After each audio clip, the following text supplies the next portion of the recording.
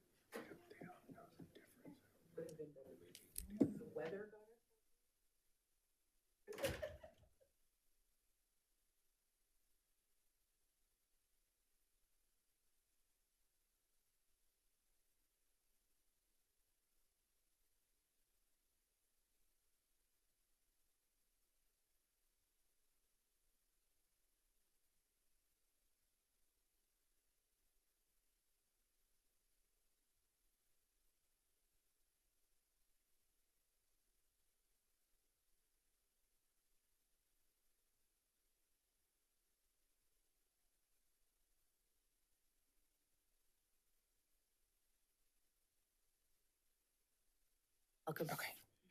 We're good waiting for this? Fill them out after. Go right ahead. Okay. Read the description. Okay. Am I good? I never did. Last time, I think they had a little timer on. Are you guys with the? Okay, perfect. I just wanted to come. My name is Jolisa Torres. That is my son, Silas Torres. He, he attends Carl Sundahl, as well as our good friend here. She's right there. She's super cute. So they are in the SDC programs in the district. Excuse me. And I had sent you all an email this morning, which you probably all got. And honestly, I had a plan to like quote all of the legal things and all of the ways that this was going to be super beneficial for you and reminding you guys of all the LREs and IDEA and all the things, but truly, I wanted you to see them. These are the guys that you guys have. I'm sorry. It's so important for him to feel included. For him to get the care that he needs when he's in school. And I know that for you guys, it doesn't affect you every single day. But for them to have a place where they're safe and they get the care that they need when they're at school, they are so happy where they're at. He's doing so well in his class with his aides and with the teacher, and I would hate for him to go anywhere else. They have worked so hard, and you guys have such good staff where they're at right now. And it would be so difficult for him to move and for many of these kids to understand why they have to be somewhere else and why they can't be with their peers that they've become accustomed to, with their teachers where they're safe. I know that it's difficult for you guys to try and figure it out, to navigate it finance-wise, to figure out how you're going to accommodate all of these children, but at the end of the day, they have a right to a free and safe education. They are students. They're not just special education students. They have a right to an education just like everybody else does. So I just wanted to bring them so you guys could see in person that these are the ones that the decisions affect. At the end of the day, he has to be in a place where he's getting not only all the care, but where he feels good. And I would hate for him to just be up and move because he's not going to understand why. His question to me is going to be, why, Mom? So I just want you guys to keep that in mind. And just to keep all of the kids in mind, not only him. It's not just him, it's all of them that deserve the proper placement, that deserve the accommodations and everything. So I thank you. I'm sorry I got super emotional, but that's my kiddo. Thank you. Thank you. Okay, we will move to closed session where we will discuss student matters, employee-employee relations, conference with legal counsel, conference with real property negotiations, and personnel matters. And we will recess and be back at 6 o'clock.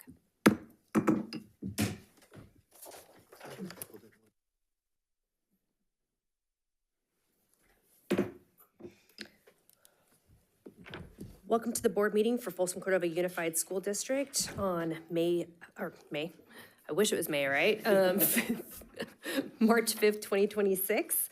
And Ms. Rochelle, if you could call roll call. Ms. Wong? Here. Ms. Lopez Petracca? Here. Mr. Reed? Here. Mr. Chalem-Churla? Here. Mr. Clark? Here. Ms. Lofthouse? Here. Ms. Larrett? Here. All are present. Thank you. And we will start with our land acknowledgement.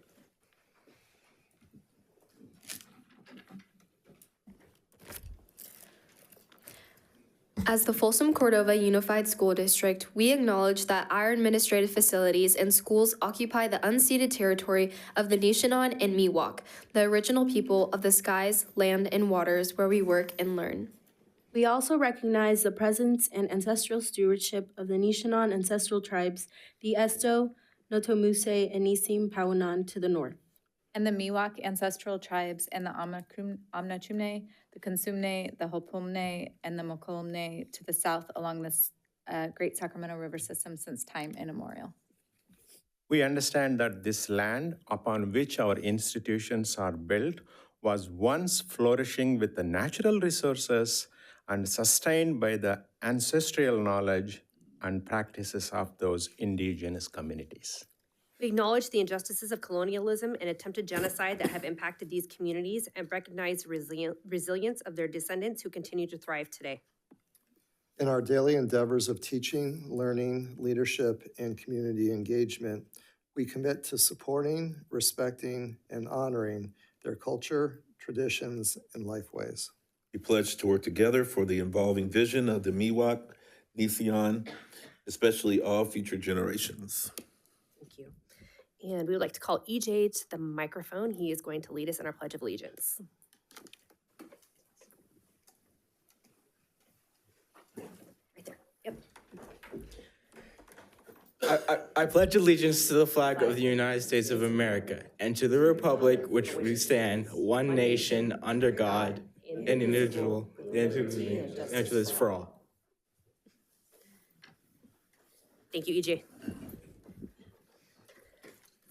A broadcast and recording is being made at the direction of the board, and the broadcast may capture images and sounds of those attending the meeting. Tonight's meeting is being live streamed on the district's YouTube channel. The recording will be cablecast as replays on Metro Cable, Channel 14, the Local Government Affairs channel on the Comcast and DirecTV UVerse cable systems.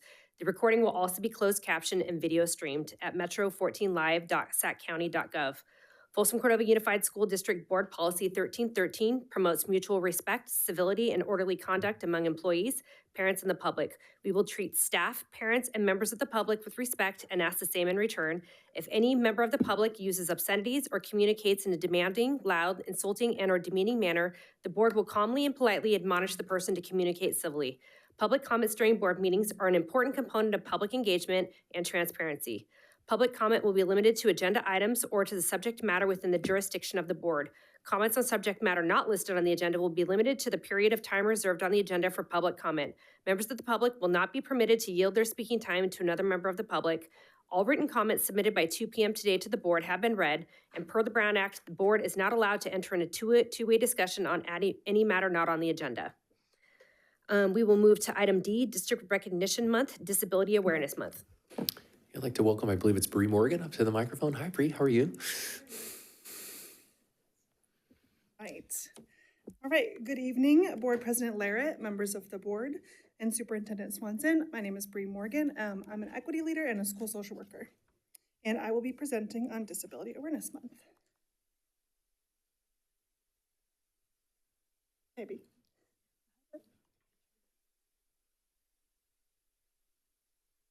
Thanks. Oh, thank you. Okay. I'd like to start today with this quote from Robert Hensel, a remarkable disability rights advocate. These words remind us that disability is only a part of a person's story. What truly matters are the talents, contributions, and potential that each individual brings to our communities and schools.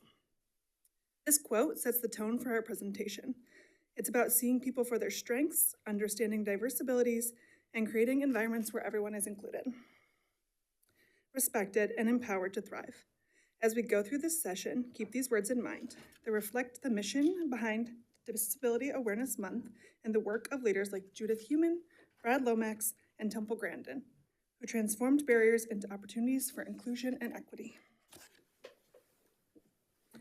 This recognition began as part of a national movement to affirm the values, talents, and contributions of people with disabilities in our communities and workplace. Over time, it has grown into a broader commitment grounded in equity, dignity, and opportunity for all, principles that continue to guide our work today and are supported by protections such as the Americans with Disabilities Act.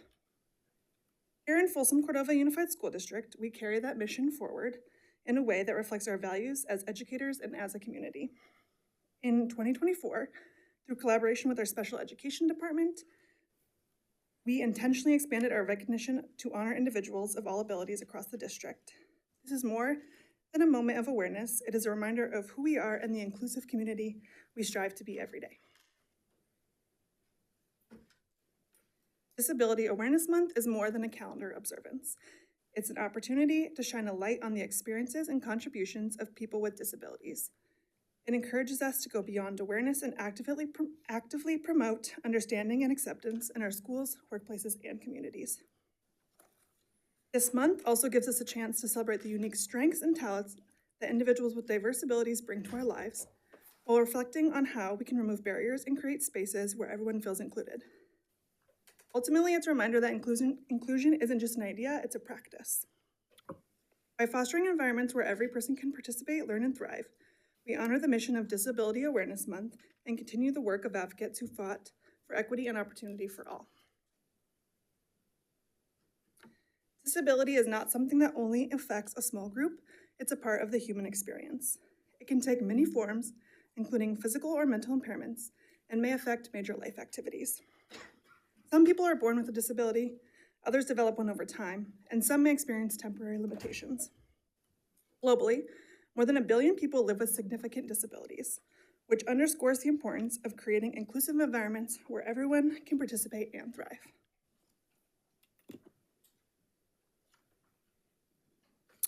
Judith Heumann, often called the mother of the disability rights movement, shows what can happen when one person refuses to accept exclusion as the norm. Her advocacy grew out of personal experiences with discrimination, but she turned those experiences into organized action that changed national policy. She believed that disability rights are civil rights and worked tirelessly to ensure people with disabilities were not only protected by law, but included in everyday life, especially in education and employment.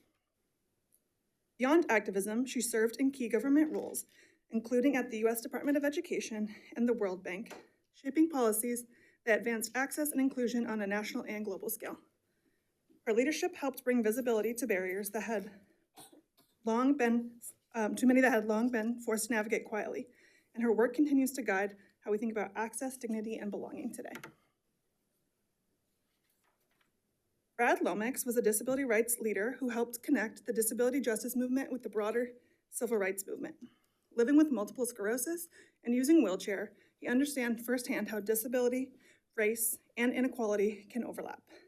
In 1977, he played an important role in the 504 sit-in in San Francisco, a protest that lasted nearly a month and pushed the federal government to enforce protections for people with disabilities.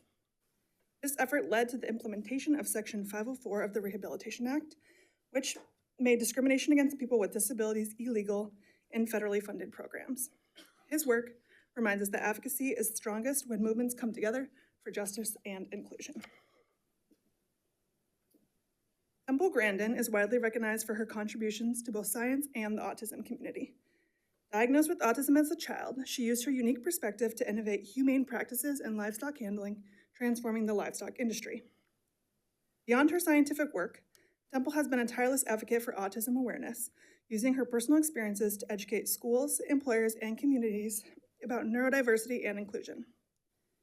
She emphasizes the importance of valuing different ways of thinking and creating environments where individuals with autism can thrive. Her story is a powerful example of turning challenges into strengths and shows how understanding diverse abilities benefits not only individuals, but society as a whole. Thank you for your time.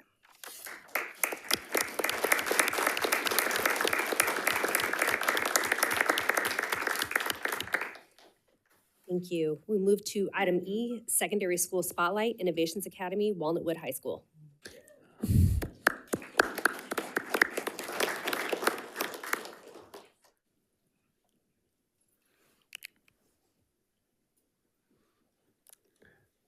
Okay, Kim, I saw you stand up first, and I was like, I hope I see some student. Okay. I know I'm not the person you Yeah. guys want to hear from, but I do want to introduce you all to some incredible students that I have here today. So thank you very much for this time to be able to showcase our two schools.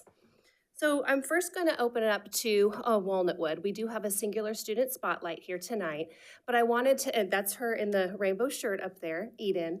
Last week, I think it was roughly last week, is that right? Thank you, yeah. We had our 916 book release party, which is a partnership through 916 Inc. and one of a grant from the Measure H grant from Rancho Cordova. And they come and they work with Mrs. Miller and a bunch of our other students on creative writing courses. And it was incredible listening to the stories that they have written, that they shared. And one of the students had said during that evening, their most favorite part of the night was not just hearing their peers' stories, but was being able to hear different experiences and the perspectives of their peers in those experiences. So it was pretty powerful. Eden is one of those very talented writers who makes her characters come alive. And so I'm going to go ahead and introduce her, or have her come up here so she can tell you a little bit about why she wants to celebrate Walnutwood and the people who works with her.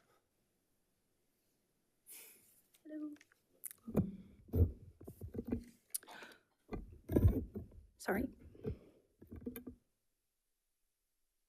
When Miss Walker told me that I was nominated to be celebrated at an upcoming board meeting, she said that I had a panic attack look on my face. It wasn't because I was scared of talking about myself. In fact, I was thinking at that moment, what can I say to help me improve in all of my work? What helps me get back to the happy Eden you see now? Well, I looked at her and I told her, I don't think I can make a presentation about myself without giving thanks to all of the staff here that has helped me throughout the years. So here we are now. The truth is, last year was a bit rough for me. I had some troubles with my personal life that bled into my work a lot. One day, after a particularly hard time, I emailed my teacher, Miss Miller, who's here with us today, telling her that I would not be able to attend our meeting simply because of the fact that I was scared of doing so. But she emailed me back, urging me to come and telling me specifically that whatever it was, she would support me. So I went. But before we started working on schoolwork, Miss Miller and I sat down, she looked me in the eyes, and told me that it was going to be okay. To me. Not to a student, to a person. Not because she had to, but because she meant it.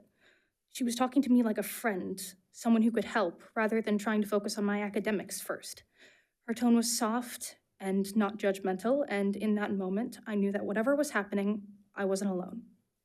And with the warm, helpful support that Miss Miller, the staff, and my family were able to give, not only did I climb above that obstacle, but I handled my work very efficiently while doing so, and I felt welcome the entire time. I think my stepmom saw it too, because she told me that she was proud of me for getting better quicker than she had ever seen and focusing on my work as well. I don't think that I would have been able to do that without the help of the people around me, both in my social circle and most importantly in my school. Knowing how I was before, if you asked me that this kind of growth was possible this quickly, I would have told you flat out no. But here I am, in front of you, actively speaking and writing and feeling happy and thriving again. The school reacted in a way that made me feel like I belonged, both as a student and as a human being. The staff checks in and cares and is understanding, and I haven't felt that way or in a feeling in a school situation for a long, long time. So thank all of you, and thank you for letting me be here and making me the best that I can be.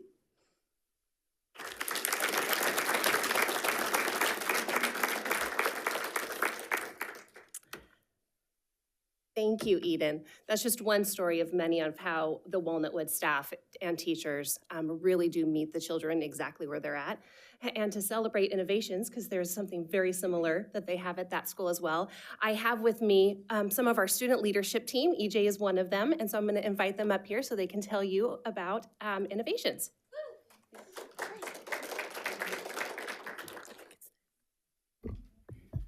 Nice to meet you. My name's Emma Massip, President of the Student Leadership Team of Innovations. And I'm Vice President Maya Thomas.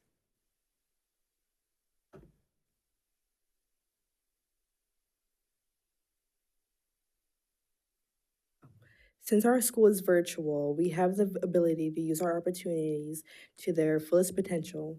And some of the ways our innovators are able to use their free time are our dual enrollment programs at Los Rios colleges and other academic-related extracurriculars. And some innovators are even on their way on completing their associate's degrees. EJ actually is close, and by the time he graduates high school, he will have completed his associates. Yeah.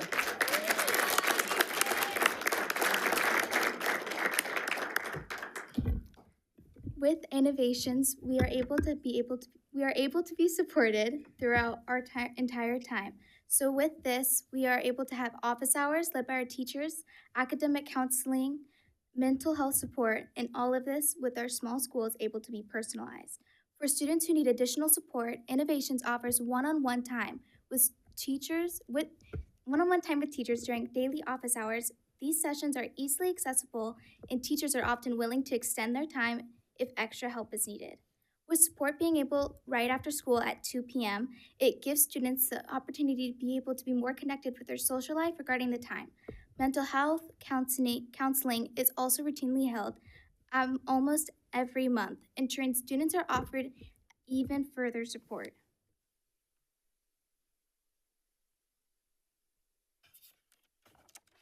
Do this one.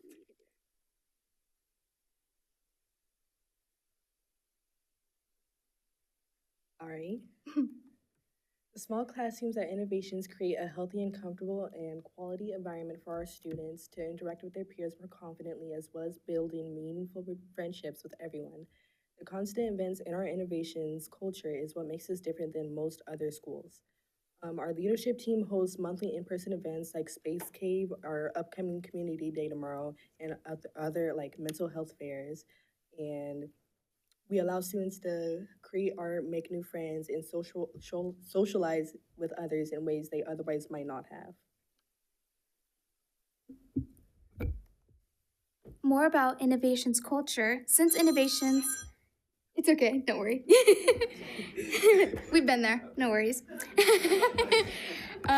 With Innovations culture, since Innovations is a virtual learning academy, we're always searching for ways to host students to be able to make friends.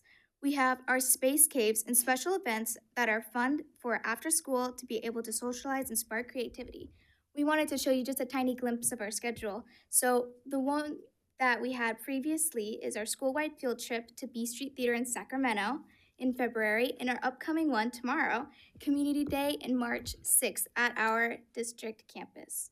So many students who have anxiety, ADHD, or on the autism spectrum feel included in Innovations culture, and peers practice inclusivity at every event. And almost every innovator has a gift with the arts, and students are heavily encouraged to showcase their talents in many ways, particularly in our student-led newsletters Art Corner. Because of our flexible schedule and the free time our school days offer, students have the opportunity to fully participate in these activities. One talented innovator hosts their pixel art class for people to learn more about the art medium and to connect with their other students. And this is a mini showcase of what is usually seen in our Art Corner. And yeah, it's just student-submitted art. So Innovations usually has some time before and after school. Innovations provides great flexibility for students, offering more, and it helps create more work availability, which is easier to balance your work and student life. And it also offers, since our school hours are typically smaller, more freedom that isn't entirely taken by school itself. So through jobs, we're able to have Folsom Cordova Unified School District area jobs just around our area, as well as for home life, if you need to babysit or pet sit, that'd be great. Hobbies, any extracurriculars, and then our volunteering hours, opportunities available by our counselor is a great way to add to our portfolio of academics. With the ability to join different sports in and outside FCUSD, we're able to have the extracurriculars fit into our daily schedules. EJ over here finished football with Cordova High School last semester and is looking forward to starting it again in the summer. And Alexis is competing with her Sacramento area ice skating team. So here we have just a little glimpse of our student leadership team. Our team is made up of a dedicated group of students who work together to help build a stronger and more connected community. We mainly focus on planning events, with our most recent being our February Space Cave. We help create more opportunities for student involvement and making sure student voices are heard. Being a part of our leadership encourages responsibility, creativity, and teamwork, allowing our team to grow as leaders while making a meaningful impact. Since the creation of the leadership team, we have published a monthly student-led newsletter to share what's currently happening in our community. The newsletter focuses on interaction and engagement, featuring polls, games, and showcases, specifically the Art Corner, and it also includes student-voted student and staff spotlights, recognizing members of our community and celebrating their achievements. And here are our previous newsletters created entirely by our students here. And yeah, thank you. Thank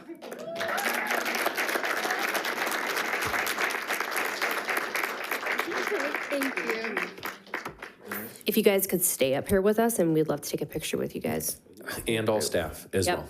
Yep. So come on up. Fancy.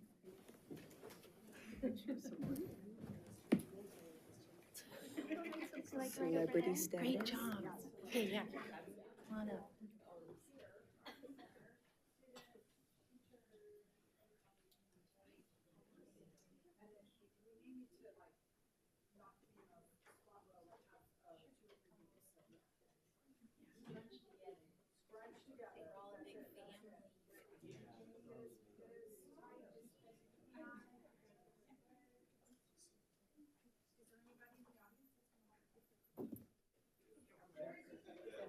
Parents, all right, so they won't leave. I will take their picture and then I'll make them stay so that you can get their picture, okay? Promise, promise. Okay, oh, that looks great. Everybody's in the frame. All right, look here, cheese. Don't move. Okay. Wait. Oh, that's even better. That's even better. All right, hold on. Yeah, I know, we are. I know, it's good. Okay, still, don't move. Okay, parents, please come up. Please come up. You don't have to wait back there. You can come all the way up. Absolutely.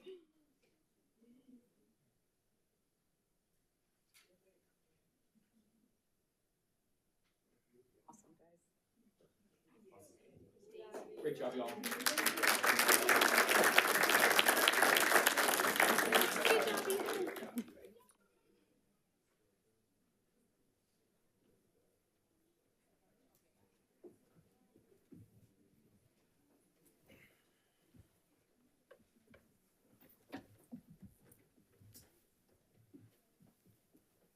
Thank you so much for that wonderful presentation. It was awesome. Okay, we will move on to item 5, reporting out of closed session. Superintendent? Nothing to report. And we'll move on to item 6, adoption of agenda. I'll move. Moved by Mr. Clark, I'll second. moved by Ms. Lofthouse. Ms. Rochelle? Ms. Luong? Aye. Ms. Lopez Petracca? Aye. Mr. Reed? Aye. Mr. Chalem-Churla? Aye. Mr. Clark? Aye. Ms. Lofthouse? Aye. Ms. Larrett? Aye. Motion carries 5-0. Thank you. Okay, we'll move on to item 7, agenda consent. We will be pulling items F, G, and H so that our student board members can abstain from those. Anything else we need to pull forward? If not, I'll entertain a motion for all other items. I'll move. Moved by Ms. Lofthouse, I'll second. second by Mr. Chalem-Churla. Ms. Rochelle? Ms. Luong? Aye. Ms. Lopez Petracca? Aye. Mr. Reed? Aye. Mr. Chalem-Churla? Aye. Mr. Clark? Aye. Ms. Lofthouse? Aye. Ms. Larrett? Aye. Motion carries 5-0. Then we will go ahead and, yeah, special introduction. Yeah, perfect. Thank you so much, Jen. On to another Jen. I'd like to invite Jen Fusano up to the microphone. With the board adopting the consent agenda and our routine personal action, we are excited to welcome Jen as our new Chief Financial and Transportation Officer. So let's give her a round of applause. Jen is excited to join the Folsom Cordova Unified School District as Chief Financial and Transportation Officer, fondly referred to as the CFTO. She brings over 20 years of experience supporting public education, starting at El Dorado County Office of Education and through leadership roles in 2 school districts where she served as Chief Business Official, garnering expertise in school finance, budgeting, payroll, risk management, facilities, transportation, and food service. Jen has a deep personal connection to our district, a proud alumna of Cordova High School. She carries a multi-generational legacy within Folsom Cordova. Her parents were both teachers in the district and graduates of Folsom High School. This lifelong connection fuels her dedication to supporting our students, staff, and community. Jen holds a CPA license, a Bachelor of Science in Business Administration, accountancy from California State University, Sacramento, and a Bachelor of Science in Marketing from Santa Clara University. Jen and her husband will be celebrating 34 years of marriage this year and are proud parents of 2 children, Luigi and Bella. Welcome, Jen. Thank you. Thank you so much. So excited to be here. It's definitely right now a full circle moment. So thank you again. Yeah, absolutely. And before I'll come down here. I have a legacy pin for you. So Dr. Pease, who was here earlier today, she stepped out. This was her brainchild to make sure that we are honoring our staff who grew up in our system, whether they currently work or now are getting hired. We actually have 2 board members, Trustee Larrett and Trustee Lofthouse, that are legacy employees. Mr. Huber over there, he's a legacy employee, he's got his pin on, and now welcome to our district. I want to bring you the legacy pin. So congratulations. Well, then you know what you have to do.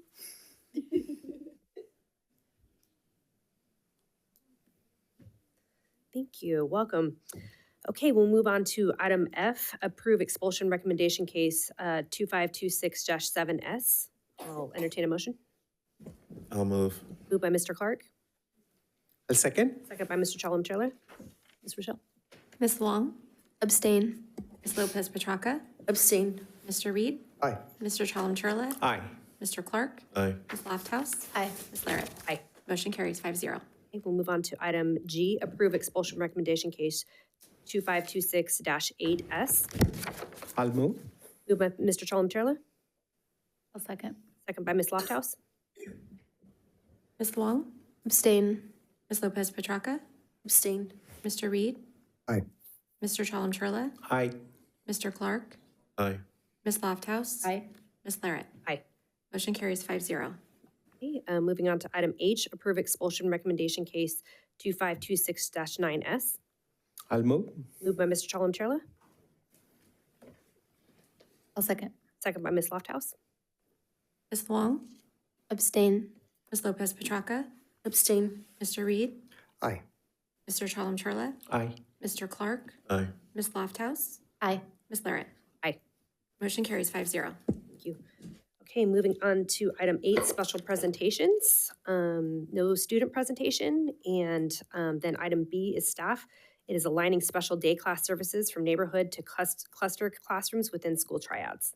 Yeah, thank you very much, Madam President. I'd like to invite Executive Director Jason Stricker to the microphone to present to the board. Welcome, Jason. Good evening. Good evening.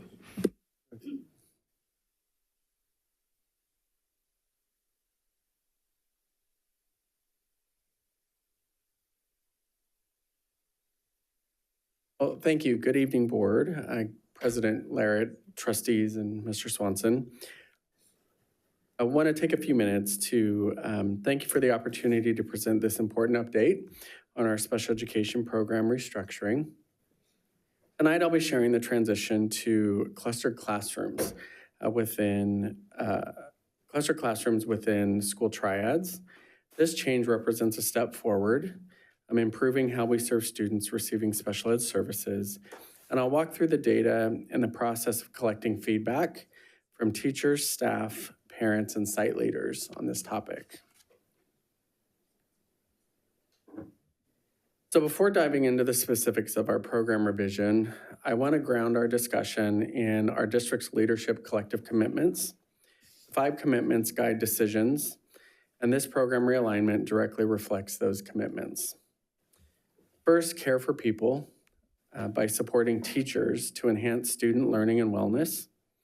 The current model with 4 to 5 grade levels in a classroom has created challenges for our teachers and staff, impacting their ability to provide quality instruction that teachers want to provide to their students. Second, coach and be coachable promotes the concept of collective improvement. This proposal emerged from listening to feedback from teachers, principals, parents, and staff who identified specific areas of improvement. Our third commitment is to adapt, adopt, or abandon practices for the purpose of promoting student wellness and accelerate achievement. Survey data and state indicator data suggest that adjusting the model may help improve teacher retention and promote instructional coherence. Fourth, being curious by honoring data and taking feedback from educational partners closest to the work. You'll see throughout this presentation that recommendations for these changes are grounded in feedback from partners and supported by data. And finally, being accountable by maintaining high expectations with standards of excellence for all students in our programs. This realignment is intended to raise expectations for what our students can achieve when teachers have more focused grade spans and stronger collaborative opportunities. So what we've learned in the time that the model changed 2 years ago. First, we've learned that classrooms serving 4 and 5 grade levels simultaneously create significant instructional challenges. Teachers struggle to differentiate instruction with such a wide developmental ranges. It's difficult to plan meaningful, inclusive opportunities and to collaborate with general education teachers when their students span so many grade levels. Second, some schools now have special day classroom concentrations that exceed 10% of the campus. This creates a disproportionate impact on school resources and staffing and can impact the overall culture of a campus. Schools with higher concentration face challenges around scheduling, related service delivery, and general education collaboration. Third, teacher retention has become increasingly challenging in the current model. The complexity of multi-grade classrooms combined with limited teacher peer collaboration opportunities has led to continuous turnover. Finally, transportation challenges persisted despite the move to the current model. We anticipated that having students attend their neighborhood schools would reduce transportation burdens, but the reality has been that many of our students continue to require specialized transportation regardless of the school that they attend. Let me share some specific data about the current situation of 50 elementary classrooms that are being addressed with the realignment. This outlines 50 classrooms across the district. For this realignment, there'll be 23 classrooms that are changed when I get to that point. But the first thing to just note here is we have 12 classrooms currently that have all 5 grade levels, 1st through 5th grade. These 12 classrooms support 123 students. We believe that realigning by grade level clusters will decrease the instructional complexity needed to deliver standards-based instruction and promote developmental gains that we want our students to have by the end of 5th grade. 9 additional classrooms span 4 grade levels, serving 60 students. 10 classrooms have 3 grade levels for 65 students. 18 classrooms serve 2 grade levels, and we have 1 classroom at the moment that happens to be 10 5th graders. Overall, 42% of our classrooms are attempting to meet the safety, independence, social skills, communication, and academic needs of our children ages 6 to 11 in 1 classroom. This has created demands on the teachers and staff that cannot be overcome without realigning the programs.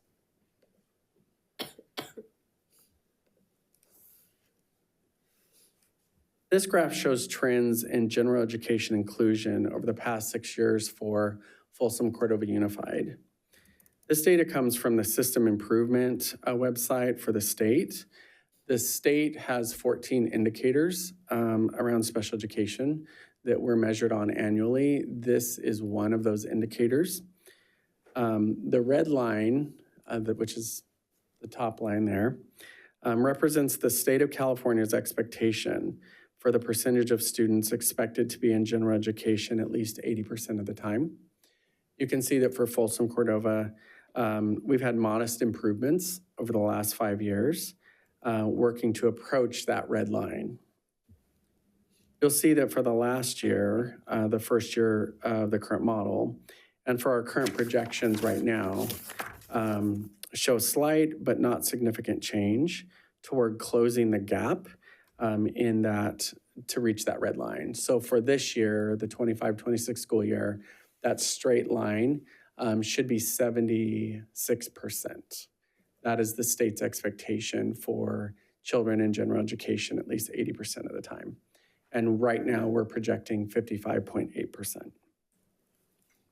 The vertical line reflects when the transition to the current model happened in 24-25. While it is still early to draw definitive conclusions, we've not seen an acceleration in inclusive rates that we'd hope for with the current model. The blue line also sets expectations for students in general education 40% or less. And so the blue line represents a more restrictive self-contained placement and the work to have fewer children in such restrictive placements. So that line, the state's expectation for this year is 12% for 25-26. And it's gone down by 2% each year over the last 5 years. For Folsom Cordova Unified over the past 5 years, there's been no real change, remaining relatively flat around 19%, while the state's expectation continues to decrease by 2% per year. As we enter year 2 of our current model, we're projecting an actual increase in the percentage of students in more restrictive placements.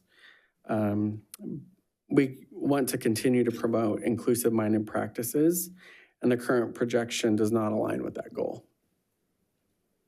While inclusion isn't solely determined by program structure, the challenges teachers are having collaborating with their general education colleagues across such large grade spans can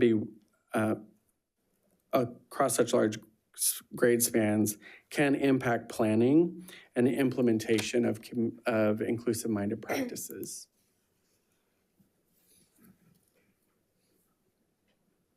When we look more specifically and disaggregate the inclusion data by grade span, we see important patterns here.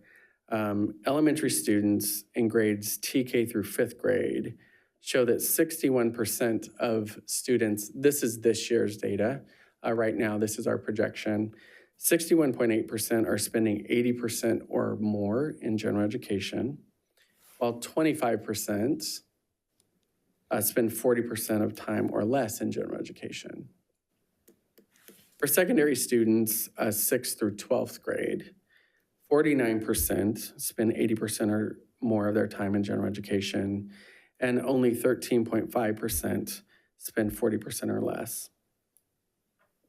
Elementary students show higher inclusion rates by nearly twice the rate of compared to other restrictive placements. So 25% right now for 40% or less in TK through 5th, compared to 13.5% in secondary. I want to stress that the goal of our elementary program should be to adequately prepare 5th grade students for the demands of secondary placements.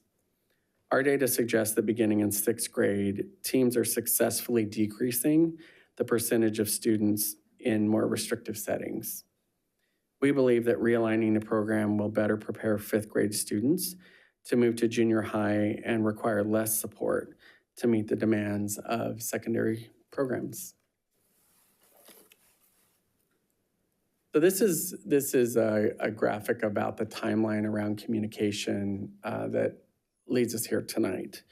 So I want to emphasize that this proposal didn't emerge in isolation. It represented months of partner engagement and feedback. In September of 2025, FCA shared results from a staff survey about the model that was collected in March of 2025. At that time, teachers communicated clear challenges with wide grade spans and insufficient classroom support. In January of 2026, elementary principals discussed these issues as well and shared that large class sizes, inclusion support, and teacher support needs were becoming increasingly challenging. Also in January, we held meetings with special day class teachers and support staff, such as psychologists, speech pathologists, occupational therapists, and others.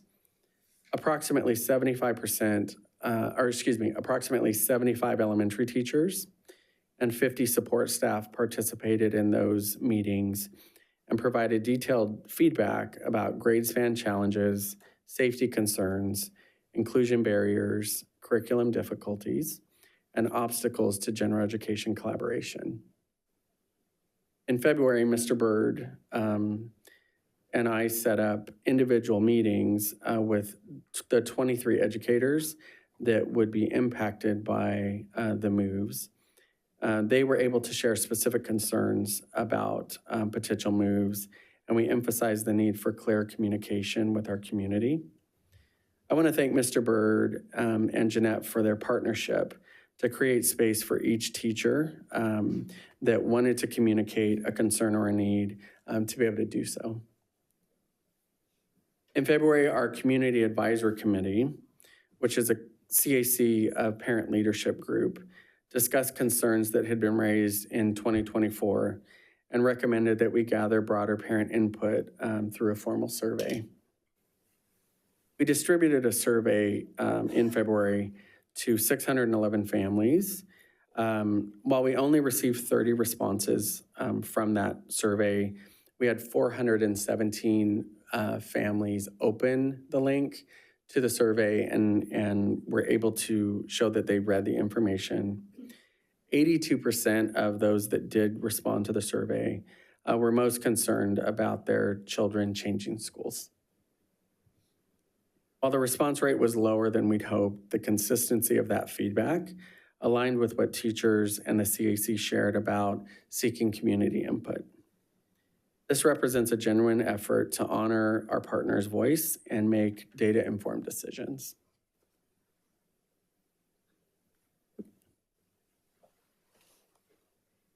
So based on all the feedback and data I've shared, we developed 9 specific improvement goals for this revision. The first is maintaining students attending the same campus for grades 1 through 5. The original problem one of the problems that was trying to be solved in 2024 was having students move multiple schools in their first 5 or 6 years before 6th grade. And this model is maintaining that a student would attend the same elementary school for 1st through 5th grade. Second goal is to support more narrow grade spans for focused instruction. Instead of 4 to 5 grade levels in one classroom, we're moving to 1 to 2 grade levels maximum, with some single grade classrooms when enrollment supports it. Using high interest and developmentally appropriate activities. When teachers can focus on a narrow age of grades and ages, they can select curriculum materials and activities that are more developmentally appropriate and hold high interest for students and are standards-based. This allows teachers to focus on upper or lower elementary school. We really have some gifted educators that have a special set of skills with a certain group of students. So we're very blessed to have some amazing teachers that their whole goal is to help our TKK students in these programs be absolutely successful. On the other side, we have some amazing teachers that they're really passionate about 5th grade students being as prepared as possible for junior high. And we want them to be able to use those skills more specifically with those groups. Improving opportunities for general education collaboration. When special day class teachers serve students in 1 to 2 grade levels, they can more easily collaborate with their general education peers about those specific grade levels and create meaningful inclusion conversations. Professional learning teams by the program as well. Teachers at each campus can collaborate regularly, share strategies, develop common assessments, and support each other, something that's not been possible in the current model of a single classroom per site, supporting every grade level. The model is going to allow us to concentrate services to best support students.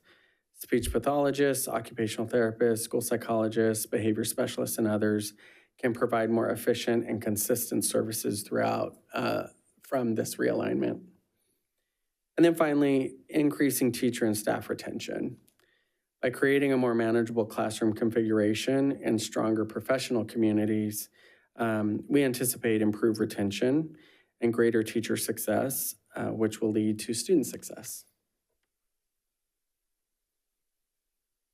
So this is an infographic that was shared with our community last week, and you can click on it and expand it as well. To explain this a bit further, we organize a program around 7 triads, which has been in place and is being used in other departments as well. You can see the 4 triads in the Folsom area and the 3 triads in the Rancho Cordova area. Each of the programs describe a particular group of services and supports that a group of students may need. So pre-K serves students 3 and 4 years old. Some 5-year-olds that receive special education services are in those programs as well.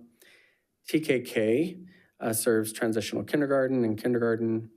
Moderate provides moderate support services to students with mild or moderate disabilities.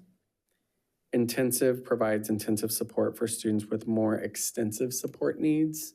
The term moderate and intensive is a district term around the kinds of support students need, but it also aligns with the credentials of the teachers.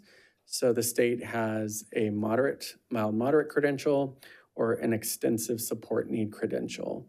And so for each of those 2 labels, the teacher in those spaces has a different credential. Medical serves students with more medically based specialized programs. They have a need for nursing support, health support, and often there's a need for specialized equipment and positioning through the day. And then finally, CEP, which stands for Counseling Enrichment Program.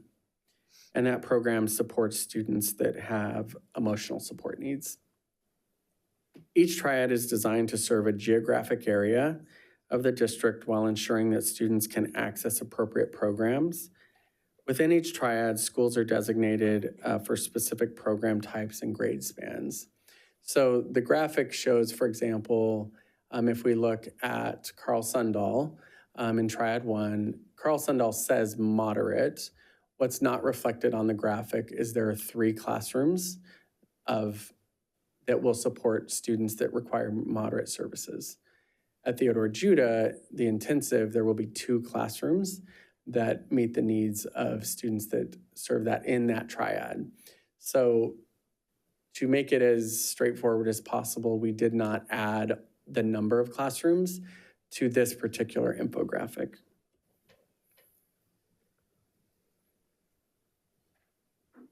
So another example that I'd like to direct your attention to is Triad 6. Peter J. Shields will support TKK. Rancho Cordova Elementary will serve students in moderate programs, and Cordova Villa will support students that require medical support and more intensive needs.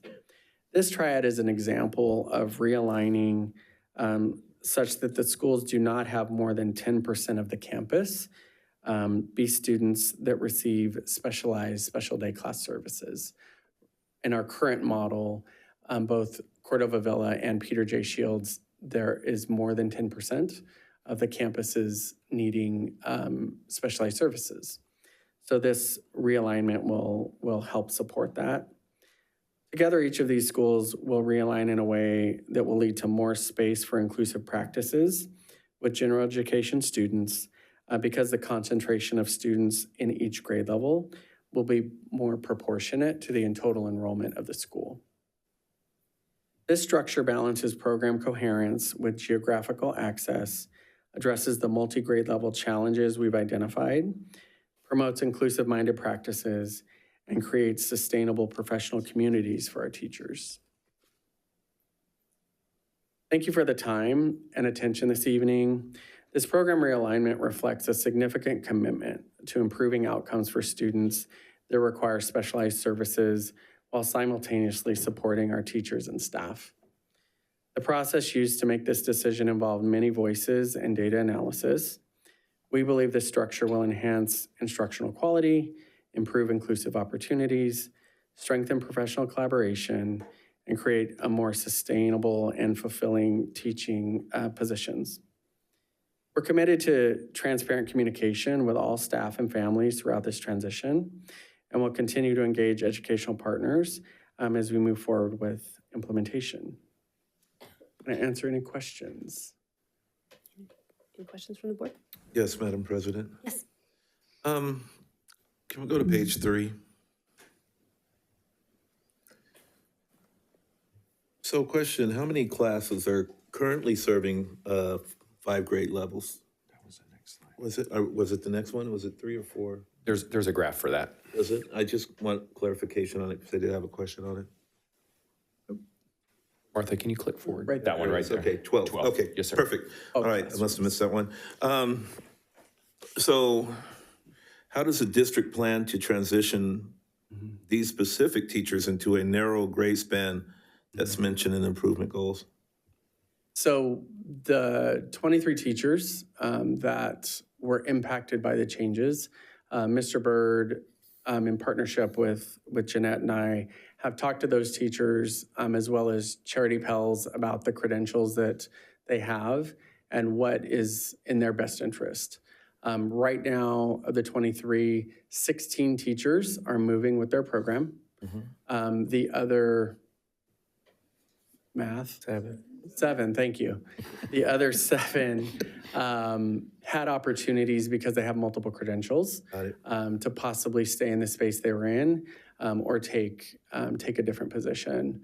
That created a little bit of bumping that we've been able to work through as well. I think the 3 teachers specifically are going to have other opportunities in other spaces.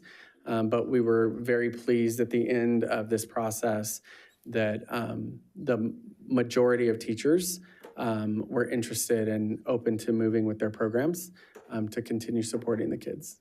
Okay, so if there, and we can probably move on, I think it's page 9, I might be wrong. For parents who are new to this and trying to look into this program, give me a definition of intensive versus moderate. Thank you. So students that were, in our definition of moderate, would be students that are continuing to benefit from and be able to access standards-based instruction for their grade level. They just may need significant accommodations. So a teacher may have 8 to 10 students that are working on grade level instruction, but the way it's delivered, the pace of the delivery might be different. Okay. Whereas students that are requiring intensive support are participating in a modified curriculum or an alternative curriculum that for their age and grade, they're just working on very individual goals that are outlined in their IEP. And those goals are significantly different than the standards-based instruction for their grade level. Okay, so would the students' needs change during mid-year? How would you handle that? Absolutely. So we have that happen regularly where students are graduating from one program and moving into another.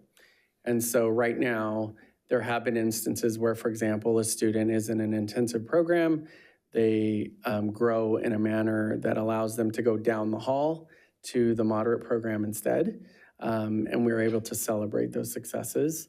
That same conversation, can continue to happen It would require potentially a change of school if a student graduated from one program and moved into another.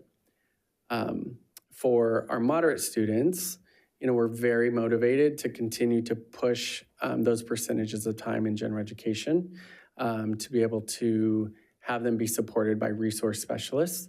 Oftentimes when students are in 60 to 70% of the time, the IEP team is able to have conversations about what do they really need, and do they need a specialized program?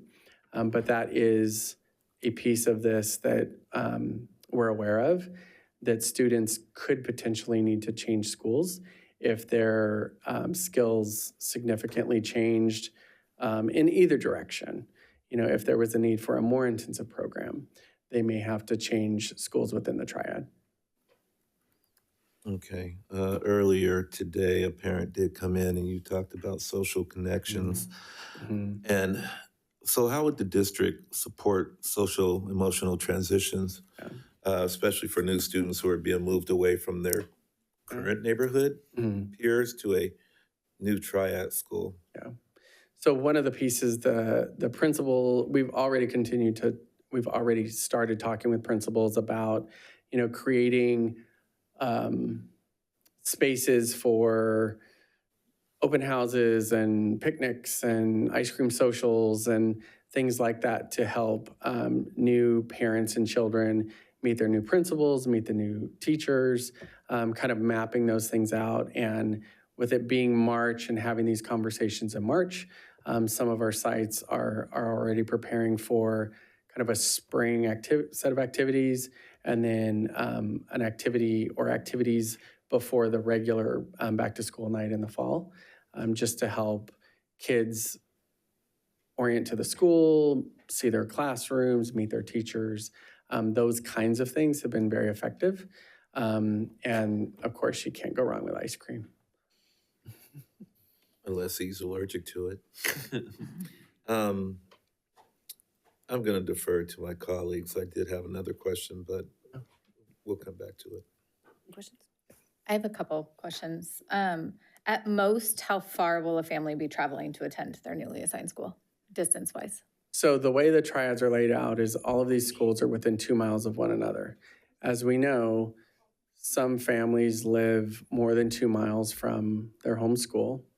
So without knowing the exact address, most of the families would be exceeding like 3 or 4 miles.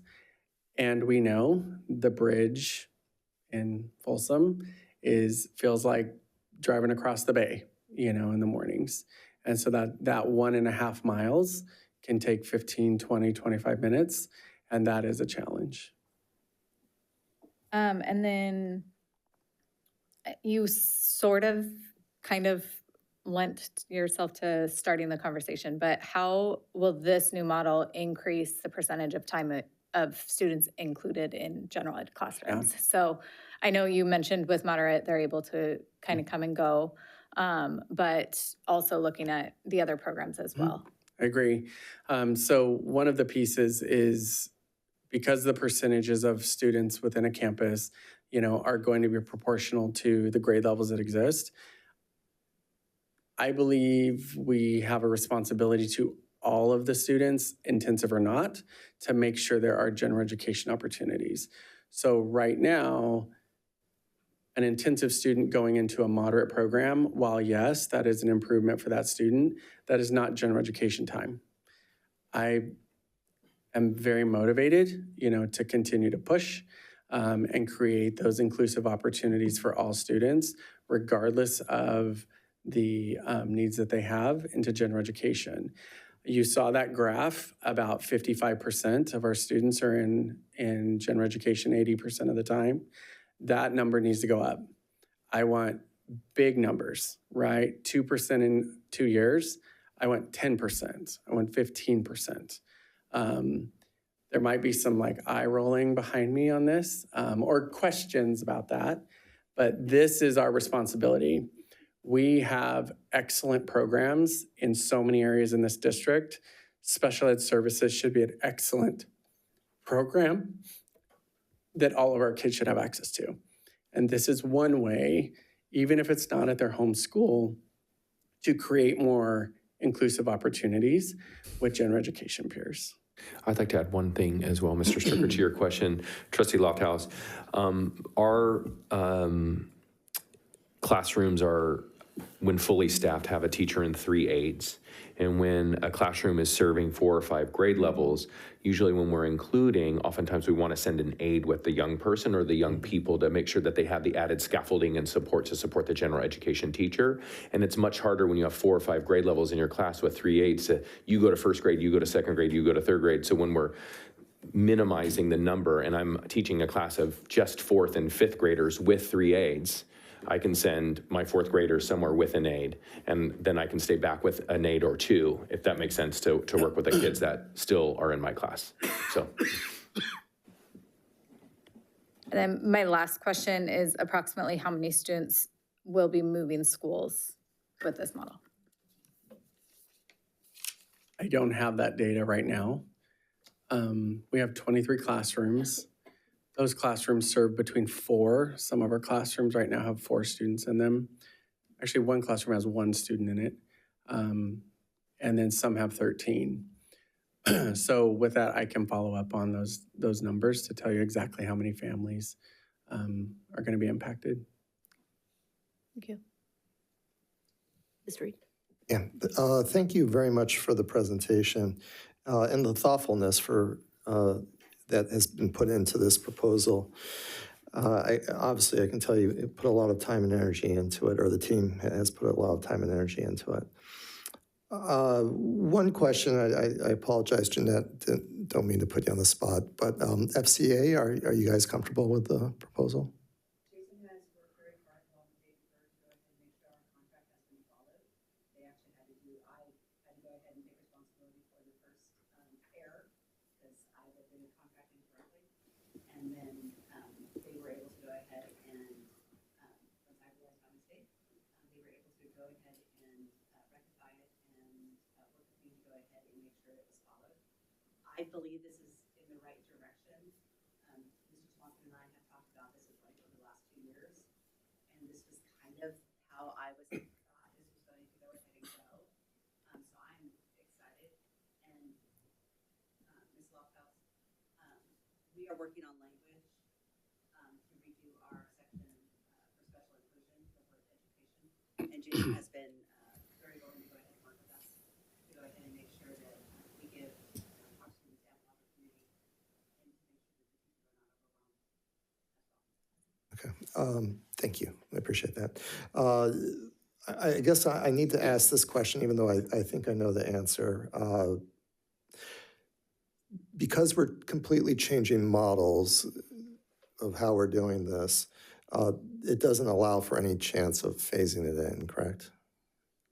So I think the programmatic driver here is making sure that there are enough students so we can create the professional learning teams for our teachers. So it is kind of an all or nothing model. Okay. Just to create those, to take care of the singleton spaces right now where teachers don't have collaborative partners and they can't kind of concentrate resources. Yeah. I just figured that the board might get asked questions from some parents if there's any chance of grandfathering or whatever. And but thank you for clarifying that. And I get it. I mean, I understand the parents' concern. I mean, moving schools can be traumatic or feel traumatic. What's interesting was, 3 years ago when we started the new process, we had parents here who were fighting the new process. I think it's just human nature. I know staff will do their best to make sure a smooth transition. Final question.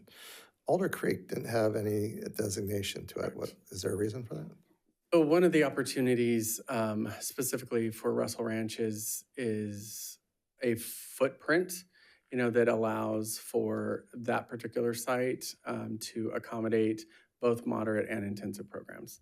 So there is capacity of the site, and that is the one site to be transparent, they will be at 12% students, even with the 6 classrooms, not 10%.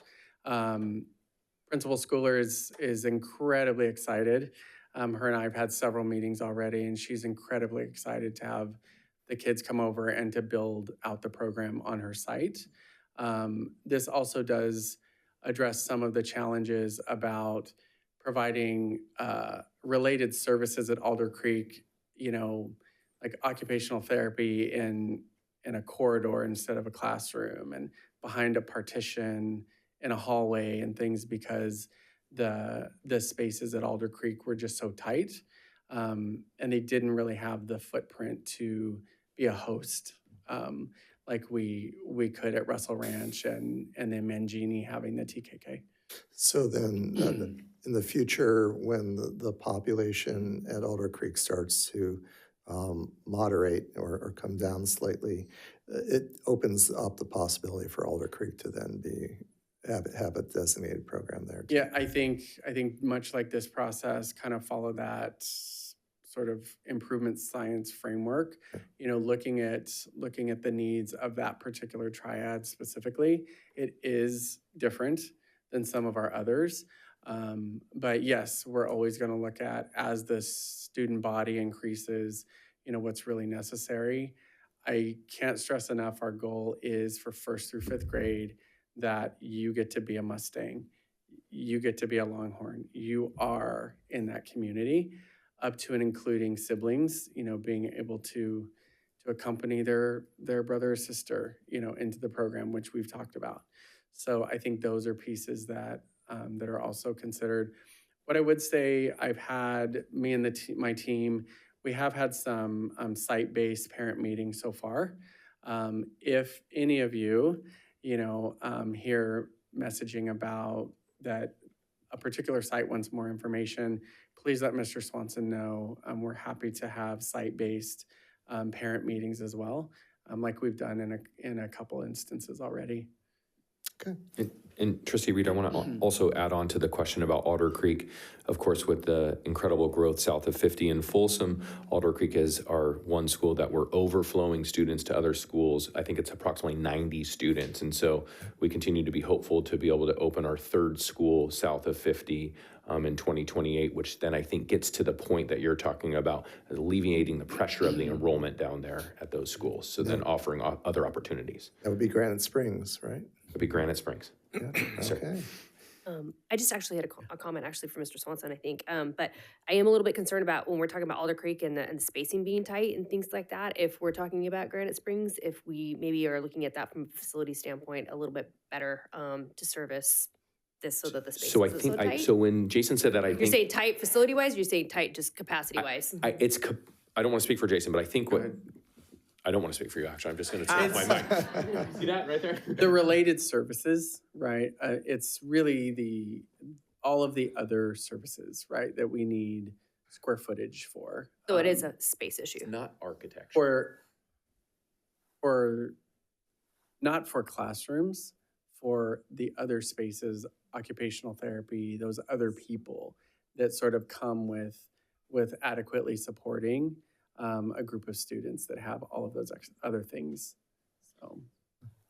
So to get to her question again, so I'll Yes, we need more of those spaces at the new school. in thinking about designing the design work that's happening from our facilities team for Granite Springs, would you say, with your expertise of what you're seeing happening at Alder Creek and Mangini, which are similar design elements, do we need to be more thoughtful about the design of Granite Springs? Because for occupational therapy and these other things, there's not actual space dedicated or functional for those kinds of services? Or is it because, like when I walk Alder Creek, like kids are bursting out into different space, our BIA is over somewhere. So of those two, I think that's what Thank you. Trustee. Thank you. I get it now. Yeah. Yes, I think we should consider, what are those spaces, and keep in mind that it's not just about classrooms.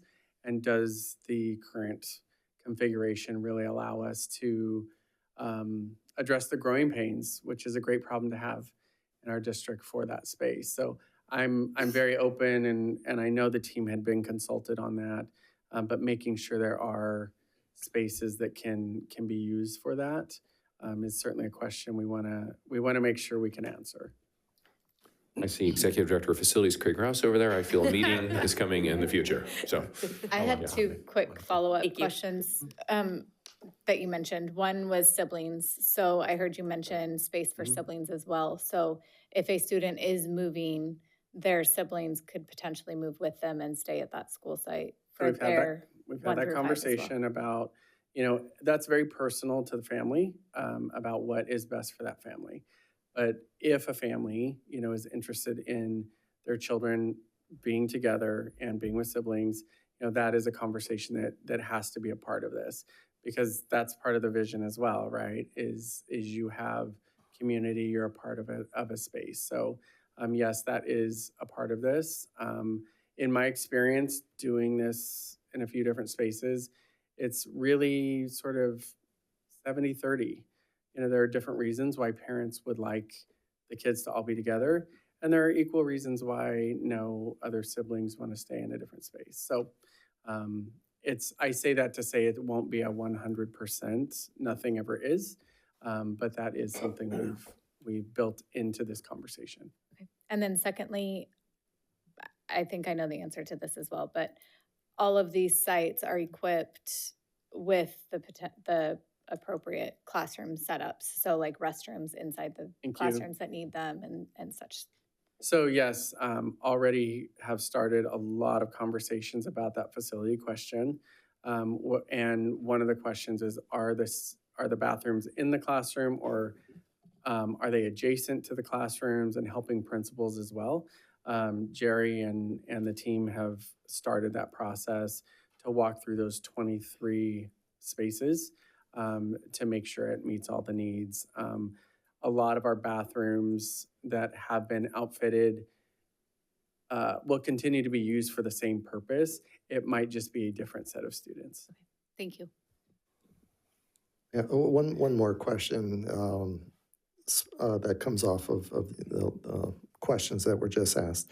So if you have a special needs student that's being placed at a particular school that's within the triad, but it's outside of their home school boundaries.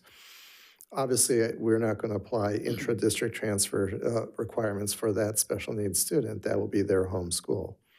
But for a general ed sibling who the parents want to be in the same school, will we put that sibling through an intra-district transfer, or can we treat that as their home school as well, so we don't cause unneeded aggravation for the parents? Completely agree. I appreciate you asking that question. We have not talked about that question specifically, about the mechanism. But yes, we'll take that back and work through that conversation. No, best to do I that. appreciate. Yeah, I mean, obviously, there's a lot of permutations that I'm sure, unique situations. You're like, oh, I didn't think about that. But I appreciate you if you look at that. Just because I just know parents in filling out paperwork, and especially if the reason for it is to keep the siblings at the same school. And I just want to just close out again. Thank you very much for all of your work and the team's work, and please extend our appreciation to the team that was involved on this. Thank you. I have one last comment. I know you're on. Go ahead. Anybody else here? All right, okay. I know my colleagues ask all the questions. You answer. If you don't mind, move to the slide 7, Mr. Stryker. Slide 7. I just want to echo what Mr. Reed said. You have done so much work here, thoughtfulness, what is best for the students. We did so much work, and when you see the last bullet, 611 families has been received the link. Only 30 opened. Maybe 450 might have clicked it, not knowing it may be a spam. I'm just saying it, right?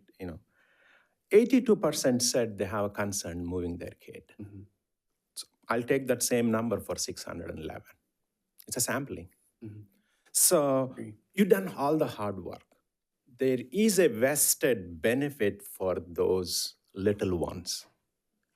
But those first grade, second grade special need kids is everything to those parents. Absolutely. Everything.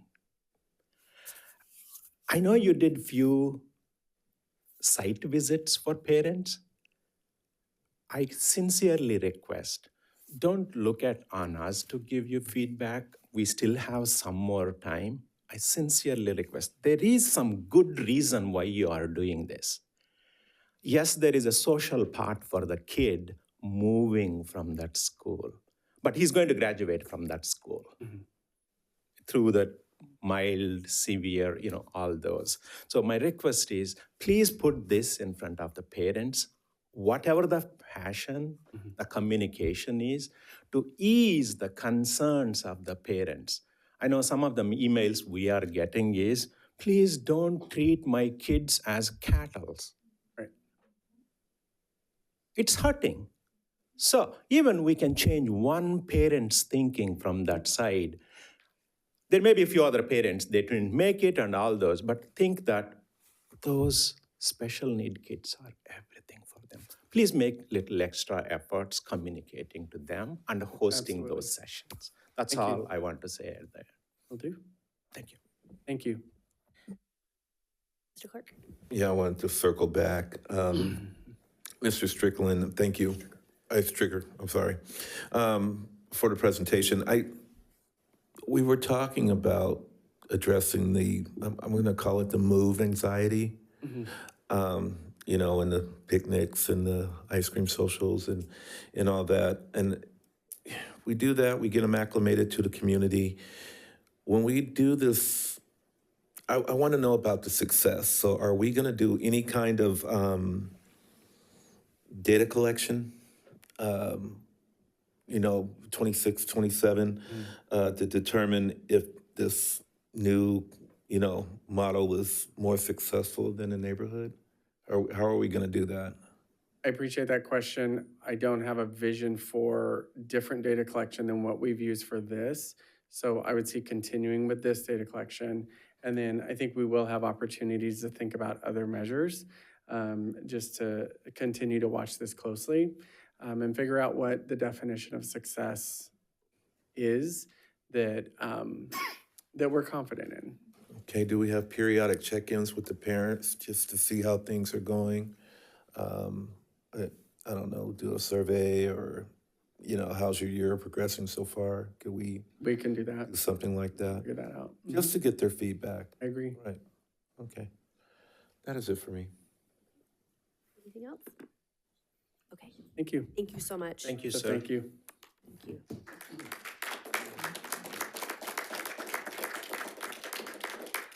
Okay, we will move on to item 9, public comment. Time will be given to speakers at the direction of the board. The law allows the public to address the board on any matter not on the agenda, but the law prohibits action by the board on non-agenda items.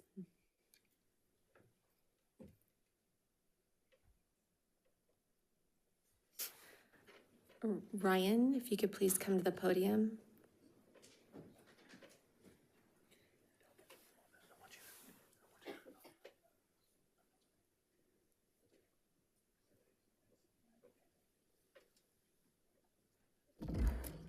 Hello, everybody.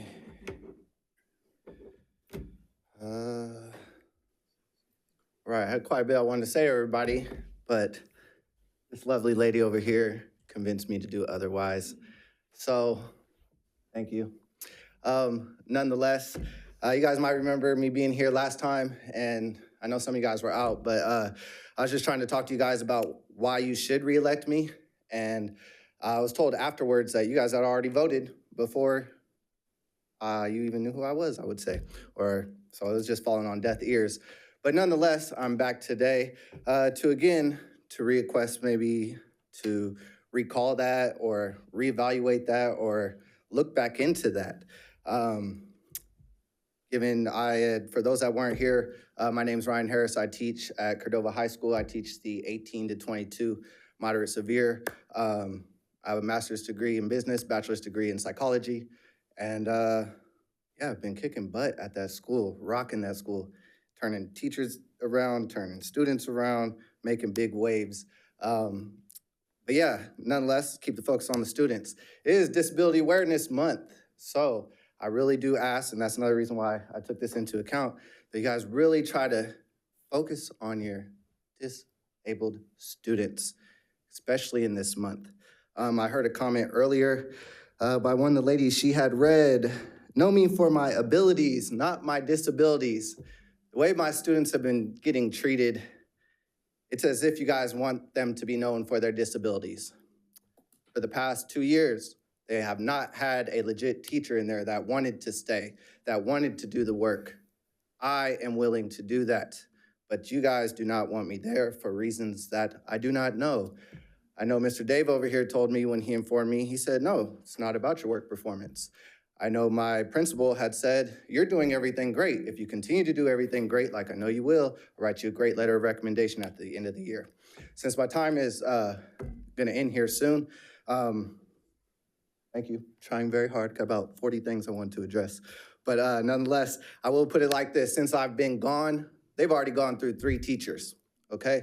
One of them was let back to teach, she taught about a week. When that teacher was in there working with me, she told this same class to one of the students, you need to be quiet, I'm gonna strangle you, I can't take it anymore. Yet she's in there replacing me now. Another teacher, she was informed, and I know this through some family that ended up getting hired through her. Anyway, she, it's a relative of a family member, but she wasn't even informed that she would be teaching an ILS class when they asked her to go in there. She was told that she'd be teaching a geography class. So they pulled the blinders over her on that. And she wasn't even informed of how to deal with the students who have seizures in that class, who have other medical complications. I see that my time is coming up, so yeah, I'm just gonna ask that. I don't know if you guys have ever recalled anything in history. If not, let's make history together, right? Thank you, Ryan. For the kids. Kaisa, followed by Andrea.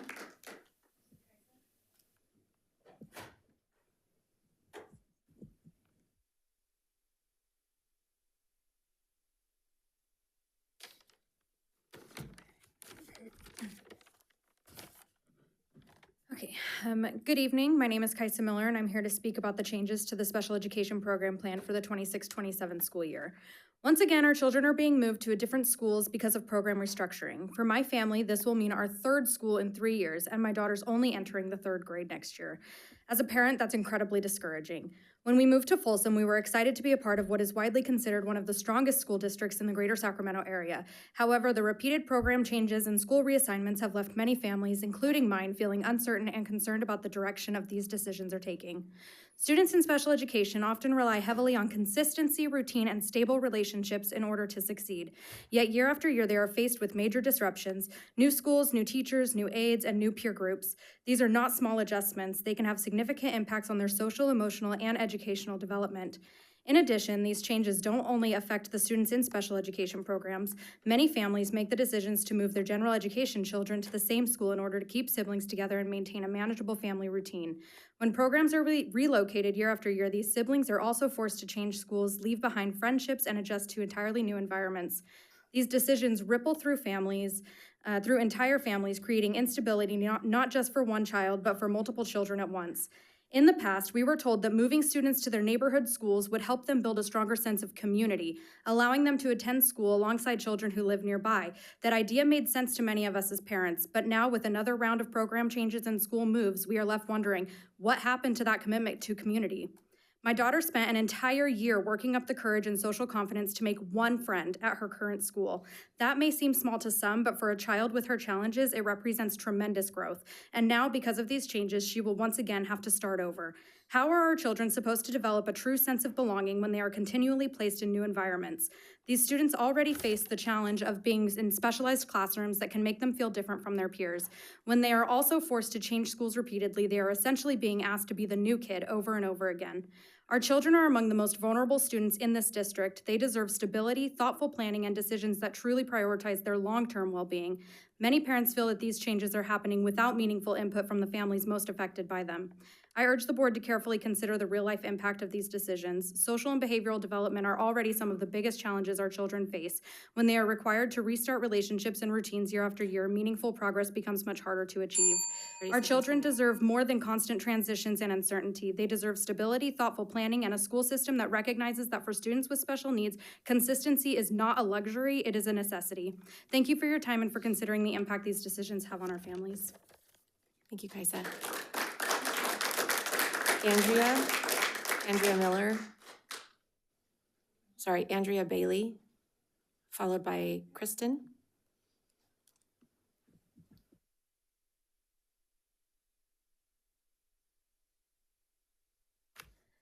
Okay, I want to start by saying thank you, YK, for your comment. I'm not sure if I said your name correctly, but that tugged at my heartstrings, and I really appreciate that.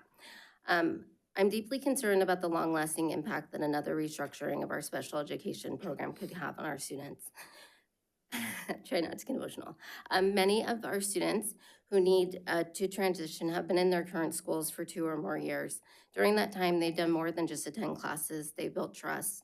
They form relationships with teachers, support staff, and peers.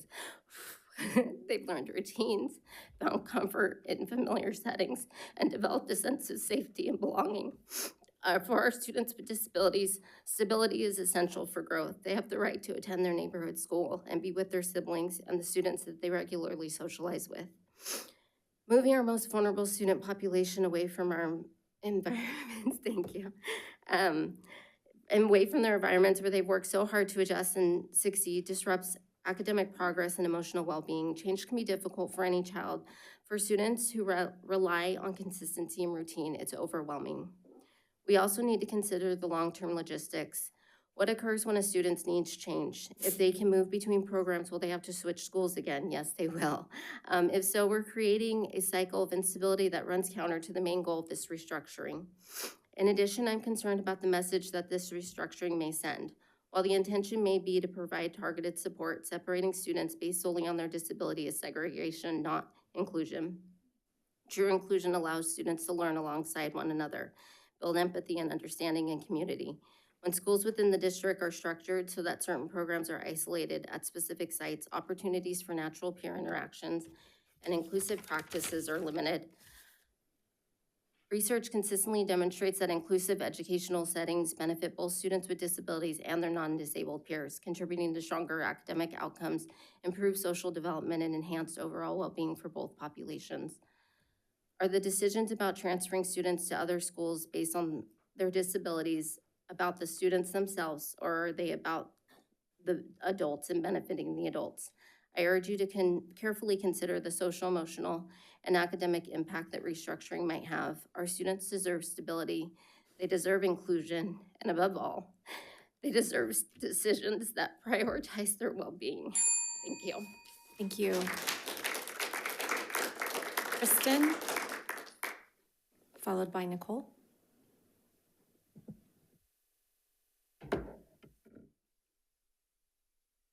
Hi, my name is Kristen Love Carl, and I'm a parent of 2 students who receive special education services. I'm here to speak about the proposed special education restructuring and its impact on students and families. I understand this proposal may be considered a program decision. However, when a restructuring determines when students with disabilities are educated, whether they remain at their neighborhood schools, and how frequently they must change campuses, it becomes more than programming. It becomes a district-wide decision about stability, access, and inclusion. There are several impacts I hope the board will carefully consider. First, many students with disabilities will now have attended multiple schools in a few short years due to program relocations. In our case, next year will be my son's 4th school as he enters 3rd grade. Frequent school changes are incredibly disruptive for students who often rely heavily on routine, familiarity, and established relationships. Second, these moves mean students must leave trusted teachers, service providers, and peer groups and begin again in a completely new environment. For many students with disabilities, those relationships are essential to their ability to succeed. Third, the restructuring may place families in the difficult position of separating elementary siblings across different campuses if one child's program is moved while another remains at their neighborhood school. Fourth, many students with disabilities will be removed from their neighborhood schools altogether, limiting their ability to build lasting friendships within their own communities. And finally, under the proposed triad model, one school in each triad will not include 1st through 5th grade students learning alongside peers with disabilities. This means approximately 1/3 of the district's elementary general education students would not have the opportunity to build relationships with students with disabilities in their school setting. If a proposal suggested that 1/3 of our general education students should regularly change schools, leave their neighborhood campuses, or be separated from peers in this way, it would be very difficult for any of us to support. Students with disabilities deserve the same stability and sense of belonging as every other child in this district.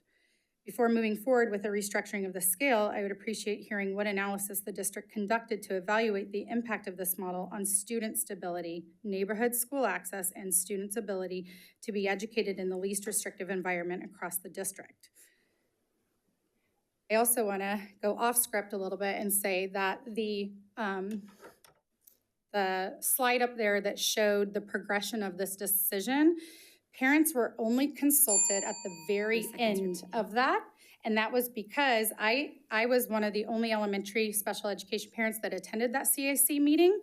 And we brought up, excuse me, where did the parents get an input on this? Then all of a sudden the survey came out. It was sent to 611 families, 30 responded. I was not one of them that responded because the decision had already been rolled out. So why should I respond? Thank you. Nicole, followed by Tyler. Good evening. I'm going to put two things in here. So first, my math hat. The testing is coming up, and the date was announced as March 16th. We're going to see where our students are at and if they can skip levels of math on March 16th. Not at the end of the semester, but on March 16th. A lot of the teachers that are in 5th grade classrooms ask their principals to say, hey, what's going on? Why so early? We're not done teaching our regular stuff nor reviewing other stuff. And they were just told that the testing department had decided that's when it was going to happen.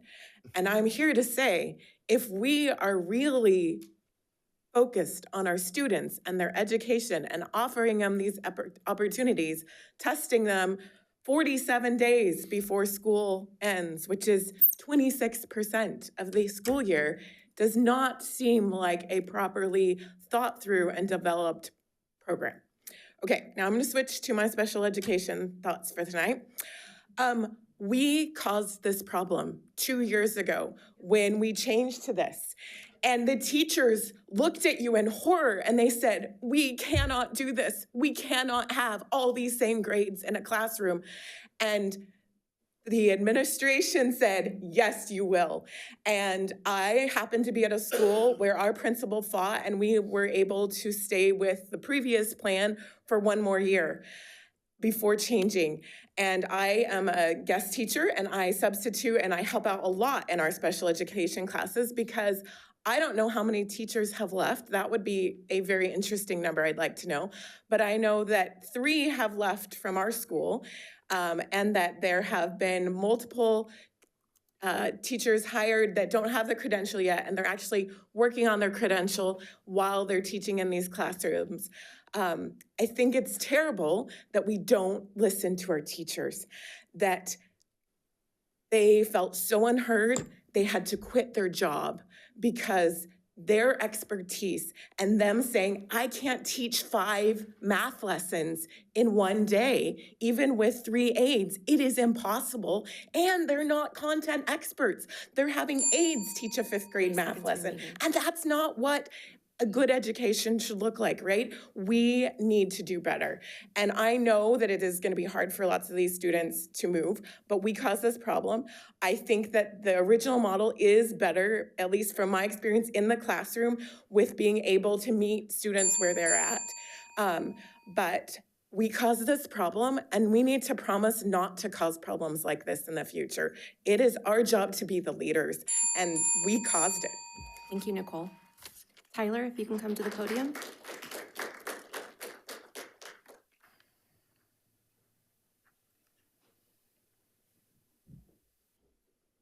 Hi, my name's Tyler Reagan, and I'm a parent of a student in the special day program. I'm here to express concerns about the relocation of the program. my son is in for the school year of 2026 to 2027 and how it impacts my child and other special education students. My son's currently in 4th grade in the moderate program at Mangini Ranch. This is my son's 4th school during his elementary years. With the new move, it will be number 5. This is a significant amount of instability for any child, especially one in special education. Children should be building familiarity and confidence in one environment and not constantly starting over. Many children in the special day program struggle with transitions and environmental change. Frequent moves can increase anxiety, behavioral challenges, regression in learning, and social development. 2 years ago, families were told program changes were being made because they were better for our children. Now we're again being told another move will be better. It is difficult for families to trust these changes when their direction continues to shift. I have 2 children as well. This could mean my children attend 2 different schools, or my younger child must repeatedly change schools as well. Having children in separate schools creates major challenges for families and takes away stability for both of my kids. Also, the concerns about transportation. I was told the year before that my son would be on a bus ride up to 1.5 hours. That's a very long time for a special needs child to be transported. And now with moving schools again, how are the routes going to affect that? Also, if my child were to go to with my son to the other school, how does that happen for her? Do they take separate buses or do they get to be on the same bus? Children in special education often need stability more than anyone, yet they are the ones being asked to adapt to the most change. I would appreciate the board to consider these concerns and also the district to offer any solutions for children that are in the upper grades, 4th or 5th grade, if they can stay in the school that they're in. Also to mention, my son has made the most progression this year. So he's gonna be in 5th grade, then going to middle school. That'll be 6 changes for him. And he deserves to have stability. And that's why I'm here to advocate for him. Thank you. Thank you. Those are all the comments received. Okay, we'll move on to item 10, reports of district organizations, and we'll start with our student advisory board. Okay, so today, Student Advisory Board had our March meeting at Folsom High School. So our lovely Folsom High School Student Advisory Board students, as well as the Folsom High Associate Student Body, they helped lead our SAB members on a campus tour, and we got to see their really big campus. And I'm also gonna pull out my notes really quick. And also, it's a part of our meetings where we have student ambassadors from every single school. It's 1 to 2 students from each school present to all the other students, kind of like a secondary school report that we have, except we get it from every single school site. And they present about stuff that's going on in their school from the past month and what stuff that they're looking forward to in the next month. And I think this month's reports were especially funny because we were making fun, we weren't making fun, but we were just kind of like joking about the like scores for the for sports and stuff like that. Like some of the student ambassadors were like, oh yeah, our soccer team like lost every game or something like that, which I thought was very funny. So we had a lot of fun bonding over that. And we also got to celebrate our student advisory board applications for the 26-27 school year opening. So we talked a lot about kind of what it's like kind of getting a new student board member, lead them every year, but also kind of just like what's on the application and kind of criteria we're looking for. So yeah, I think I'll let Evelyn talk about that. Yes, okay. And at the start of our SAB meeting, we had a presentation from Mrs. Turks and Miss Maccabee. So the coordinator of the health and wellness and program and the prevention program specialists. So they just did like an overview of what their health program was for SAB. And then piggybacking on the tour, I wanted to shout out Folsom because I noticed that their campus was very clean. So, and it's a very big campus, so keeping it clean, that's a good accomplishment. And yeah, I had fun. And then what else? Okay. Oh, we did a friendship festival recap because last Thursday, me and Addie hosted our first friendship festival. And we had activities like a volleyball net setup, which was a hit. A lot of people were playing that. When I asked for pictures, I was like, guys, leave the volleyball. We had a bracelet making booth, cookie decorating, a photo booth, and then a poster with the question, what makes a good friend? And some things that the people that showed up wrote was someone who's always there for you, someone with unconditional support, someone loyal, someone kind, and someone understanding. And I think those are traits that I also look for in a friend and traits that we should, as board members, take for ourselves. And with applications, I can't wait to see what other events the future student board members come up with, because last year Van and Mia did the Winter Wonderland Festival. So we switched it up a bit this year. And at the end, since we didn't have much time, we started creating and semi-executing ideas for advertising for our international night, which will be on April 28th. So we got to film one video in like 2 minutes. And our next meeting is on April 16th at Kinney High School. And that's all we have for SAB. Thank you so much. Okay, we'll move on to California School Employees Association.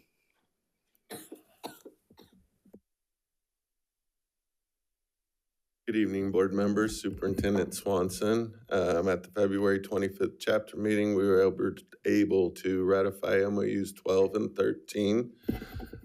Tonight, you will be seeing openers for public comment, and we look forward to negotiating later on this month if approved. Thank you. Thank you. That's all I have tonight. Thank you so much. Okay, Folsom Cordova Education Association.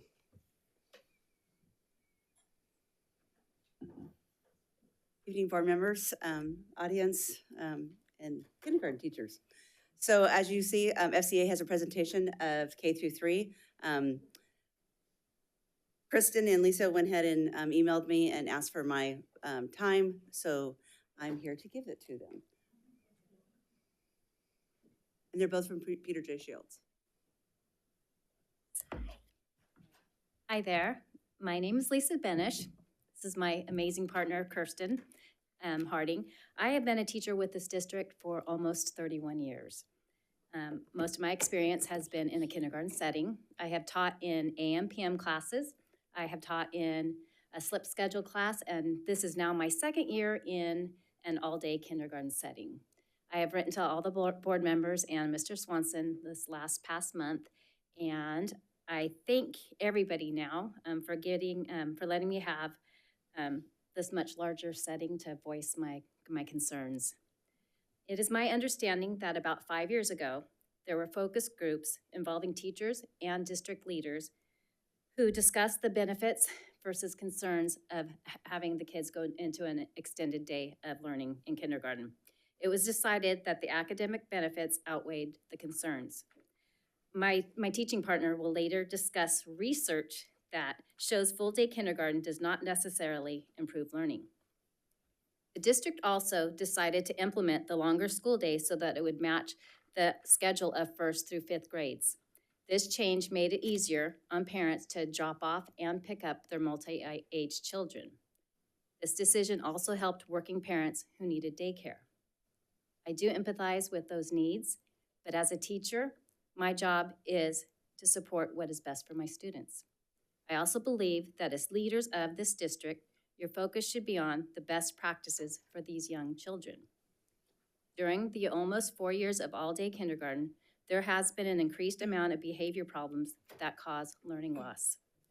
Each school in the district has been collecting data to show behavior problems at each grade level. At my school, and I imagine all the schools in the district, kindergartners have the most disruptive behaviors, and TK with its shorter day and more support has by far the fewest. Now, we do have data that we collected, but it's supposed to be just for the school and not for the world to see. The data doesn't really show like specific, like it escalates at 12 o'clock after lunch, But there is disruptions throughout the day. It doesn't take in consideration that the kids come in being exhausted from the day before of having those long days. It doesn't take in consideration the kids that have ADHD, other learning disabilities. Thursdays do have fewer disturbances, and that's the shorter day at 1:15 that we get out. And that's the day that the kids look forward to. On Monday, Tuesday, Wednesday, Friday, they continually ask, is today the shorter day? Yes. And we continually have to say, no, that's And they just Thursday. breathe a little Yeah, lighter. Yeah, and it's just a total different feeling in the classroom on Thursdays. So despite my best efforts at building connections, doing social emotional learning lessons, having frequent movement breaks, sensory breaks, brain breaks, play-based learning, free choice time, my children let me know by their behaviors that they do not want to be in school for 6.5 hours. Now, these are the least disruptive behaviors that occur on a daily basis, and these behaviors cause learning loss for the individual student exhibiting the behavior. The need for students to take a nap. One of my students has perfected the art of sleeping in class while sitting in a crisscross sitting position and a standing position while walking. True. I've seen it. The need of students to take breaks in the common corner, students' refusal to do work or follow directions, students just leaving the classroom. Now, for the more disruptive behaviors that happen at any moment during the day and cause evacuation of the other kids from the classroom. These behaviors affect learning for all and traumatize the other students. Students throwing chairs or buckets of toys and objects across the classroom, sometimes hitting others. Students constantly screaming at other students or staff. Students destroying the classroom. Students attacking other students or staff, and I'm not exaggerating when I use the word attacking. Students self-harming themselves. Students threatening to kill themselves or other students. Now we have slides. Did you want to mention the? So we have data that was collected by the district about student suspensions. I will tell you that not all disruptive behaviors result in suspension, but the more extreme ones do. And this is the district data to show that there have been more kindergartners suspended since the district went to all-day kindergarten. We don't know how to do clickers.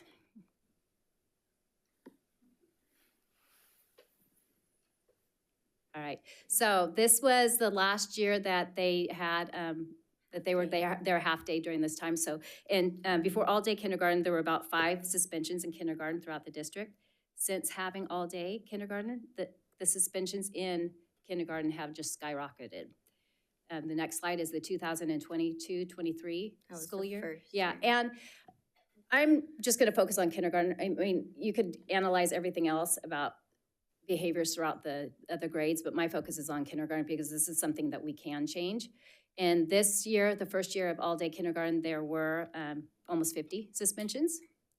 And then in 2023-24, it goes up to 74 suspensions. Then in 2024-25, there were 94. And did we skip that one? Is this? Okay. Yeah, 94 suspensions. And this year we have 55. Now, I think in the previous slide, number 5, you'll look and there is the side that there's things happening, assault or battery of school employees that have, and that's in TK through 3rd, and then damage to property is more than the older grades. And Kirsten is gonna let you know that we both have been assaulted. And I think that there might be a picture that has gone around. I sent it to my principal and I don't know who he sent it to, if the board members got to see it. But there was damage done to myself. It's been since all-day kindergarten. Right, so that's it for our slides. Okay. I don't know how to turn it off. Yes, please. All right, so the higher incidences of behavior problems in kindergarten is not a school site problem. It is a district-wide problem. There is currently a K through 2nd task force that meets to discuss behavior problems in those specific grades. No one has been able to come up with a solution to solve the escalated behaviors. I know how to solve this problem in kindergarten. This district currently exceeds the hours that California requires kindergartners to be in school. The following districts still have shorter kindergarten days: Sac City, San Juan, Twin Rivers, and Elk Grove. And we chose to focus on the bigger districts here. They're more than likely our smaller districts, but that's who we tend to look to for our information. My question is, why in the world are we expecting 5- and 6-year-olds to spend almost the same amount of time in school as teenagers in high school? It is not developmentally appropriate for these young kids to be on an extended day schedule. They are just plain worn out. The district has tried for 4 years to make all-day kindergarten work without success. There are not a lot of variables in education that we can control. However, the district has the ability and power to make the necessary changes in kindergarten so that kindergartners are successful. We need to have shorter days in kindergarten. It's an easy fix. Thank you. Thank you. Hello, my name is Kirsten Harding, and I teach kindergarten with my amazing partner, Lisa. This is really going to age us, but together we have 62 years of experience teaching young children. And over these years, we have watched kindergarten change, and not for the better. The expectations for 5- and 6-year-olds have increased, but child development has remained the same. Since the 22-23 school year, our district is asking our students to attend and self-regulate for a 6.5-hour school day, nearly as long as high school students. As Lisa described, we are witnessing the detrimental effects of these modern-day demands firsthand. We see the tears, the frustration, the meltdowns, and the exhaustion. Prior to 2022, I was never assaulted by a student. German educator Friedrich Froebel created kindergarten, and in 1840, it focused on nature, creativity, and self-directed play. Children under the age of 7 did not attend formal school, as it was believed that they did not have the ability to focus or develop the necessary cognitive and emotional skills yet. Nearly 200 years later, modern research is echoing those early insights and supporting exactly what we're seeing in the classroom. Studies from Stanford University find that delaying kindergarten by a whole year gives children more time to mature and improves their long-term attention and self-regulation. Researchers at Harvard University have also raised concerns about the rising ADHD diagnoses as school demands have moved earlier.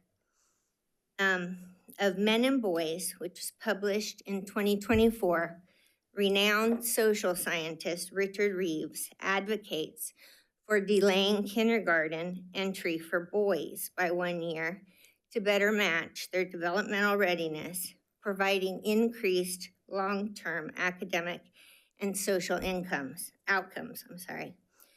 The research is clear. Brain development cannot be rushed. Kindergarten was never developed to mirror upper grades. It was never meant to be 6.5 hours.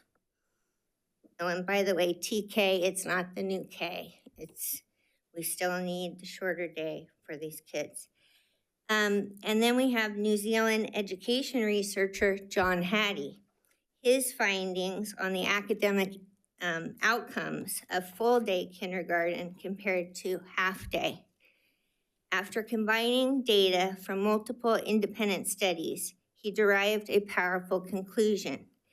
Hattie found that students in full-day kindergarten often show a significant initial advantage in literacy and math. However, this academic gap typically diminishes or disappears by the 3rd grade. He calls it the fade-out effect. I realize that many factors regarding kindergarten are not within our control, but making the day shorter and more developmentally appropriate is. A slip schedule would reduce behavioral issues while building a stronger foundation for long-term success. Shorter is not lowering standards. It is respecting development. We need to protect these kindergartners' mental and emotional well-being. Kindergarten, I'm gonna cry, should spark a love of learning, not early burnout. Let kids be kids. Thank you. Thank you, and Now, for your time. So we did do a survey with the other kindergarten teachers, and the majority did see an increase of disruption and exhaustion, and would like to do a shorter day. So the ones that don't are afraid of that it's kindergarten teachers, as you can see, are nurturing and care a lot. They want to take care of their kids and want them with them all the time. However, the length of the day, we're not really taking care of them. Honestly, it's doing them more harm. It's damaging kids with special needs, kids who come in and have ADHD. It's just awful. All right. Thank you. You guys, any questions that we probably won't be able to answer? Can I ask really quickly what a slip schedule is? So a slip schedule, and a slip schedule is half the kids come in the morning, like for an hour and a half, 2 hours, and then the rest of so you have like maybe 12 kids at the time for 2 hours. And then after 2 hours, the other 12 come for the remaining. And so then you have that group for an hour and a half. So you have a full class for an hour and a half. Then that original 12 kids that were here for the 2 hours, after their 3.5 hours of kindergarten, then they leave. And then you're working with 12. The other suggestion is having the kids get out at 1:15. And then kindergarten teachers could be intervention teachers for small group for primary kids that we already have relationships with. Yeah, and the first grade, they're having disruptions. It's too long for first grade but too. If we can go in. It is. I'm not gonna say it. Fight. But early bird, late bird. But if we go in, if kindergarten teachers go in as intervention teachers with the first grade, we have a connection with them, maybe their disruptions will decrease too. And then they're working with smaller groups. I mean, there's a solution. Meet. That's it. Thank you for your time. And thank you, Jeanette. And this is past our bedtime teaching full day kindergarten, so we will be exiting. Thank you. I will be bringing some updates for you at the next board meeting, some things that we couldn't go ahead and get for today. Kevin is working hard to go ahead and see time of day data, to go ahead and see if there is definitely a correlation between time of day. So that data is going ahead and coming to you as soon as I get it. Thank you.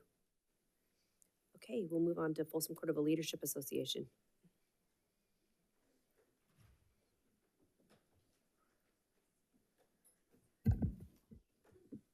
Good evening, President Lorette, members of the board, and Superintendent Swanson, and fellow colleagues. So for our management leaders in our district, we're in the midst of hiring season, and we are honing in and preparing our students for state assessments. And site leaders we recently conducted interviews for transfer requests in this beginning of the hiring season. At our most recent district leader meeting this last month, we brainstormed around some student survey results, and at the request of superintendent, FCLA is presented him with some feedback from our executive board in the spirit of adapting and abandoning some things around some of those results. So we appreciate the collaboration in the spirit of continuous improvement. And then finally, I want to share a neat story. I recently had the privilege to sit on an interview panel with a representation of a lot of different groups from our district. And somebody, one of the candidates, asked the panel a question, and they said, "What do you like about working in FCUSD?" And actually, oh, he came back. It was Mr. Rob Korn whose voice resonated loudest when he said, "It's the people." And so I wanted to share that because it was a really neat moment, coming from all walks of our family here in Folsom Cordova. And just a really great example of what it means to be net promoters of what we stand for. So I just want to share that story and thank you for your time. Thank you so much. Okay, we'll move on to District English Learner Advisory Committee. No report. All right, thank you. Okay, we'll move on to board committees. Any reports? Yes, Madam President? Yeah. All right, it's been a pretty busy month since our last meeting. Let's see, on February 6th, I participated in the first boy crisis meeting. It was just between the superintendent and myself.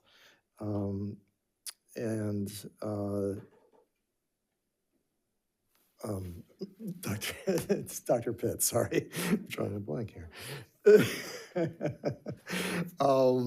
And it was just kind of, the first meeting was just more of just kind of like, what are we looking at doing? And just an initial brainstorming type of meeting.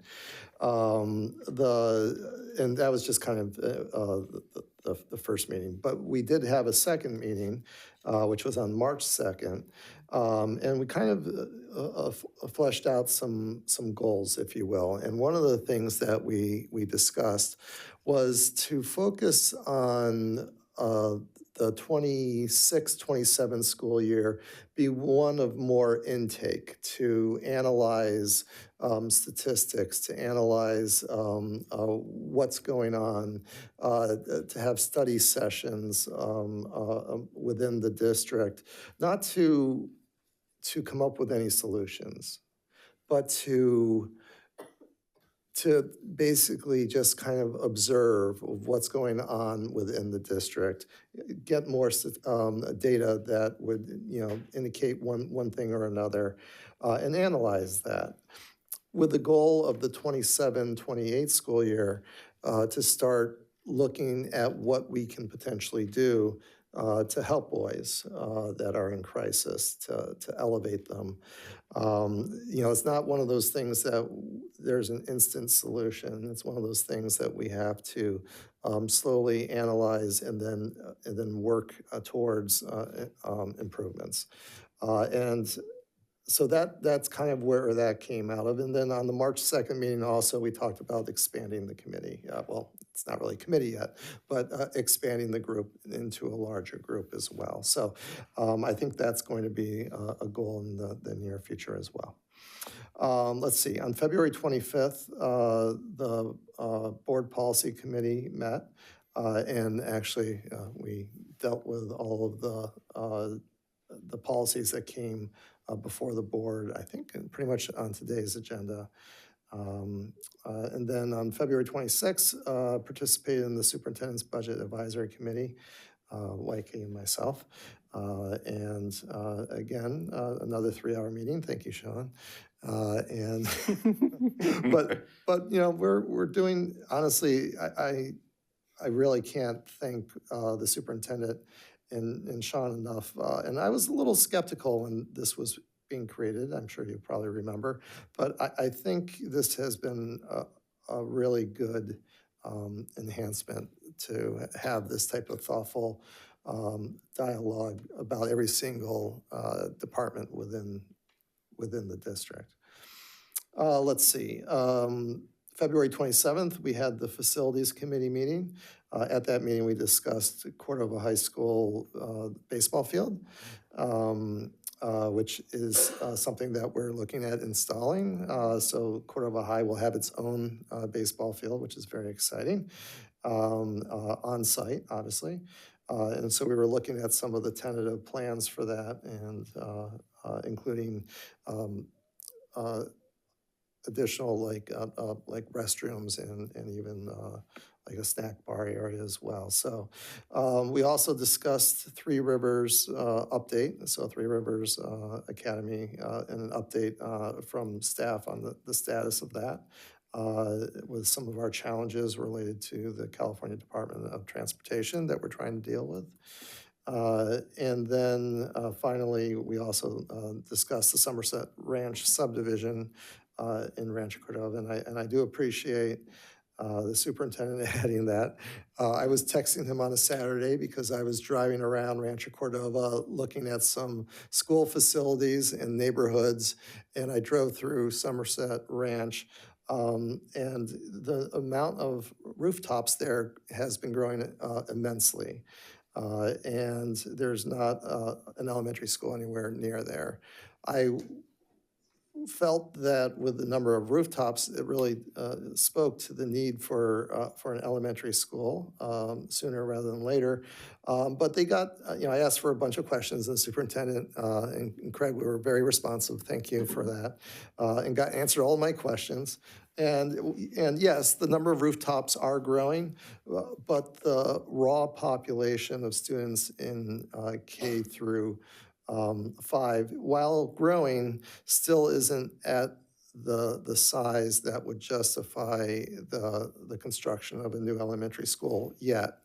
There are a lot of households, but I think part of what we're seeing here is the original portion of Somerset Ranch has probably aged out of elementary school. And because of that, even though you have these new housetops or new rooftops going up, it's probably not producing the number of students. But we're going to, we put a pin in it, and we're going to revisit it in a year and see once the new residents move into all these new houses that are being constructed, and we'll take a look at it again. Let's see. And then on March 4th, I participated in the AI committee, which is continuing their work on providing guidance to the district on artificial intelligence. So that's a summary of the meetings I participated in the last month. Thank you. Thank you. Any other reports? Anybody? Oh, yeah, I can cover a couple. So piggyback to David's SBAC, Superintendent's Budget Advisory Committee. I want to thank the directors coming and presenting there. Not only just directors, the team itself.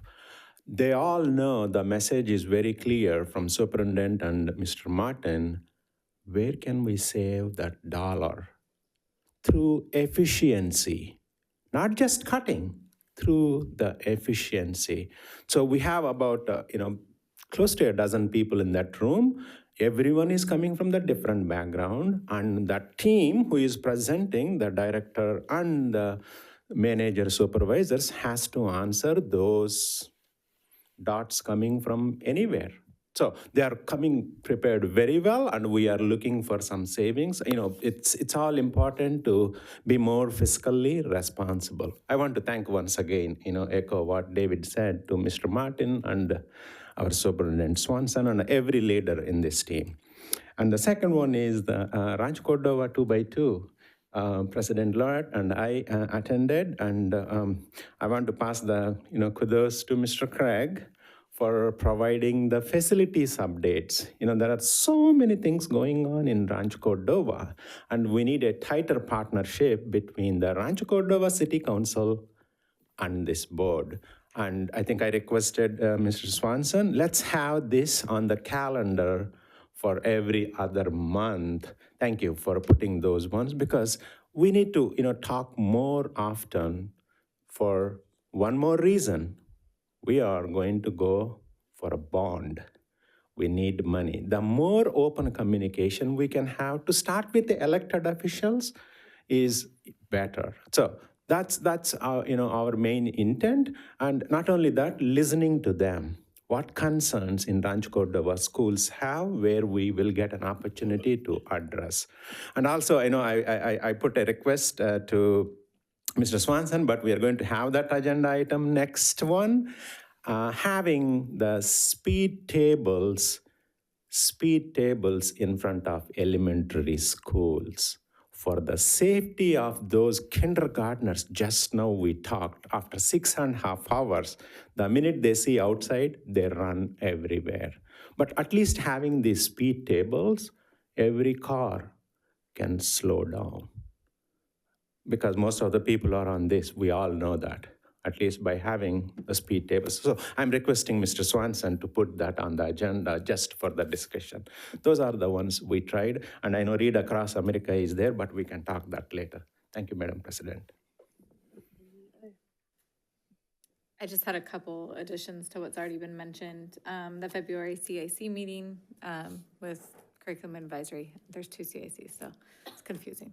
And then also, we met to discuss the snail race. And so there was a district conversation, and then that also went back to the city. So it's coming May 9th. Great, okay. Okay, we will move on then to item 11, public hearing.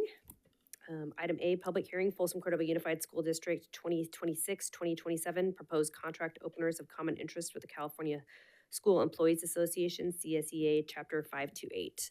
So with that, we'll open the public hearing. Are there any comments you want to ask for? No public comments on that? None received. Nope. Any questions from the board? Nope. Okay, we will go ahead and close that public hearing. Okay, then we'll move on to public hearing, California School Employees Association, Chapter 528 to 2026-2027, proposed contract openers of common interest with the Folsom Cordova Unified School District, FCUSD. I'll go ahead and open the public hearing. Any public comment? None received. Okay, thank you. We will go ahead and close public comment and close the public hearing. Okay, we'll move on then to item 12, discussion action. Accept the Folsom Cordova Unified School District 2026-2027 proposed contract openers of common interest with the California School Employees Association, Chapter 528. Any questions from the board? No questions. Like to make a motion now? Fantastic. Motion by Mr. Clark, I'll second. second by Ms. Lofthouse. Ms. Rochelle? Ms. Luong? Aye. Ms. Lopez Petracca? Aye. Mr. Reed? Aye. Mr. Chalem-Churla? Aye. Mr. Clark? Aye. Ms. Lofthouse? Aye. Ms. Larrett? Aye. Motion carries 5-0. We'll move on to item B, accept California School Employees Association, Chapter 528, 2026-2027 proposed contract openers of common interest with the Folsom Cordova Unified School District. Any questions? Nope. I'll entertain a motion. I'll move. Moved by Ms. Lofthouse, A second. second by Mr. Clark. Ms. Luong? Aye. Ms. Lopez Petracca? Aye. Mr. Reed? Aye. Mr. Chalem-Churla? Aye. Mr. Clark? Aye. Ms. Lofthouse? Aye. Ms. Larrett? Aye. Motion carries 5-0. We move on to item C, approve revised board policy 6146.1, high school graduation requirements. I do really appreciate you guys passing A and B. I was hoping that we would give Dave Bird a hard time, but he got to stay in his seat. So here we're already to item C, which is just a reminder to the board. We brought an item to our January 15th board meeting to change the board policy around graduation requirements that included ethnic studies and personal finance. Through the discussion with Dr. Huber and the board, it is my understanding and recollection of that meeting that the board wanted us to go back to the policy committee and separate or remove the personal finance requirement based on not needing to move forward with that at this point in time. Plus, there were some unanswered questions. A reminder to the board, I believe there was an economics teacher in our district that came and spoke, and we weren't clear on how to answer how much of personal finance would be part of economics and so forth and so on. And so we went back to the policy committee on the 25th of February. And so this is back for the board's consideration. This is an approve the board policy for graduation requirements that is just singularly ethnic studies. And it is for, as a graduation requirement for the class of 2030, so next year's incoming freshmen. Also, just as a reminder that this was brought forward because, the state of California began this journey a few years ago.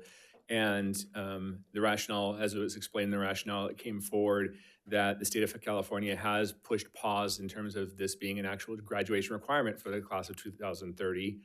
But at the same time, our district has done a lot of work over the last 3 years in regard to ethnic studies in terms of how we're offering this in order to meet the requirement. The feedback over the last couple of years from students who have taken the ethnic studies courses that we've offered, as well as all the teachers that have actually taught the courses, has been overwhelmingly positive.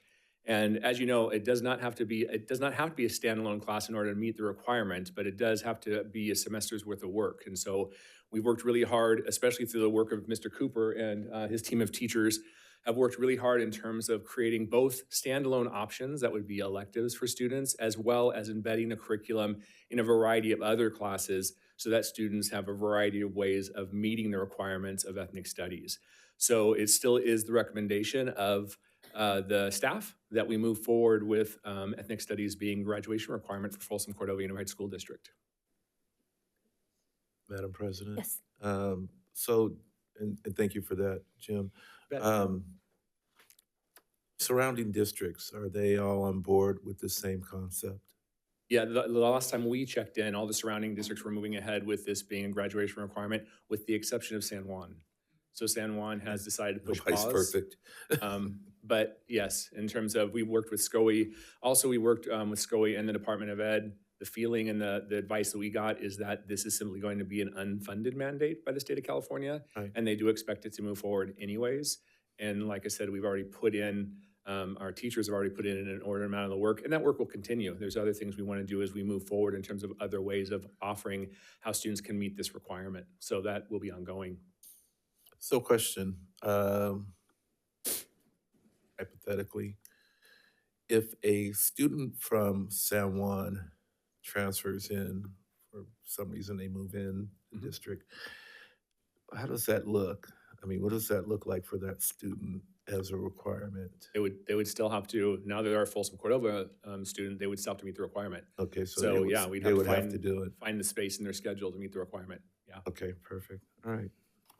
Just curious about Sure. that. Yep. I have a quick question. So there's Yeah. actually multiple ways that a student could fulfill this requirement. They don't just have to take an ethnic studies class. Like they could take a class that has ethnic studies curriculum in it, and that would satisfy the requirement. Yeah, we have everything from dual enrollment with Los Rios. So we have some students who are meeting the requirement by taking the class actually with the community college. We have other classes. We have a semester class that is paired with health. So students take the ethnic studies during one Yeah, that's semester what in we health. have at Vista. Is that what you're doing? Yeah. There's also a standalone elective class that's also been developed that we have. It's also, ethnic studies is being embedded in an art class, actually in 2 different art classes that it's being embedded. Oh, wow. We're working also in terms of embedding it in a sociology class. So there's a whole bunch of different places that we can embed the curriculum to meet the requirement. So again, one of the things that kind of came out of this work, and one of the things we heard over and over, and I think actually Mr. Swanson may have summed this up best when he sort of simply said, this is about learning about your neighbors. And so, you know, the course itself focuses on 4 specific groups, but there's a lot also that can be done in terms of different ethnic groups within your community. And so, for instance, when we started this conversation, Mr. Reed, you had asked for some work to be done around the Jewish American experience, which has been completed. And teachers can now, you know, pull that unit into the studies as well. We've also done the same thing for Arab American experience. But we're now going beyond that as well in terms of we're working on a South Asian American experience. So there's other things that we're doing in terms of, you know, the diverse cultures that we have in our district that we're bringing forward also. And so while covering the core curriculum might look a little bit different at Vista del Lago as opposed to Cordova High School, because there might be ethnicities that they would also like to bring to the fore at their schools, because there's a significant population. So, I mean, this really is an opportunity, again, of students really getting to know each other and know each other's stories. Yeah, Which that has been one of the sounds reasons really it's been powerful. Have you Yeah. taken it, Addie? No, I actually didn't. Okay. But this is so great. I love the flexibility aspect of it, and I think that'll really help get students engaged in it in a way that will interest them. Nice, thank you. Madam President, Mr. Huber, I know Cordova and Vista, they have lots of credits to choose from the so many, you know, optionals. But Folsom High, it's a tight ship already. So what I'm hearing from you, you are already embedded those curriculums in the Yeah. existing courses so that it is not, again, a special thing for that already. Right, so they do offer both the semester course, which is connected to health, right? Semester of Ethnic Studies, a semester of health. They also are offering one of the elective courses that a student can choose if they want to choose it's a year-long elective course if a student wanted to choose that. Also, again, there's dual enrollment, as well as the fact that, again, as we progress, we're looking to embed this more and more in other classes. Like, for instance, it's embedded in English 9. So if they wanted to, they could take the English 9 course and embed it there. There's other opportunities as well that will happen over the course of the next few years. But you're right, in terms of because of Folsom High School schedule, there are less opportunities. And so that was one of the reasons, again, as we started this journey 3 years ago, that we took this approach, because we knew we wanted to give kids multiple ways of getting after this. Got it. And my last question, I know I got an email, maybe my colleagues too. For example, East Asian Ethnic Studies, for example, how do we choose the publishers who can give the true picture, not the faded? I know it's a tricky question. This has been through the thing in the past. Maybe it is a curricular. Yeah, so if it's okay with Mr. Swanson and the board, I'd like to call Mr. Cooper. If you want to ask specific questions about, the actual curriculum, I'd rather... The publishers. Yeah, so exactly. In terms of, I'd like Mr. Cooper to come up and speak to that. Yeah. Thank you. Cooper, would you come up? Thanks. Madam President, Board, Superintendent, good to see you. So the question as far as publishers, we have a textbook that we adopted back when we started our ethnic studies journey 3 years ago when I was teaching the class and it was an elective. That book we still have it, but with the budget cuts being what they are, we're going to keep it as a resource, a classroom resource that teachers can pull into the class or not. So what we've worked hard on with our district librarian, Amy Cortana, is to pull resources from our already approved lists in our library. So helping our students kind of get to know the resources that are around them already without necessarily bringing in a full new class set of books or electronic books that way. It also gives us ownership over resources that have already been approved. So we're not getting, anything that's controversial or it necessarily has been questioned or brought into controversy.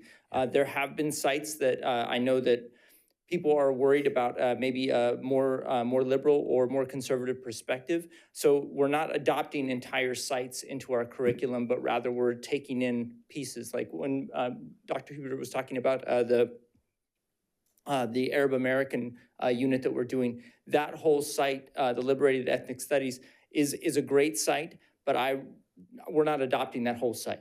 I'm just pulling the Arab American presentation. I went through it with a fine-tooth comb, just making sure that it was accurate, because we have a large Afghan population. We also have a large population from the surrounding countries as well. And I wanted to make sure that they felt seen in the classrooms, and there's space in the class for inquiry, for kids to dive in, and I want to learn more about this country, and I want to learn more about that country. And that's part of being historians, that's part of being students, right? And so it's less about right now taking a boxed curriculum and giving it to the students, but rather allowing them to be explorers, to be historians, and to look into some of the sources that we already have for them. Thank you so much for explaining that in detail. Sure. Madam President, I don't have any questions. Any other questions? Sorry. I just wanted to say that I remember taking it my sophomore year as an elective, and it was one of my most engaging classes and very eye-opening, not only for me, but for many of my classmates, that sometimes I had seen in my other classes that they wouldn't talk so much, but ethnic studies was it's a class with so many different topics and history that we learn about, and I saw that a lot of my classmates and peers loved it. So this is awesome. Yeah. Thanks. Yeah. Jim, remind me, I want to say it was either the end of 2022 or the beginning of 2023 when the board unanimously voted to move forward with ethnic studies as a required elective at all of our high schools. Well, do you remember? Was it 20? I believe it was December 2022. December 2022, okay. So it's been, and it went into effect. Following fall. So we're on year 3 or 4? We're on. No, I have to do the math. 3. This is our third year. Third Yeah. year, okay. So we're at year 3 of it being offered at all of our high schools. And I guess I'm a little confused on the state mandate. So the law was adopted in 2020, right around there. 2021. And it said that it was going to be required for graduation 2030, which is why we were looking at having it as a required graduation class starting in the fall of 2026, right? Yes, because that would be the freshmen that it first impacted. Right. And then the reason why the state stepped back from making it a required graduation, what was that exactly? Because it was in the law. Yeah. So why and how did the state step back from that requirement? I'm not an expert on this, but it's my understanding it's because of funding, but Mr. Yeah, that's Swanson, exactly right. please. So Yeah. I think it was AB 101, and the statute, it said that it was going to become a mandate, but then it was predicated upon funding. And then everyone knows on this dais, the governor's most recent budget had a lot of cuts and a lot of things, so it wasn't funded. The initial prediction was it was going to be about $279 million across the state to make sure that the training and the materials were available. So it was not included in Governor Newsom's budget, and therefore the requirement itself then is now on pause. So how does? That's- go ahead. Well, that's when we engaged with both SCOE and with the California Department of Education, just in terms of, what does this mean? And the feedback back to us was, we fully expect from everything we're hearing that it's simply going to be now an unfunded mandate. So we don't expect the mandate to change. We certainly would encourage you to keep on the path that you're on, because we think it's going to be a requirement anyways. So that was the feedback that we received when that first came down. So let's say with the existing law, let's say the state decides to fund it in 2028. So it's not an unfunded mandate, then the law would kick in? If I Go ahead. could jump in. Yes. The law actually stands as is right now. It is just considered an unfunded mandate. So Assembly Bill 101 does say that by the class of 2030, students have to have a 1 semester of ethnic studies in order to graduate. So it stands as a requirement. Because we're the year before the incoming class of the freshmen of 2026, we're at a point where we can decide what to do, but the law hasn't changed. It just might not ever get funding from the state directly around building out and expanding on the existing model curriculum, which offers guidance, sample units, sample lessons, and a lot of those resources have been developed in more depth at different county offices across the state, including San Diego, Orange County, Humboldt County, but the requirement does actually exist and it is the law. So, all right, so I'm hearing something different than I haven't heard before, so thank you. So are you saying that every district in the state has to ensure that any student that graduates from their school as of 2030, regardless if the state never puts a single dime to it, has to ensure that they have, that those students who graduate in 2030 graduate with ethnic studies? Yes. Yes.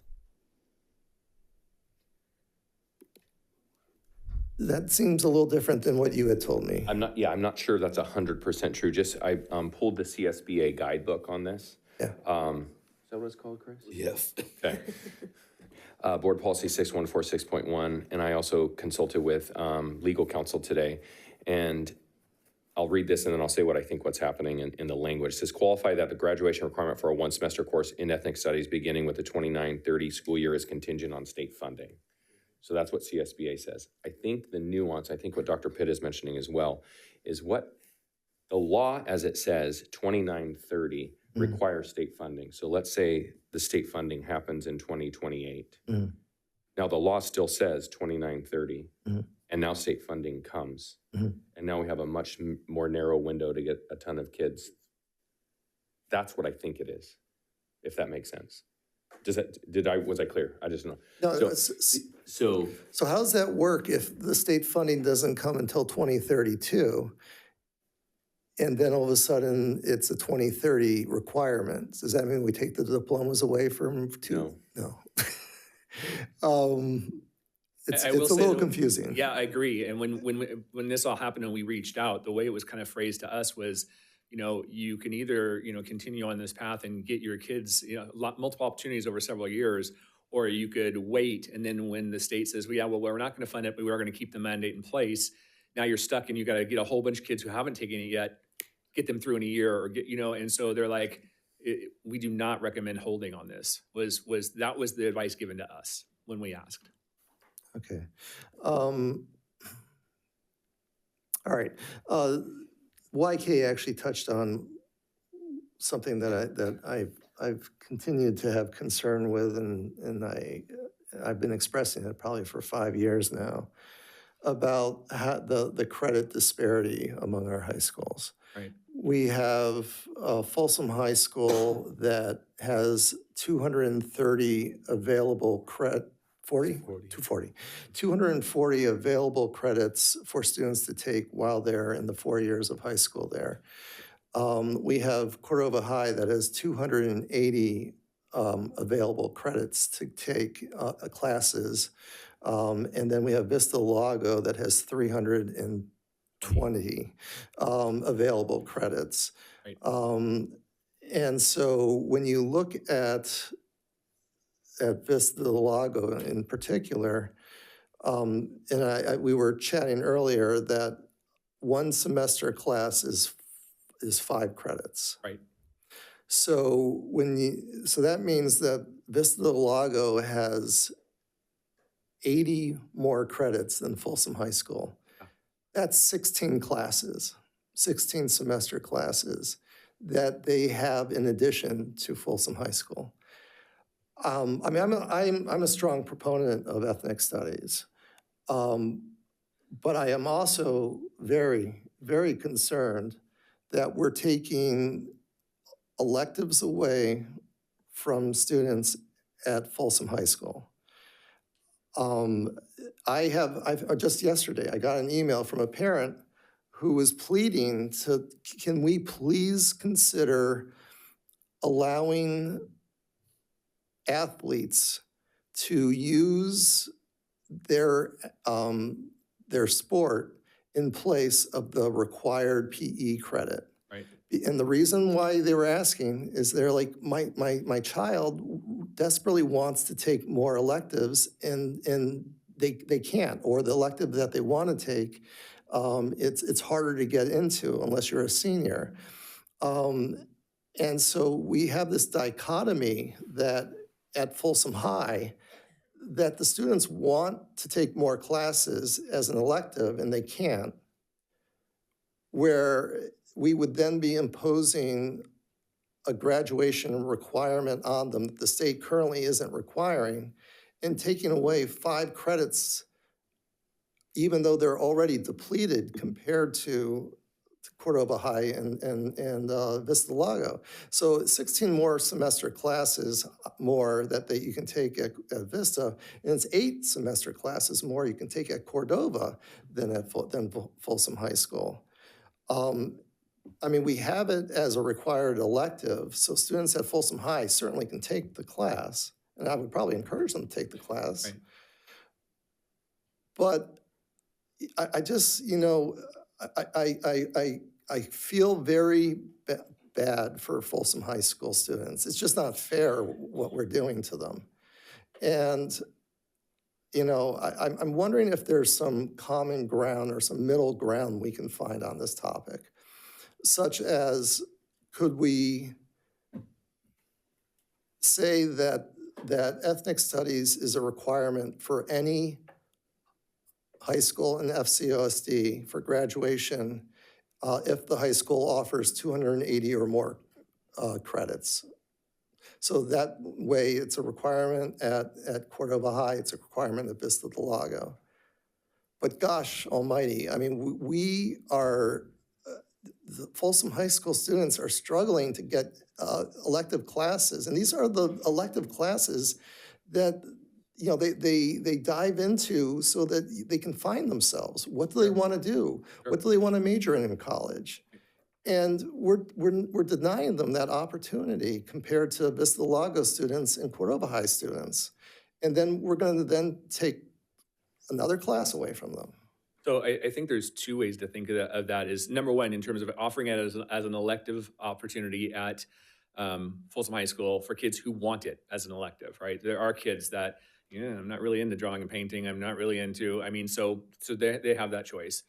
The other thing is, to your point, that was one of the reasons that we were so thoughtful about trying to make sure we were able to embed this in, so when I say it could be embedded in ninth grade English, for instance, right?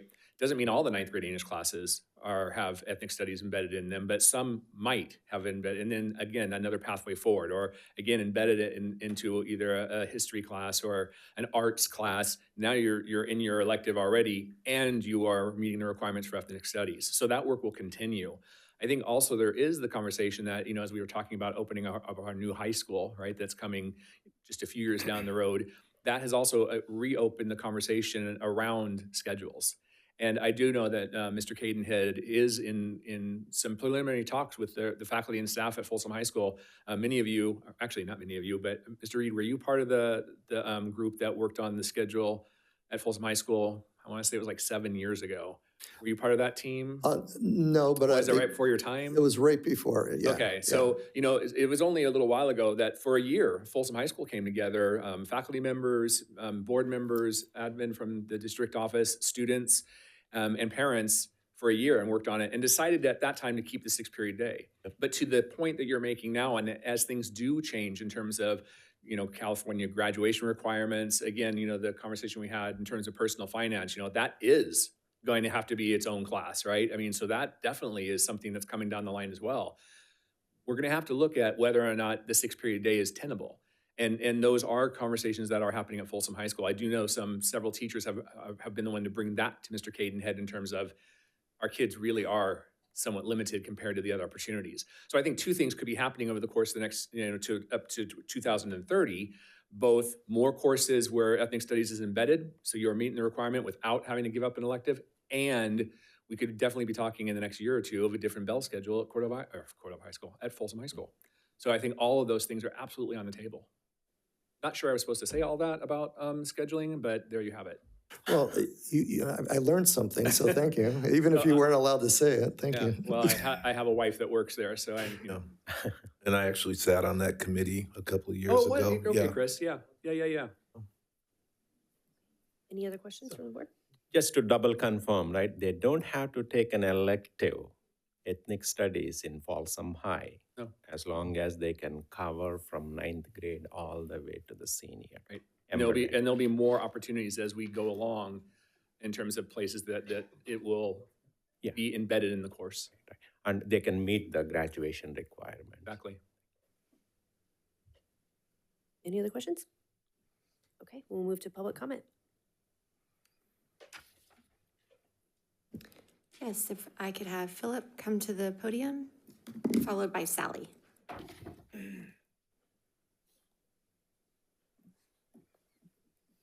Well, I was expecting a whole lot more resistance as making this presentation, but I have to say I'm pretty impressed. Absolutely taking the right course by going through introducing this in all of these different classes. I have an extra one for you. You guys have an excellent music program. Ethnomusicology is a thing. You can study the gamelan and the taiko drums, the use of drums that's gotten into Western music. Philip? Classic Turkey. Philip, excuse me. I'm sorry, do I need to be facing this? Yeah, just so the folks on YouTube can hear, and you're saying great things, so we just want them to be able to hear you. So at any rate, that's an avenue, yes? Could we, I know he was talking back there, but can we start his time so we can address the board? Restart it to 3. Sorry, I just got enthusiastic Yeah, about your approach to and we appreciate this that, whole but thing. Yeah, I mean, I had another whole little speech here planned, but largely centering around the need to, or the value of this kind of a program where it builds community, it lets kids identify with and understand other cultures, which allows them to use ideas and concepts and cultural heritage from other cultures to apply them to jobs, their own problem solving. And in California, I mean, face it, you know, last classroom I taught in, I had 26 different home languages in my classroom, a single one. So that's just reality here. And it's really important, and you're gonna get better graduation rates, you're gonna get more participation, you're gonna get higher academic achievement through this kind of program. And I'm glad to hear it's not just a standalone course, that it's being integrated into all of these other various classes. And as I was saying back here, ethnomusicology is a thing. You guys have an awesome music programs at your various schools, and it can be worked in there. California history, I don't know if you still teach that or not, but if that's a requirement, but Native American culture would certainly count, and California has the largest Native American population in the country. What was my other thought? There was another one I had thought of, but at any rate, excellent. And as soon as you can, I had identified a couple of issues, possible issues. One you talked about, I believe, with suddenly needing to catch up because they've decided it's going to go into effect, and everybody hasn't had a chance to get a course. Now all of a sudden you have to figure out, okay, how are we going to get enough teachers to teach these classes? How are we going to cram everybody in? Especially since it'd be graduation requirements, so that would be a seniors problem, where they still may have credits they need or classes they need, and they have other responsibilities sometimes outside of school. And I think we talked about the transfer problem. 30 seconds remaining. Okay, transfer problem. I think you already addressed that. What was the third thing? Well, I guess I'll go on with that one since I'm thinking about it. But anyway, so when someone transfers in and they need to be able to get the course, the same would be true if you weren't offering it and they have to go up. Oh, the law says shall. And that's in your handbook. So there's no option. It's a shall. Oh, you have to do it. Thank you, Philip. Awesome. Sally, if you could please come to the podium.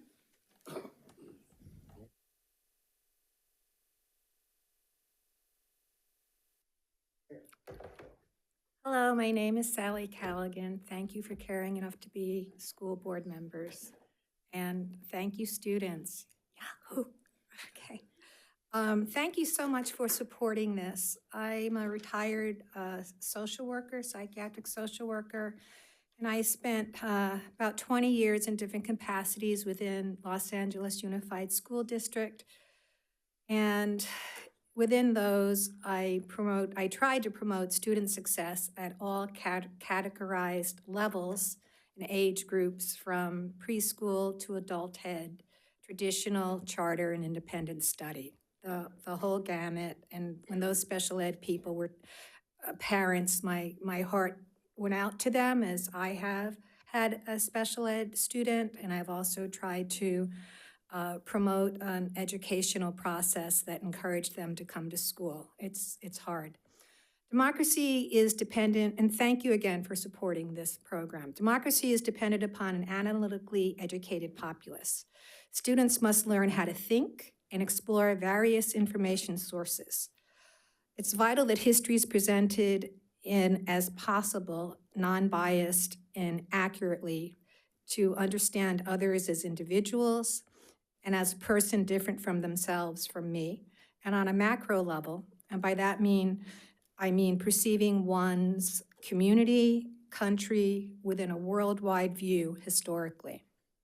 Students need to comprehend historical trends, concepts such as colonization, slavery, and prejudice morph into things like redlining, internment camps, and high rates of minorities in prisons. Diversity is prevalent, though some places more than others, in American society, and also worldwide at this time because of climate crisis events and war migrations. This is only going to increase. We know that. Students need to understand what the characteristics that have led to world wars, such as fascism, are. They need to understand the steps that have historically been followed to achieve a fascist government. Primary components such as marginalizations and scapegoating of racial groups, militarization, and starting wars need to be understood within a historical context to better understand current realities. One last paragraph. Learning about numerous cultural histories promotes students' understanding, accepting, and really appreciating diversity. This actually leads to harmony and enjoying other cultural varieties and a more peaceful school setting and society overall. And I think you guys have indicated that by you taking the coursework. Thank you all very much again. Thank you. That's our final comment. Any final comments from the board? Madam President? Yes. Yeah, I'm curious if the board would entertain adjusting the motion so that it would be that the board moves to approve the revisions to Board Policy 6146.1, high school graduation requirements, but adding for schools with 280 education credits or more in the regular school day to protect the students at Folsom High who are looking to take additional credits or additional classes that they currently cannot take. I don't believe a district graduation requirement can be determined on the school of attendance. Well, can we get a legal opinion from, We have it. and what's the legal opinion? We are a school district and policy. We cannot have variable graduation requirements unless it is an alternative education site. Yeah, for instance, Kinney has less credits required for graduation. So once again, we're going to, this is going on the backs of the Folsom Bulldogs. Okay, thanks. Well, like, I don't really see it that way because, like, the students can take classes that they're already taking and it's embedded into the curriculum. So it's not an extra elective that or credits that they have to use to take the class. So, like, they can already take something that they're interested in, but it already has ethnic studies in it. So then they're kind of killing two birds with one stone. But they're not going out of their way to take another elective necessarily. My understanding, Superintendent, and let me know if I'm incorrect, Folsom High School is going to offer the full year ethnic studies requirement, a class.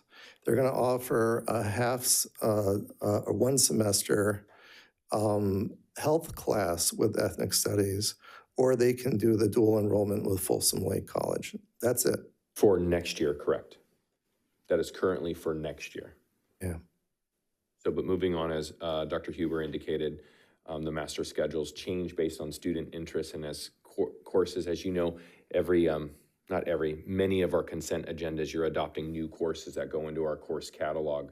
Those course catalog offerings are then students are able to then select those courses, and we build master schedules around student requests, So yeah, if you think about like an old college course catalog, right? Yeah, you pick your classes. And so as time goes, more classes will be available to Folsom High School and all schools. But remember, not all high schools have to run the same courses based on their student expectations or student interests, right? But there are courses already in our course catalog called, it's not the music one that our community member spoke of, but we have like a course at Vista next year. It's called Artivism. So it's ethnic studies and the visual art. So you're gonna knock out your A through G art elective as well as the ethnic study requirement. And that's not next year at Folsom High School, but that is a course in our course catalog that then Folsom High School can then teach the following year, along with lots of other courses. You know, I appreciate that there's, I found out tonight, I appreciate that there's dialogue going on currently about getting Folsom High on a new schedule that gives them more credits, hopefully at least up to 280 credits. But we don't know if that's going to happen yet. I mean, it may happen. Maybe next year we'll be here and we'll be with an opportunity to expand Folsom High to allow the students to have 8 more classes or even 16 more classes like their sister high schools. Or we may not. in 5 years from now, Folsom High may still be only at 240 credits. Plus, they'll have the new state mandate on personal finance. So, I mean, I would rather push this off for 1 year to allow this discussion for the board to express their strong passion for getting Folsom High to 280 credits, or 280 credits at the very least, so that they could at least be taking this ethnic studies class and be able to benefit from other electives. Again, this is an important subject. I agree. Ethnic studies is an important subject, but it's also important for our students, our 3,000 plus students at Folsom High School, to be able to take electives that they want to take and that they can't right now. So, I think this could be a nice incentive to get that discussion occurring. I personally have been talking about this for 5 years, this disparity. And it's just, now we're going to have one required education class on top of another required education class for graduation, and the students will have, less electives that they can take. So I just have a problem with it. Not a problem with ethnic studies. I have a problem with how we're treating our students at Folsom High School. I would like to just kind of piggyback on that, and I think that the way that the district is moving forward, looking at this in a different way and out of the box, and recognizing that when you actually combine and embed curriculum together, it, one, shows students the importance and the connection with what they're learning, and two, the way that they are able to integrate in an English 9 class content that is relevant, and getting both of those standards checked off, because that's what you're doing with graduation requirements, is checking a box. But allowing students to select the avenue in which they want to do it is actually giving students more opportunity, not less. And so I want to, first of all, say thank you to the district for looking at it that way and giving these opportunities, because as somebody, my daughter who graduated from Folsom High absolutely loved her ethnic studies class, and had she had an opportunity to take an English ethnic studies class, she would have done that as well. She would have done the art ethnic studies class as well. She would have done all of them, because it was the one class that she went in and she felt heard, she felt seen, she felt like she had a voice. And this class isn't just about studying those different ethnic groups, it's also about studying yourself. And so it gives these students an opportunity to find a place in a school of 3,000 kids where they can actually be themselves, and they can actually find a community around them that is interested and invested in learning about one another. And that's what builds community. And so I think you're looking at it in a, yes, this is a requirement, but I think that what you really need to look at and see is that it's not just one requirement, it's opportunities that are being provided to students that haven't existed before. English 9, one of my favorite teachers was my teacher that year. I cannot tell you what I learned in that class, but had it been relevant curriculum taught by my favorite teacher, then it probably would have even had more of an impact. Probably would have been an English teacher, not a history teacher. So I think, yes, we need to have that conversation about units. It's completely different conversation. It is not this conversation. This conversation was pulled because of the financial literacy. It was asked to go back to separate these two things. It was never even a conversation. And so I think that the state is going to continue to change graduation requirements. That is going to be something the district is always dealing with. So how we deal with it is going to have to move forward. And yes, we do have to have the conversation about units, But it also means we get to have the conversations of how can we embed it in the already existing graduation requirements to make it relevant to today. Because the classes right now that are being taught are very much similar to the classes I took 25 years ago, and they're not necessarily relevant. So what can we do to make these classes more relevant to our students? And this is how we're doing that. And I actually agree with you. I mean, I think we should have more of this embedded into existing classes as well as existing electives. But since it's not currently a requirement for the state, let the student self-select into these classes. They exist already at Folsom High School. We're going to expand more in Folsom High School.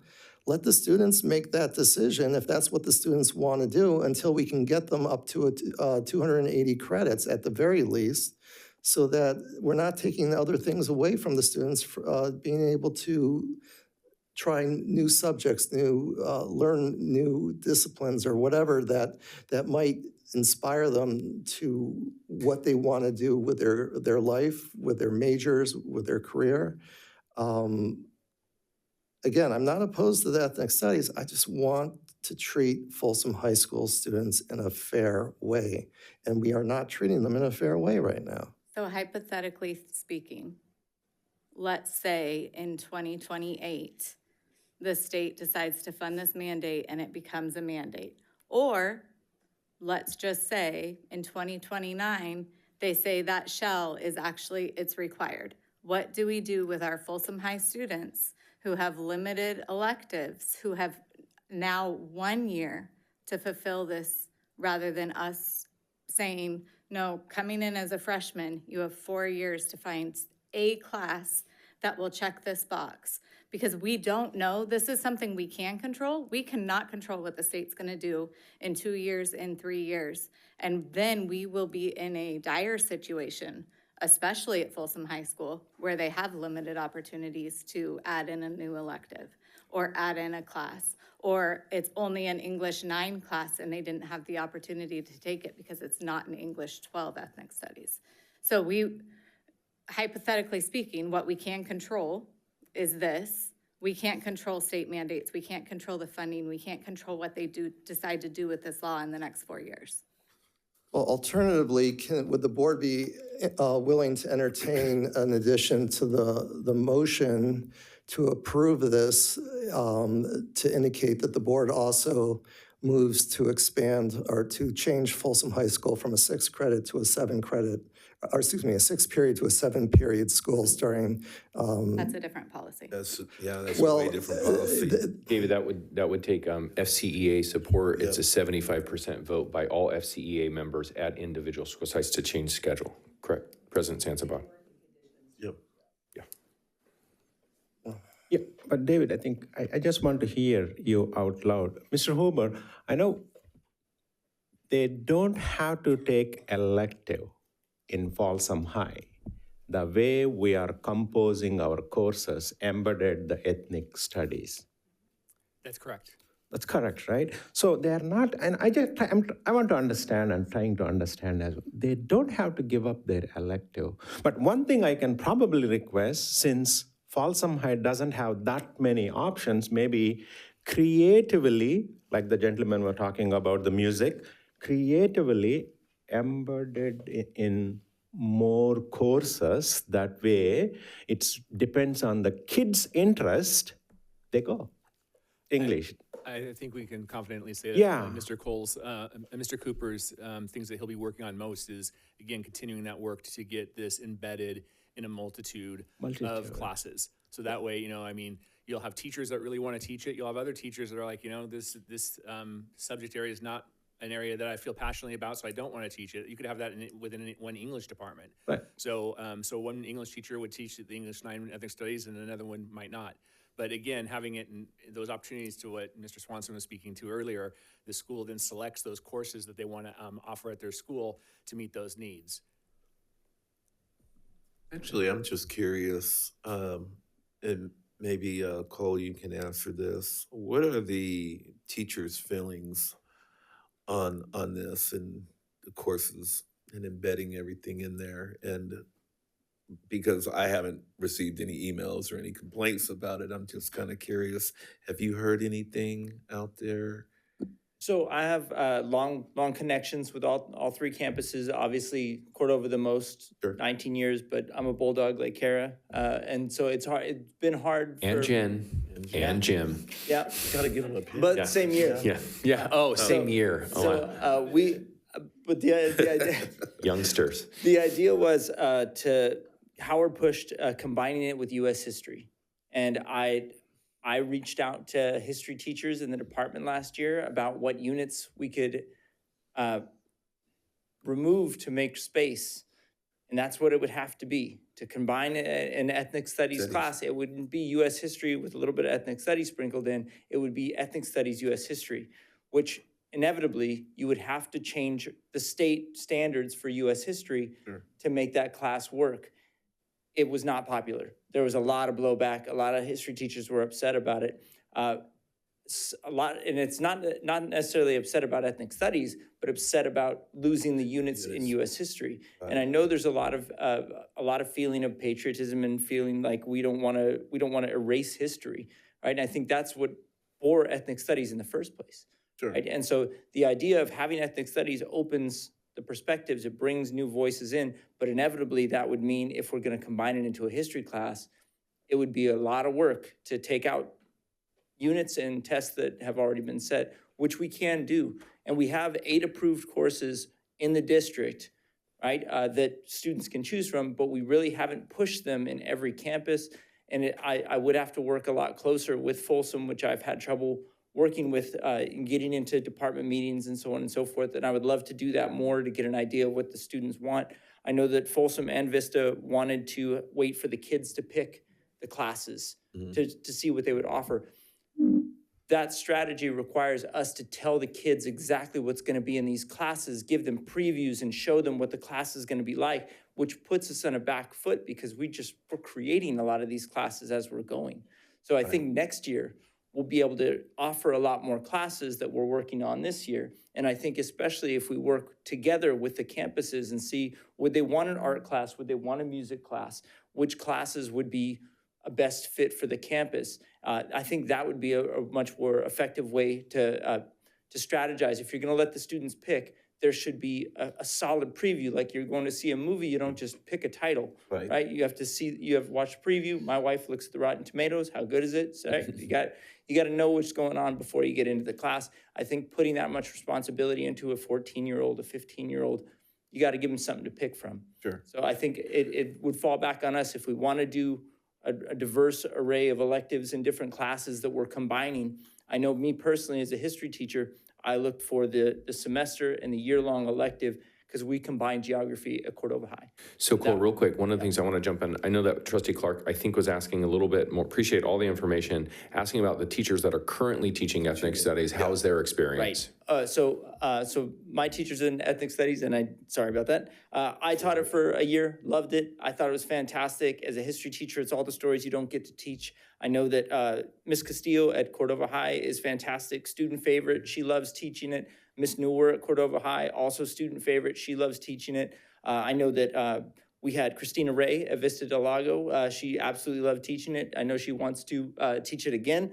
She was actually part of getting so many classes passed at Vista Del Lago. And I know we had Luke Schwan, but I think he had a different offer, but he stayed with the district. I'm not sure if he's going to be part of the team moving forward. And then I believe it's Mr. Coate at Folsom High that would be taking it from this point on from the English perspective. I haven't been able to get a hold of him in the last couple weeks.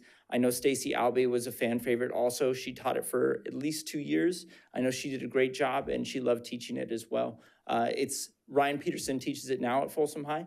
And again, he's one of the teachers that I worked hard with getting him lots of curriculum, but I've had a hard time getting a hold of him in the last month or so. And so I'd really like to work closer with the history department if the plan is to keep it in history. But from what I've heard, everybody who actually gets in the curriculum and sees the stories and gets to work with their kids, because it's very immersive, it's very inclusive, it's not me telling you what happened and how it happened. It's rather you learning about yourself and you learning about your classmates and the cultures around you. And I think that it can be an awesome thing if we package it that way, but it will take some time. It'll take some effort. Yeah, I'm kind of curious. So, I mean, Black history is U.S. history. Asian history is U.S. history. Filipino history is U.S. history. Native American history is U.S. history. U.S. history is not white history. So why aren't we, you said sprinkle on, why aren't we just robustly teaching U.S. history of all groups? Are we not doing that right now? Because we should be doing that right now. I mean, there shouldn't be like, this is U.S. ethnic studies history and this is U.S. history. U.S. history is U.S. history. So, and it's much the same way as, let's say, English 9, or whatever, in English class. I mean, yeah, when I went to high school, all we had was a bunch of white dead men, authors from the 14th to the 19th centuries. And no disrespect to William Shakespeare, great. But where's the Toni Morrison, Maya Angelou? I mean, you can still teach Shakespeare and have Maya Angelou. It's not mutually exclusive. So why aren't we doing that? I guess I'm a little confused. English can just be English without having English be ethnic studies English. Right, but again, we could offer both, right? So you Yeah, could take or what is both, now, yeah. right, we could Yeah. take now what's a standard English class, and it could still probably be argued that, especially if you go to the classical canon, right? You'd be, again, back to your mostly European authors, et cetera, that would be, or white American authors would be part of that canon, mostly, right?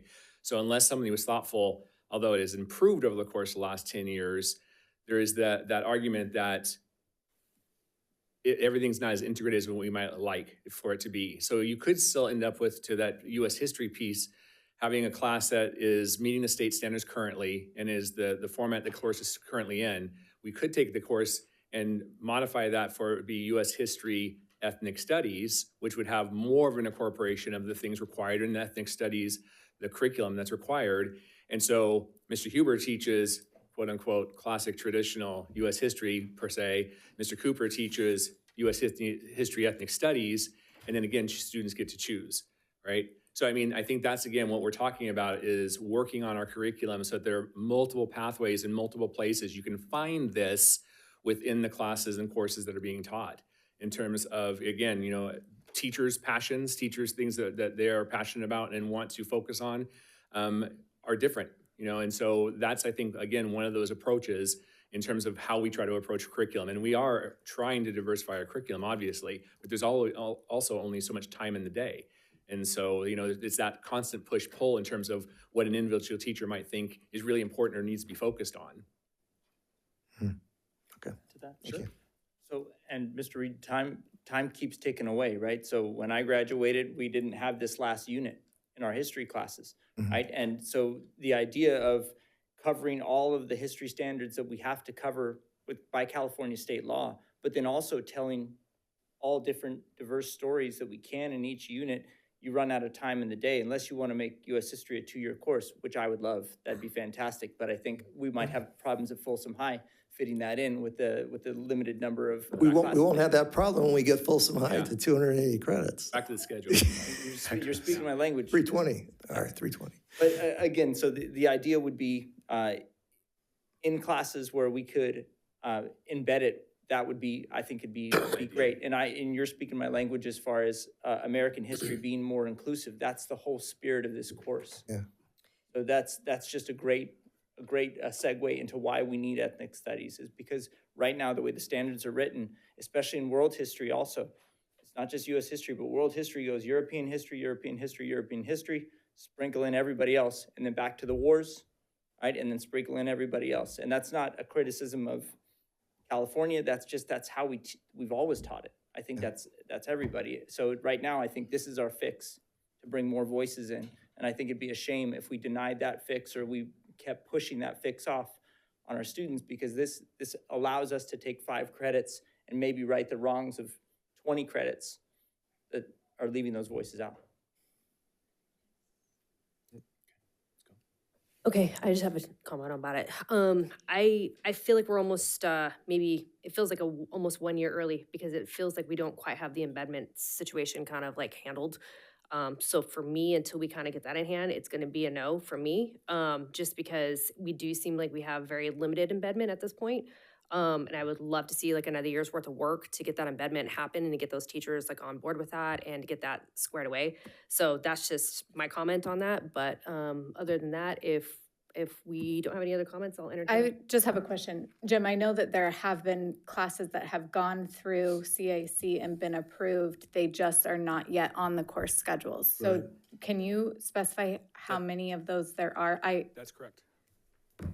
I know that a good number of them have already gone through, and then there's more, like, I believe we're up to 9 courses that are currently offered, not besides the dual enrollment through the junior college. Those are ours, but I believe we're at 9. I can double check on that and send that back to everybody, but I believe right now there's nine offerings. okay, thank you. And how many at Folsom High?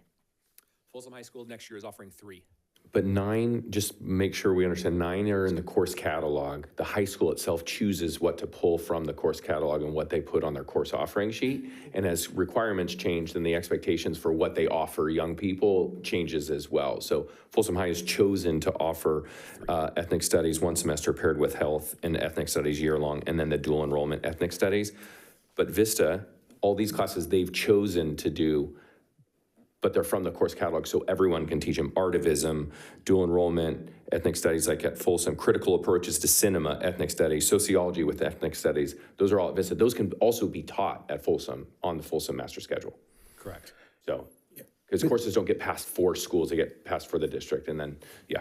Yeah, Mr. Swanson, I think if, hypothetically, if we are going to approve this one tonight, we have 9 courses already embedded in the district. With the good faith from Mr. Huber and you working with Mr. Howard, can we increase that 3 number to more in Folsom High School next year? I mean, again, good faith efforts. Absolutely. Yeah, it's good. Yeah, if the vote tonight, if the board chooses to make it a requirement, like what I just mentioned, is that then there would be other courses offered on the schedule sheet. Counselors would be working with their students in their 4-year planning to include those courses because they need to check the box before they graduate. So, I mean, that gives Mr. Cooper, a teeth. No, I got to work with the Folsom High principals and other teachers through you. Haven't students already selected their courses? yeah, for 26, 27, I thought Trustee Chalem-Churla was talking about next year, the following year. Selection for following year, not this upcoming school year. Okay. I'll entertain a motion. I move. Moved by I'll Ms. second. Loftus. No, you I'll got it. second. Second. Was it Addie? Addie, Okay. yes. Second by Addie. Ms. Luong? Aye. Ms. Lopez Petracca? Aye. Mr. Reed? To explain my vote, I will be voting no, not because I'm not supportive of ethnic studies, but because of the reasons I described. We need to get Folsom High on a new schedule that gives them 320 credit hours. I'll use the number that Eric shared. I agree. That would bring them up to Vista's numbers, at which point we should probably talk about getting Cordova High to 320 as well. But I do want to express my gratitude to the staff who is working on this. I would also continue to encourage the embedment of U.S., or whether it's U.S. history, English, or whatever, that we can make our subjects more diverse and not necessarily, indicate ethnic studies, but sure, we should have ethnic studies English, ethnic studies history, but we should also work on just embedding it in plain U.S. history, right? But until we address the Folsom High credit disparity, reluctantly, my vote is no. Mr. Chalem-Churla? Yes. Mr. Clark? Aye. Ms. Lofthouse? Aye. Ms. Larrett? No. Motion carries 3-2. we will move on to item E, approve the 2025-2026 second interim financial report for period ending January 31, 2026 with positive certification. Point of order, Madam President, I think we skipped I'm so sorry. D. No, Yep. don't be sorry. We're good. Sorry. Yeah. We need to move Teamwork to makes item the dream D. work. Yep, sorry. Approve 2026 California School Board Association CSBA Delegate Assembly Candidates, Subregion 6B. I just appreciate you making Mr. Martin stand up for no reason. So this item is for vote for up to 2 candidates to serve as representatives for Subregion 6B in Sacramento County. We're actually at an interesting spot here because there is one candidate listed, Sumiti Maya, from Natomas, and the second spot is blank. I am prepared if this board, if one or more members of this board has someone that they want to submit as a write-in candidate, because we can only submit 2 candidates moving forward. I am prepared to host a vote tonight for the 2 that we feel best represent, because I am prepared. Thank you, Eric. Madam President, moving forward, I'd like to, from the dais, nominate Delia Baldwin from Elk Grove Unified School District.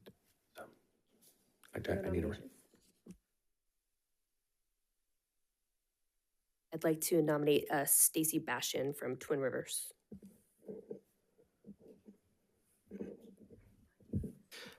Would Board Member Clark and Board Member Larrett, since we are adding 2 and we can only vote on 2 and there's 1 here already, maybe you can both give us a little background on the individuals you're mentioning? I definitely will. Delia Baldwin actually is on the board of Elk Grove Unified School District. She is a former teacher, been on the board for I think a year now, very active in a couple of ad hoc committees with CSBA, and she's willing to be a little more active being a delegate. I've actually worked with her on board development for CSBA, so I think she would be a good addition to the delegate assembly. Yeah, Stacy Bastion, she's at Twin Rivers. She's done extensive work in their community. She's put together a youth center in their community. She works a lot with CTE programming and things at a charter school. So she's been very active. Her dad was also on the Twin Rivers board as well. So very educated in academics. Does anybody know the background of Sumiti Mehta? No, I know she's been on the board for 2 years now, but that's all I know about her. Oh, she's, well, on her board, not... She's on her board, not on okay. CSBA. Okay.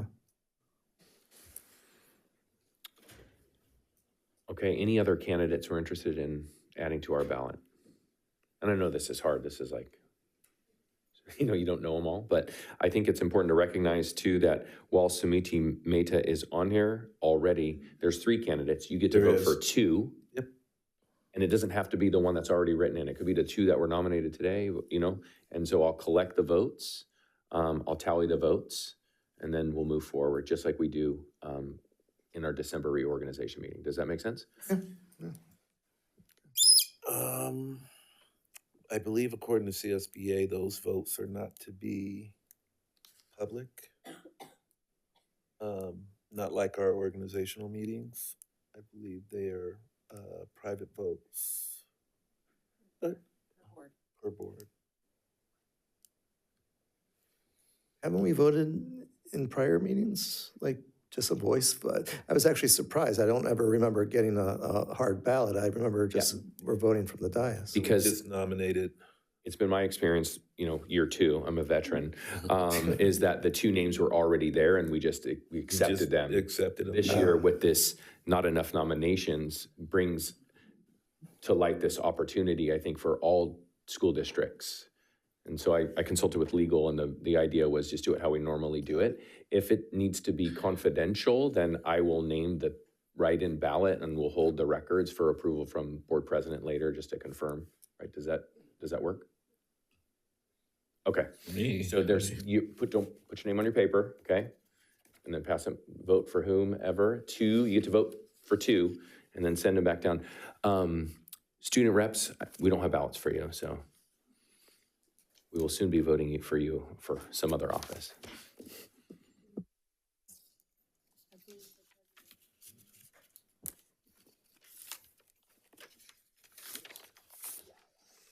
Oh, shit.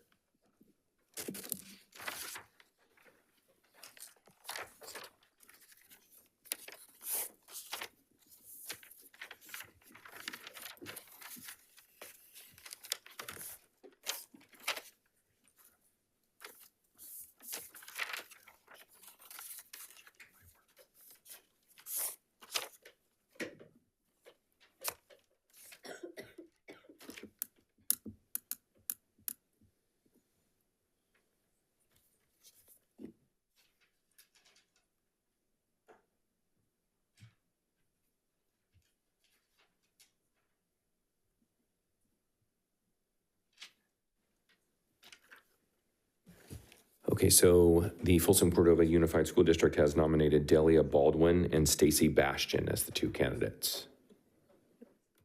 Okay, I think this is a discussion action, so we're going to need an official motion, second, and a vote to represent those 2 candidates, Delia Baldwin and Stacy Bastian. I'll Can I have move. the record? Second. Moved by Mr. Clark, second by Mr. Reed. Ms. Wong? Oh, sorry. Retract. Mr. Reed? Aye. Mr. Chalem-Churla? Aye. Mr. Clark? Aye. Ms. Lofthouse? Aye. Ms. Larrett? Aye. Motion carries 5-0. Okay, now we'll move on to item E. Approve 2025-2026 second interim financial report for period ending January 31, 2026 with positive certification. Welcome Mr. Martin to the podium for our second interim presentation. Good evening. Yes, and so we do have some updated information for second interim that we'll provide. The big piece that always is the most interesting at second interim is normally when we look at the multi-year projection, which is updated with the new governor's first proposal for the budget for 26-27. So, but we'll jump in here, and as we always talk about, this is a document that is summarizing what you are actually approving, which is the SACS documents. At second interim, we are saying that we are qualified, we're positive, thank you, and so that we can meet our financial obligations for the current year and the next 2 years. And so we continue to always build on the budget. So this is updated information from first interim up to second interim. Enrollment-wise, we are actually a little bit higher than what we had projected at first interim, so that's good. Enrollment is continuing to grow, as you can see out in the projected years. And attendance-wise, we are holding right around that 95.2 number, so we are continuing to project that. We are projecting a little bit higher number in the out 2 years, hoping that we can continue to build on growth there, but we are being relatively conservative in that. Bringing together all the funding, you can see that's our LCFF calculation, which you guys are familiar with at this point, and so just coming in and looking at our revenues. On the unrestricted side, you can see that LCFF does jump up a little bit. That is due to the additional students, and that will bring us a little more funding than what we projected at first interim. And then you also do see some additional funding in local income there from some different areas, including some interest revenues, which is probably the largest single item on that. On the restricted side, on the revenues, you do see other state revenues jumping up because of some additional funding sources that we received, along with updated estimates for our equity multiplier funding. On the expenditure side, a lot of information here, but in general, normally what happens at second interim, we're going to be continuing any open positions that are still unfilled. We are going to go ahead and up to 70% of that position be removed. So that is a significant reduction in some of the expenditure lines you see there. However, we did actually see some cost increases around variable time, which is sick leave. We are seeing an uptick in usage over the previous year. And so that can just be cold and flu season. Those types of things are just hitting us at a higher level. And so because of that, we did adjust up some of those expenditure lines around subs, some of those other places. Books and supplies are adjusted and contracted services, both of those are going up at second interim. That normally doesn't happen at second interim, but we did have some operational costs. One, contracted services is actually one of the bigger ticket items. Is we actually our substitutes, we actually are under contracted services now for classified staff. We use ESS as our vendor, and one of the things they've been doing is actually doing a much better job at filling our sub rates.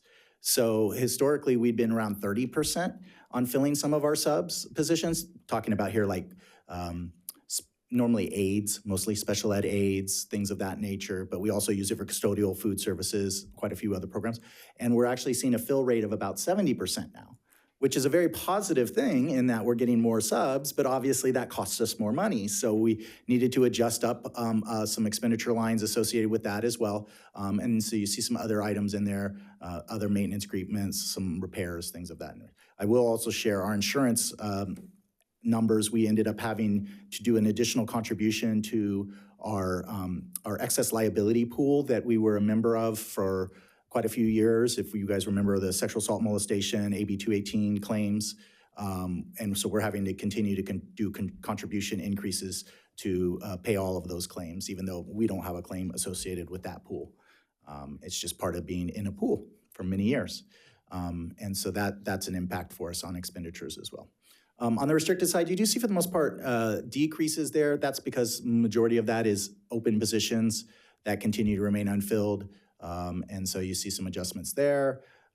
Books and supplies, contracted services, those are normal things that happen during the course between first and second interim. They plan to spend the money, they don't spend it. They don't, with categorical pots, they kind of ebb and flow depending on how they can fund the activities and the processes that they're trying to place through different services like special ed, things of that nature as well. So the combined, you can see some adjustments there. Bringing it all together, the one we always look at is the yellow column, which is our unrestricted side. You do see that our deficit is slightly lower, about $250,000 over what we projected at first interim. We do anticipate that number to drop some more though, because again, we have about 30% left of our unfilled positions, and we are actually doing a really great job. If you saw the personnel report, we are filling a lot of positions at a good clip. Seeing a lot of applicants when we put out jobs now. So we're seeing a turn in the market, we think. So we are filling a lot more positions. One of the things I do want to share though is you do see a prior year adjustment line of, in the yellow there, about $745,000. That's to the good. And so what ended up happening there was a timing issue with our year end where we actually, our final closing statement for one of our trust accounts. So we have a trust account that holds pension funds. When we got the finalized statement, we actually saw the gains on it had actually been higher than what we had booked by about $700,000. And so that, you notice it's an increase to our ending fund balance, which is a positive for us. That's great. Keep in mind though, that the funds in the trust account, that's a snapshot at one moment in time. And a lot of those funds, it's similar like a mutual fund, it's in indexes. So day to day, that can vary based off of how the stock market is doing. So you kind of take that a little bit with a grain of salt, but because of the final adjustment, we did have to make an adjustment to reflect that revenue. And so that's in the final number there. So that's good. We like that. That's money that's invested that is returning more or less a higher level than what we had booked into the system at the time. So we did have to make a little adjustment there on that one, but that's to the good. So we're happy about that. So bringing it all together, you can see our about $65 million, about 35 of it, or a little more than half, is in restricted accounts. On the unrestricted side, you do see we meet our 3% reserve. One of the things I do want to note is that box down at the bottom that has that asterisk. We are, to be able to meet our 3% reserve, we are having to more or less adjust where our committed funds are, meaning we're taking about half of what we have committed, except for supplemental funds, and having to use that to meet our 3% reserve. So in essence, what we're saying is to make sure that we can meet our 3% economic reserve. We don't actually have as much reserves as we would want in all of those other pots if we were reflecting the full amount. And you can see the full amount up there next to it. So we're putting that now there so you guys recognize that we're kind of bleeding into other committed activities that we want to have money for to be able to meet our 3% reserve. So multi-year projection. looking at this, so this is all revenues, unrestricted and restricted. The biggest item there is the LCFF changes. You see about $11 million increase in 26-27, and then another $13 million. That is the growth along with the COLA that has projected, and you can see that projected COLA is 2.41 for next year, and then that is actually a little bit higher than what we projected at second interim. Or actually, no, I'm sorry, it actually dropped it's higher than 25-26 COLA, but it's actually lower than what we had projected at first interim for 26-27. So it actually did drop. I think it equated to about a $1.6 million decrease over what we were projecting. For 27-28, you can see the COLA is a little over 3%. And so we're using that based off of the governor's proposed budget, and so we just dropped those numbers in. Enrollment does continue to increase. You see that's the big one, 341 students increased in 26-27 and another 380 in 27-28. On the expenditure side, real quick, going back on the revenue side, I should recognize, you see how there's about a $7 million increase in state revenues, but then it drops to -9. That's because we are putting in the budget projection on the restricted side, the governor is proposing quite a bit of one-time funding. So we're more or less recognizing that in 26-27, and then we take that money out in 27-28, and it's about $10 million. So expenditure side, you can see there, salaries go up across the board. That's a combination of step and column, right, that we have built in based off of our salary schedules, but also because of open unfilled positions being added back in. So that's what you're seeing there with regards to the increases in certificate and classified salaries. Books and supplies are relatively flat. We do that on purpose in our multi-year. We pull out one-time items or items that we know we're not going to have expenditures the following year. We pull those activities out, and then what's remaining is kind of we hold static. Just because there's so many variables on a multi-year projection, if we started adjusting every single line item for a service or a piece of equipment or buying paper, it would get pretty convoluted. So we just keep that flat because we're trying to understand in general, if we were to keep the budget flat, which direction are we going? But you see expenditures continuing to rise, and that is all staffing related for the most part. Bring it all together. Again, we look at the blue in this particular table, looking at our unrestricted. And the big thing we're looking at here is our deficit that we see of 25-26, about $13 million, is declining to about $10 million or 9.7, but down to 1.3 in 27-28, right? And that's a combination of a couple things. One, that's obviously the growth of enrollment. Now in the multi-year, we do project additional staff for those students, but we don't project all of the additional supply needs and other activities. So we just keep that in mind. So it's probably a little bit rosier than potentially when it's all said and done. But what I would also say is that if attendance can continue to grow or enrollment can continue to grow, we would see additional revenues and that number would even get smaller. Now, the also caveat on that is there is no negotiation settlement in 26, 27, 27, 28. So we have to recognize that as well. We have to make sure we negotiate with our labor partners. So there will be some cost increases there. The big piece is though, that we want to make sure that on that third year in 27, 28, we can at least make our 3% reserve, which is about $11.7 million. And we have about $14 million there, which is slightly over, it's about 3.67% of reserve level, which we're required to have a 3% reserve. So continuing on, and then this is just our other funds at second interim.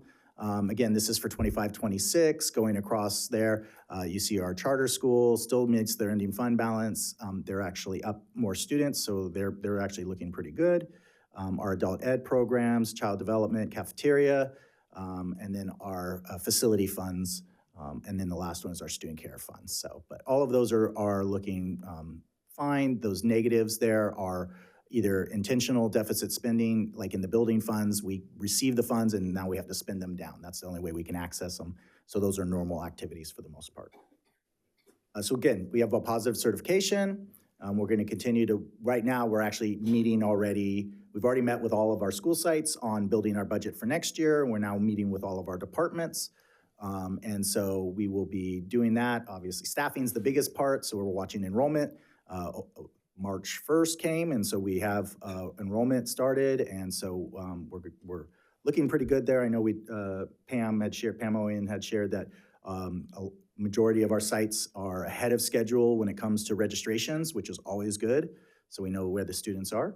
The next big timeline for us is the May governor's budget revised proposal. I'm hearing good things in that the COLA may end up being a slightly higher than what he projected at first interim. He probably overestimated how much money he had to put into the special ed equalization, meaning if he puts all of it towards special ed, we might actually get more money if he keeps it there, unless he pulls it back and allocates it to something else. And then, with the one-time monies, we're interested in how we're gonna be able to access those. And then there's some settle-up funds as well. So there's quite a few things. It all seems positive, and it's kind of an interesting situation in the fact that because of Prop 98, education is kind of in a bubble in that we're actually seeing continued revenues, whereas the rest of the state budget is actually seeing cuts. And so that's why some of that settle up, about $5 billion of funds that the governor is trying to hold back so that he can use it and balance the budget in other places. So that's part of the conversation we're monitoring as well, so. All right. And then you can continue to see, we have continued our SBAC committee in March. That's now. We're doing our second interim budget, and then we have quite a bit coming in May and June as we build the budget for 26-27. Questions? Yeah, Sean. Thank you for that. And I agree with you. I think that COLA is going to go up a little bit, and that extra special ed funding is going to happen. Do you see with the May revise, how can I say this? Much change in Prop 98? I mean, as far as the funding Yeah, I mean, goes? Prop 9, I'm not gonna say I'm a Prop 98 expert by any means, but what I will tell you is the tax collections continue to outpace the last governor's projection and the Department of Finance, which they're kind of one and the same. So LAO does think that the Prop 98 required amount can be larger. And then the question is whether or not the governor recognizes that that's part of that whole idea of the settle up, and whether or not he defers it versus tries to recognize those funds. And so, because he is using, at first interim at least, he's using that settle up to balance the state budget in other locations. Right. So I think that's gonna be part of the fight and the conversation that will happen in Sacramento. And then the other big conversation still is, we're projected to get about $10 billion in those one-time funds. And they're pretty flexible. They allow us to pretty much, use it for quite a few activities. There is some discussion that the legislature would be interested in taking some of those funds and earmarking it for very specific restricted purposes. What I heard was some activities around like educator effectiveness type of activities in the past, which was targeted specifically towards professional development. And then there's some other activities that I've heard that they may be interested in. So it'll be interesting to see. They'll normally come together here. What are we in right now? March, April, and then the governor, the May revise will come out and he'll make some adjustments to it, and they'll finalize it up in time to get their paychecks in June. Yeah, I'm pretty sure CSBA might get a clearer picture at the end of this month at our meeting of what's happening. Yeah, it's coming, and also the bills are all coming in right now, so we'll see what that looks like. Okay, thank you, sir. The only one thing on slide 12, as you said, we are putting rosy picture there. Yes. Right? Since you have some space, if possible, because we haven't included the COLA, step-in columns, and all the expenditures, which you are explaining here. Maybe an asterisk with the bottoms, it helps the readers, anybody? That it's not really the $4 million deficit going down because we haven't included all the expenditure. Yeah, I think it At high goes level. it kind of goes both ways in that, and that's why I kind of, with a multi-year projection, just because there are so many variables, we have projected all fully staffed in 26, 27, and 27, 28, and we know that positions during the course of the year come open and closed. And so that's probably a couple $1 million swing in savings. So, then if you offset that by not putting a COLA on utilities and things like that, that probably puts you up a couple $100,000 on the expenditure side. And then, of course, if supplies go up and custodial supplies, which always do, it's crazy how expensive garbage can liners are now. And so, you know, that and paper towels and things like that, those things go up in price. And when we buy in the tens of thousands, so a few cents adds up, right? And I think that's my point is there's probably some expenditures that are understated and because they should have some growth to them, some inflation. But on the offsetting side, we do know we're probably overstated a little bit on salaries, related to the fact that there's an assumption that all those positions are going to get filled and all those people are going to take full benefits.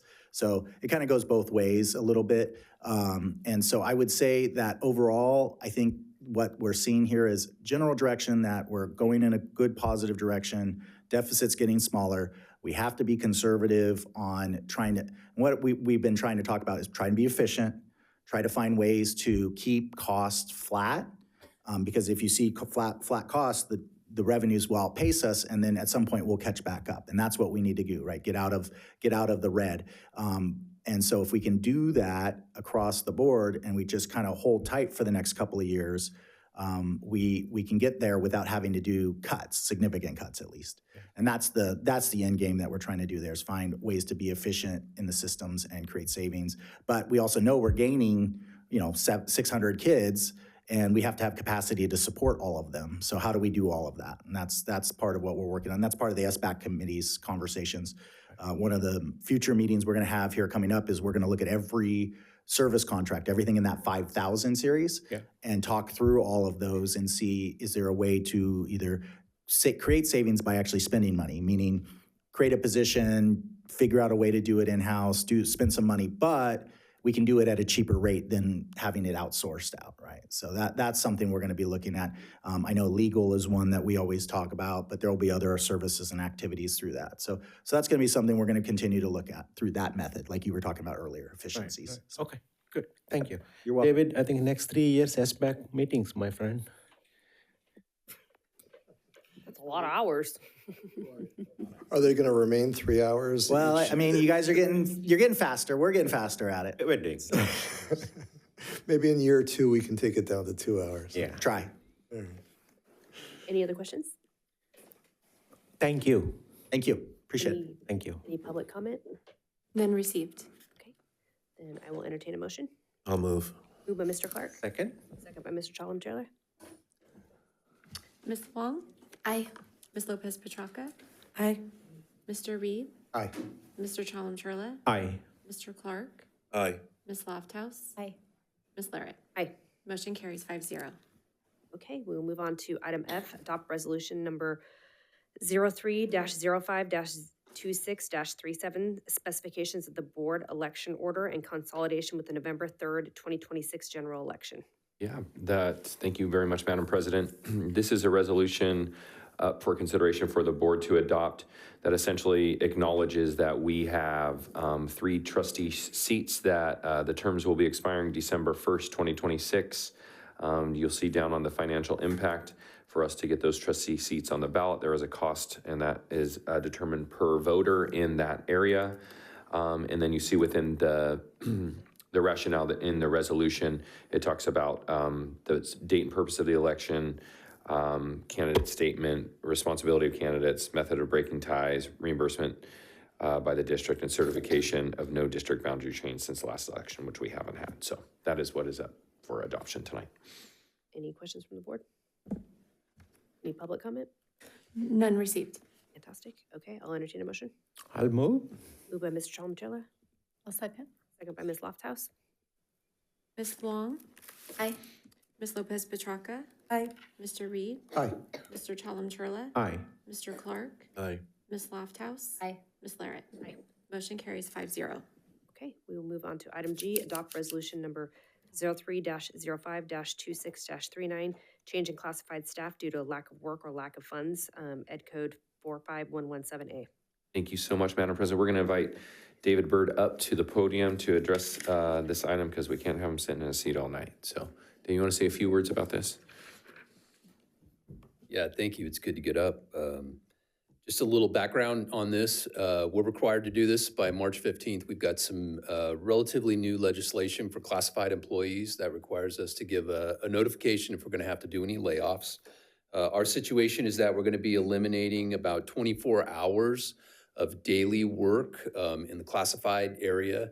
Most of that is elementary paraeducators, and where that's coming from is some changes in supplemental funding, equity multiplier grant funding, just some changes that are happening at the school level. And that's going to happen, obviously, at the end of the 25-26 school year for the 26-27 school year. What we already know is that based on what it's looking like, we think we're going to be able to add 25 and a half hours for 6 positions back into the system. But until we're able to clarify that and finalize that, we need to go ahead and make sure we notify staff about these 11 positions that we're going to have to be reducing. I will say this, when we go through this process and we have to do this, we have employees that are given an option of they can go ahead and move to the reemployment list, 39-month reemployment list, if that's what they choose to do. But another option for them is we go through seniority, and bumping can occur based on seniority. And by the time that bumping gets done, employees have an opportunity to go ahead and take the layoff instead of bumping another employee. And so it's for that reason that we have to go ahead, and you'll see in the resolution that we're going to set aside 48 hours. We have to give ourselves some cushion in case some of these employees elect to go ahead and just take a layoff and not bump another employee. So that's why the resolution is saying 48 hours. We're giving our 48 hours of daily work. We're giving ourselves that cushion to go through this bumping process. And when that dust all settles, it's our hope that we're able to, as many of these employees as possible, find employment for them in some other category. It's 11 positions, and we're going to be able to bring back 6 with more hours. So you can see we're kind of consolidating some of these positions and some of these hours that are 2- and 3-hour positions into a little bit more robust of a position. But we are going to have to notify 23 employees to give ourselves room to go through this bumping process. We don't anticipate all of those employees being laid off, but we have to notify them that that's a possibility. And so that's what this resolution is kind of setting up. A process we have to go through to kind of resort this and get ourselves ready for 26-27. Any questions from the board? Any public comment? Yeah, quickly. Just for terminology purpose, because we hear from all other districts, they are laying off 350 people. So just for terminology, we are going to absorb these people somewhere else in some other roles. We're going to make every effort and take them through the process that we do, which is to bring them in and based on seniority, kind of start with, okay, your position's going away. Here's the opportunity we have here. Would you like this position? And we kind of start to settle through that. And that does create kind of a cascading effect. And it's our hope that every single one of these employees we're able to keep into some position. We got to go through that process, and that process will take some time. And for some employees, what's available to them and the location of that opportunity to be a paraeducator, they may not want that position in that location. They may go ahead and just say, I'll take the layoff, go on the reemployment list, and then we kind of start to see what starts to build back up as the school year starts. And they're the first people we call to give them an opportunity to come back. Thank you so much for explaining, and thank you for the thumbs up, Rob. Madam President? Yes, sir. CSBA, what are your thoughts? You're good? Okay, all right. Yeah, Rob's been great about it.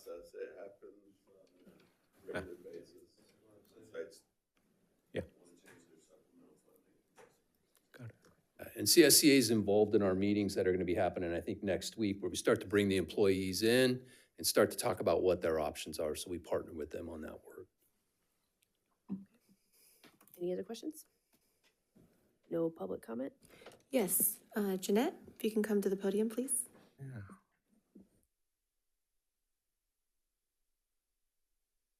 So, Judith Sanzabach, FCA president. So what wasn't mentioned is that most of these cuts are coming from the K kindergarten classroom, which was just discussed today. I was notified by a few reps that they were told that the K aides, the K paraprofessionals, were not going ahead and being redone again in those K classrooms. And as you heard today, we have behavior issues in those. So though I do appreciate the classrooms, the budget crisis, and the extension of the paraprofessionals in the K classrooms beyond the original MOU, because when we went ahead and we went to full day, we promised that the K classrooms would go ahead and have paraprofessionals in it. That MOU expired because it was supposed to be for 1 year. And that didn't go ahead and get done, but the district was generous enough to go ahead and extend that. Well, like I said, however, with the presentation that was done today, I don't know whether this has been thought through thoroughly and whether this was kept in mind when this decision was made. Plus, this wasn't brought to SBAC, which I thought was interesting, to the committee. I'm talking. For consideration. And since this decision is cutting a position and the impacts of it should be discussed, I felt so. Thank you. Thank you. No further comments? We'll entertain a motion.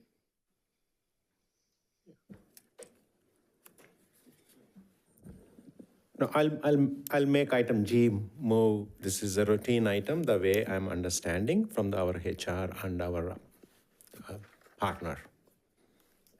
Moved by Mr. Chalem-Chella. Could I ask a question, actually? Mr. Byrd, can you speak to that? Are these specific cuts from our kindergarten classrooms? I don't know the specifics of where all those cuts are going to go. I don't have that in front of me. I mean, I trust that sounds like that's probably where there's going to be some cutting and some cuts are going to take place. Yeah, let me clarify. There is a site allocation from the district. Every kindergarten or every school site with a kindergarten classroom gets 2 hours of paraeducator time. That has not been cut. That is continuing. If a specific site has augmented that with extra time with their supplemental funds, that could potentially be, but that would be site specific and that would be part of their site plan. So that's not, there's no cuts to any kindergarten allocation through the district allocation of 2 hours per kindergarten class.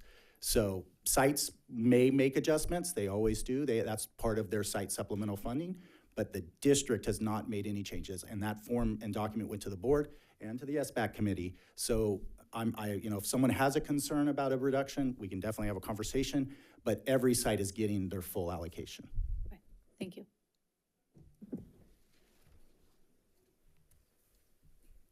Looking for a second here. I made a motion.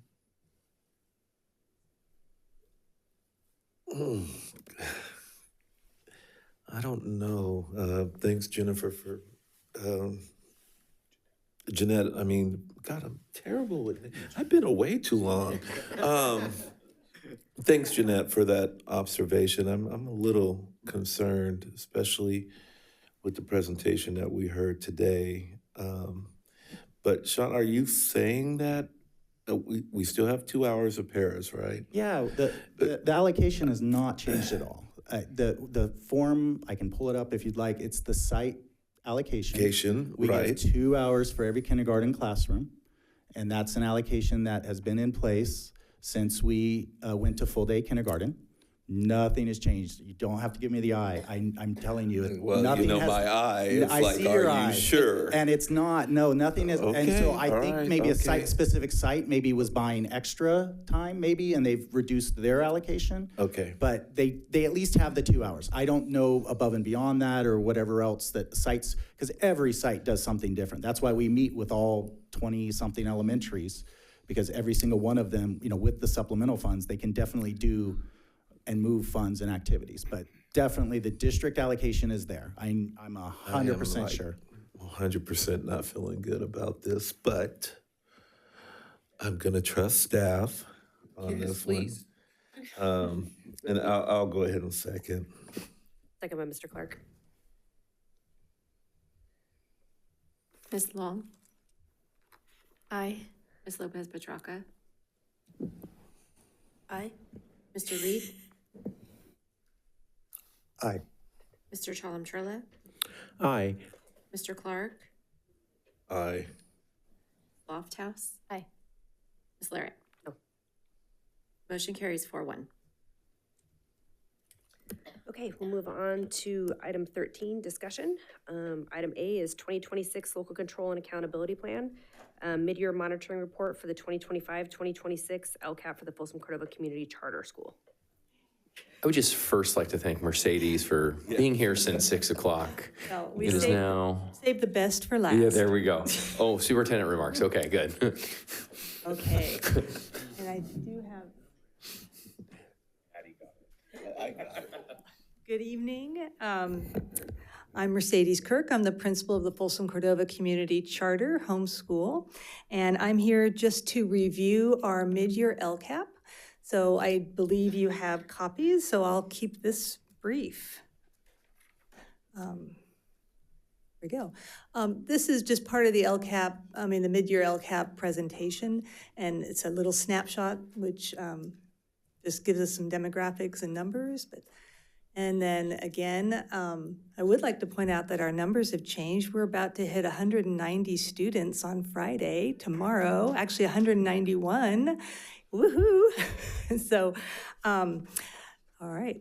And this is a link that takes you to our actual mid-year monitoring report.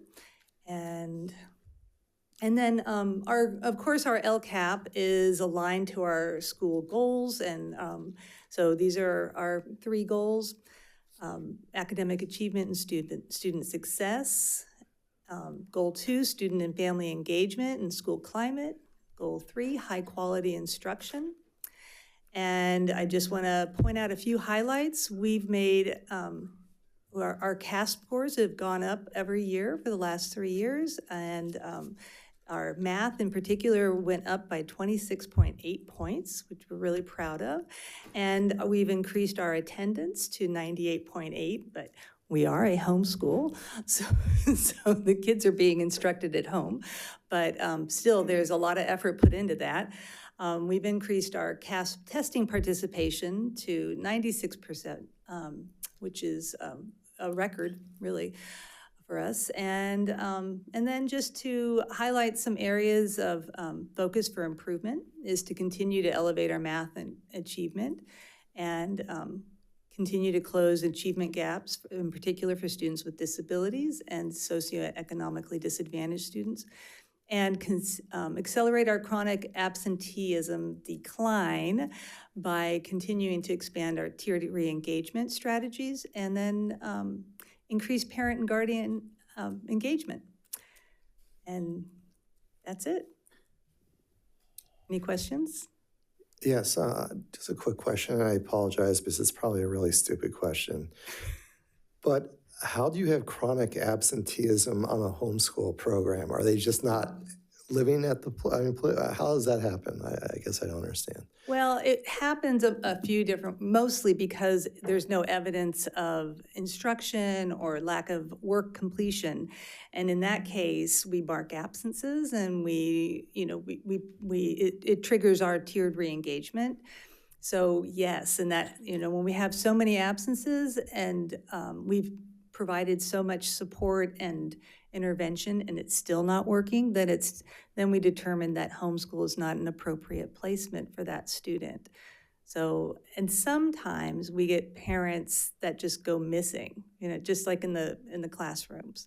So, yes, unfortunately. So is it more absenteeism of the parents than the students, or is it sounds like it's different than traditional school. It sounds like the absenteeism is based on not performing the work versus not physically being where they're supposed to physically be.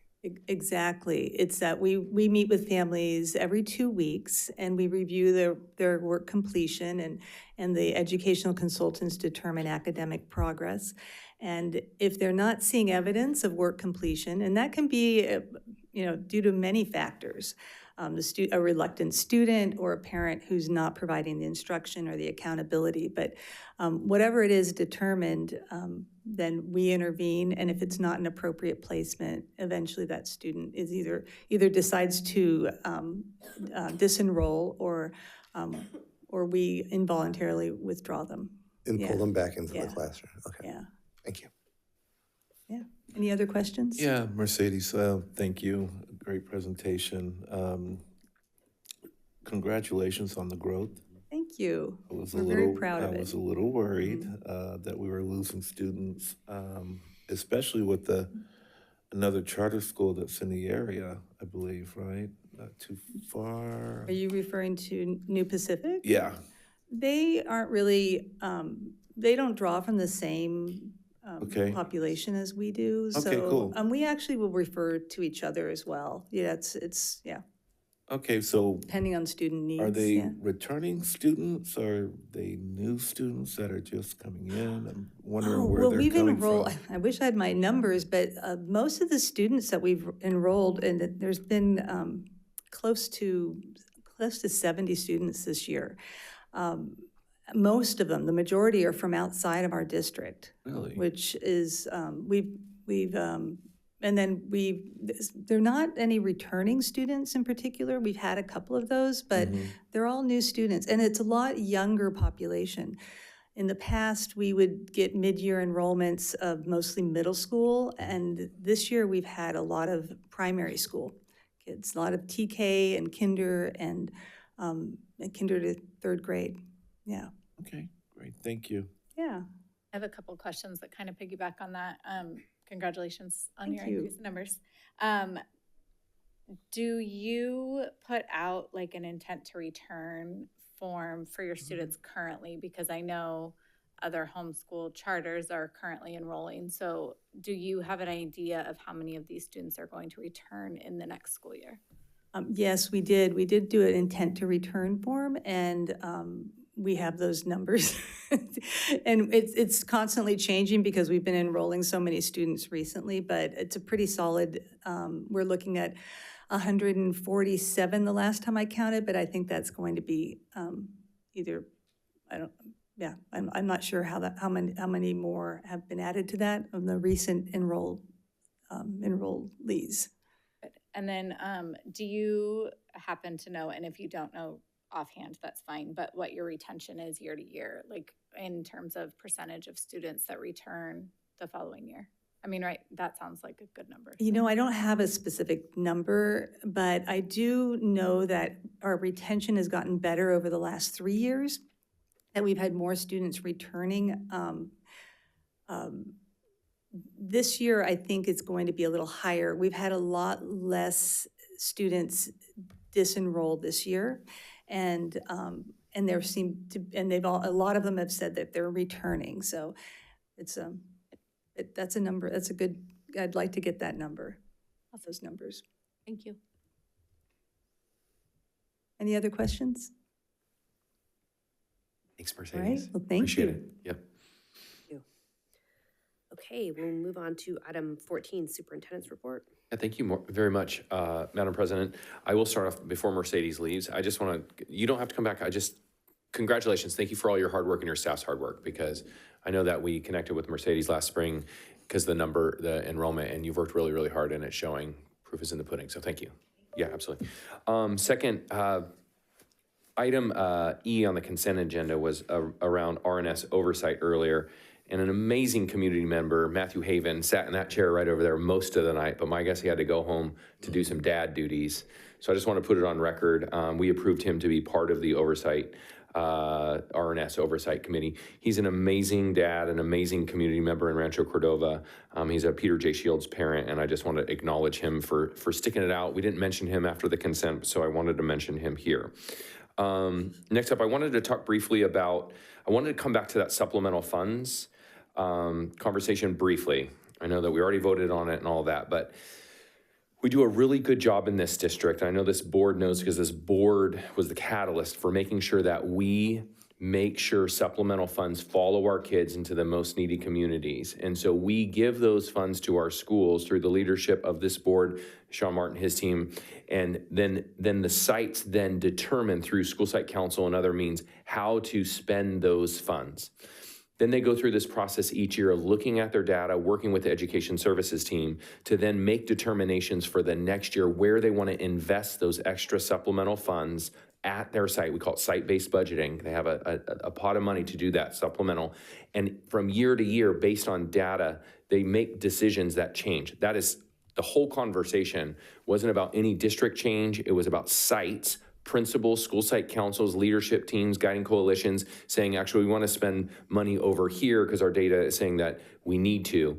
And so when those decisions are made, of course, there's a trickle-down effect for people, but I hope everyone heard what Dave said, and it's very true. It is, I don't want to call it a formality, but it is something that we have to do based on the collective bargaining agreement, but we're going to make every effort that those people come back and are working in our system, and then also that the sites have made decisions that then next year will come back, and we'll see through improvement science. They have change ideas. Did they work through the Plan, Do, Study, Act process? If they did, then we're going to adopt those practices. If they didn't work, they're going to make different investments. So I just wanted to make a few comments about that to make sure that's really clear to this board, because it was actually your foresight that then ends up in that conversation around how our sites can change funding based on needs in their sites. So up next, I want to talk briefly about so we've been talking for a while, gosh, almost a year and a half now, about other opportunities for us to give access to our community to have voice. And one thing, President Larrett, you came back from the 2024 CSBA, and you had sat in a session that talked, I think it was Natomas, and they talked customer service, and we had talked about that. And we've been talking about different districts that have the funny title, but called an ombudsperson, and ombuds people are hired by districts to make connections with families, to really hear them out when they have concerns. Martha, can you cue up the landing page real quick? So we have been working, I appreciate Angela Griffin and her team in helping us on the background, and I'm gonna thank a lot of people on this, but this is, for all intents and purposes, it's gonna go live tomorrow when our board briefs go out.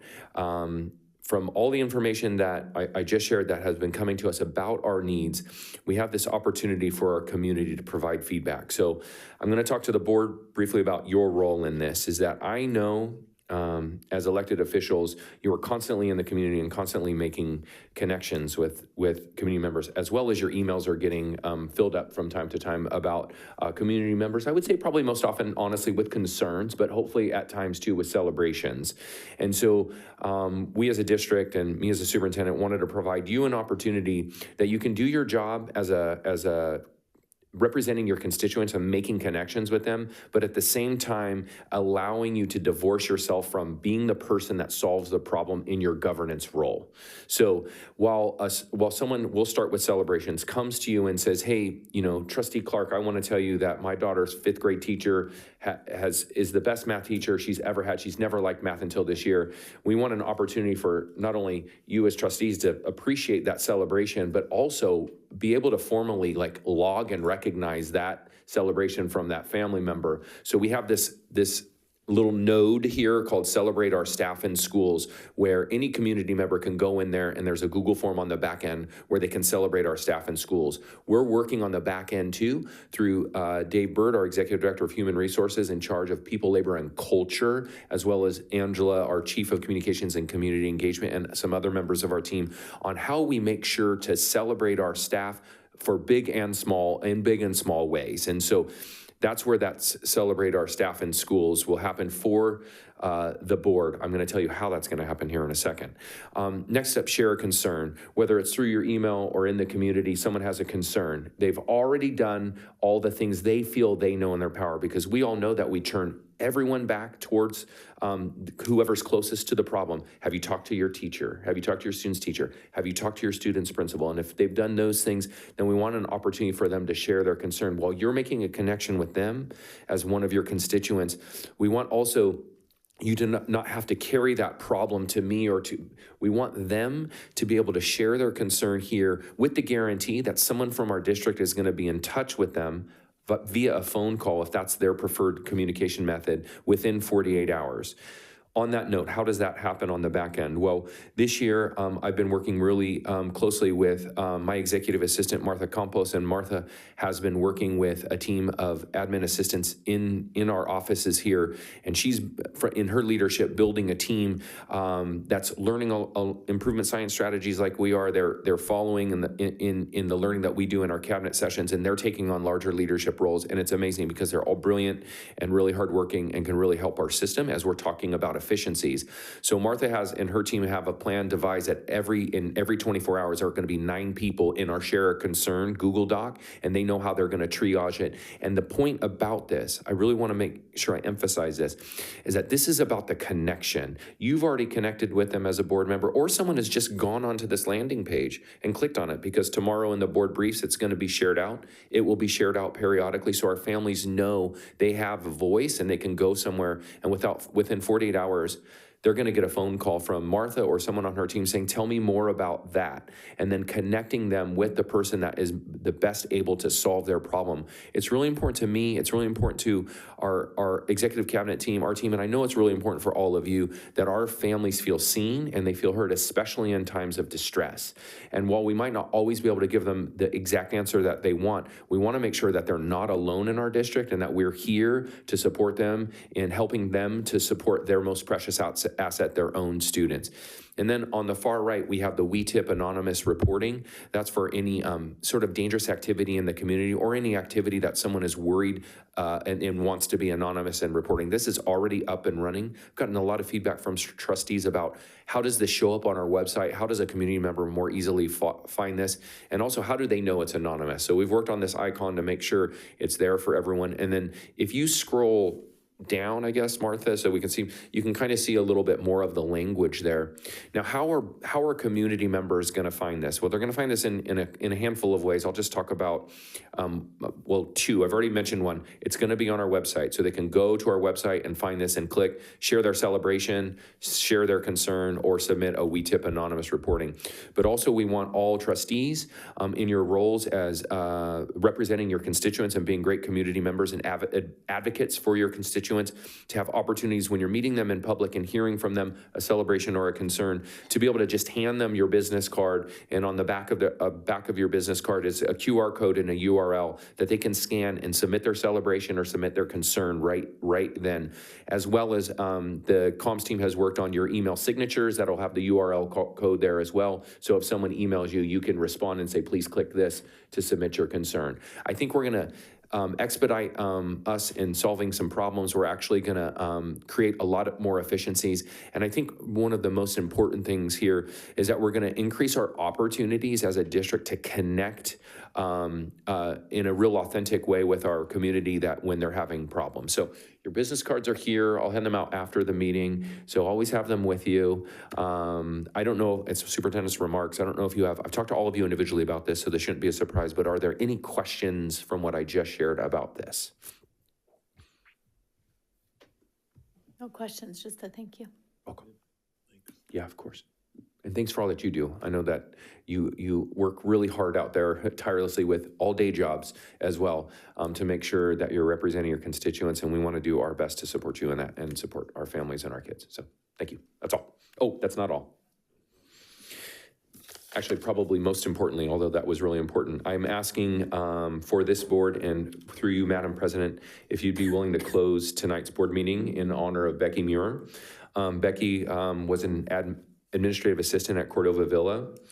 Becky started with the district in 2003 as an instructional assistant, then a school clerk at the secondary level elementary school administrative assistant, and she has passed. Mrs. Muir was a cherished member of the Cordova Villa family. She brought joy, dedication, and warmth to every corner of the school. She was known for her love of students and staff, warm personality, and outstanding work ethic. She has a wonderful sense of humor and a love of education while wanting the best for every student and their family. So I would appreciate it if we could close in her honor. Absolutely. Thank you so much. All right, moving on to board member reports. Patty? But can I? Yeah. Okay. I had one quick question for Mr. Swanson. Are me and Addie getting business cards too? No, but when you choose your college, you'll get a hoodie. Is that a fair deal? Okay. Okay. Yeah, we'll talk about the business cards later. For real, for real. We'll talk about them.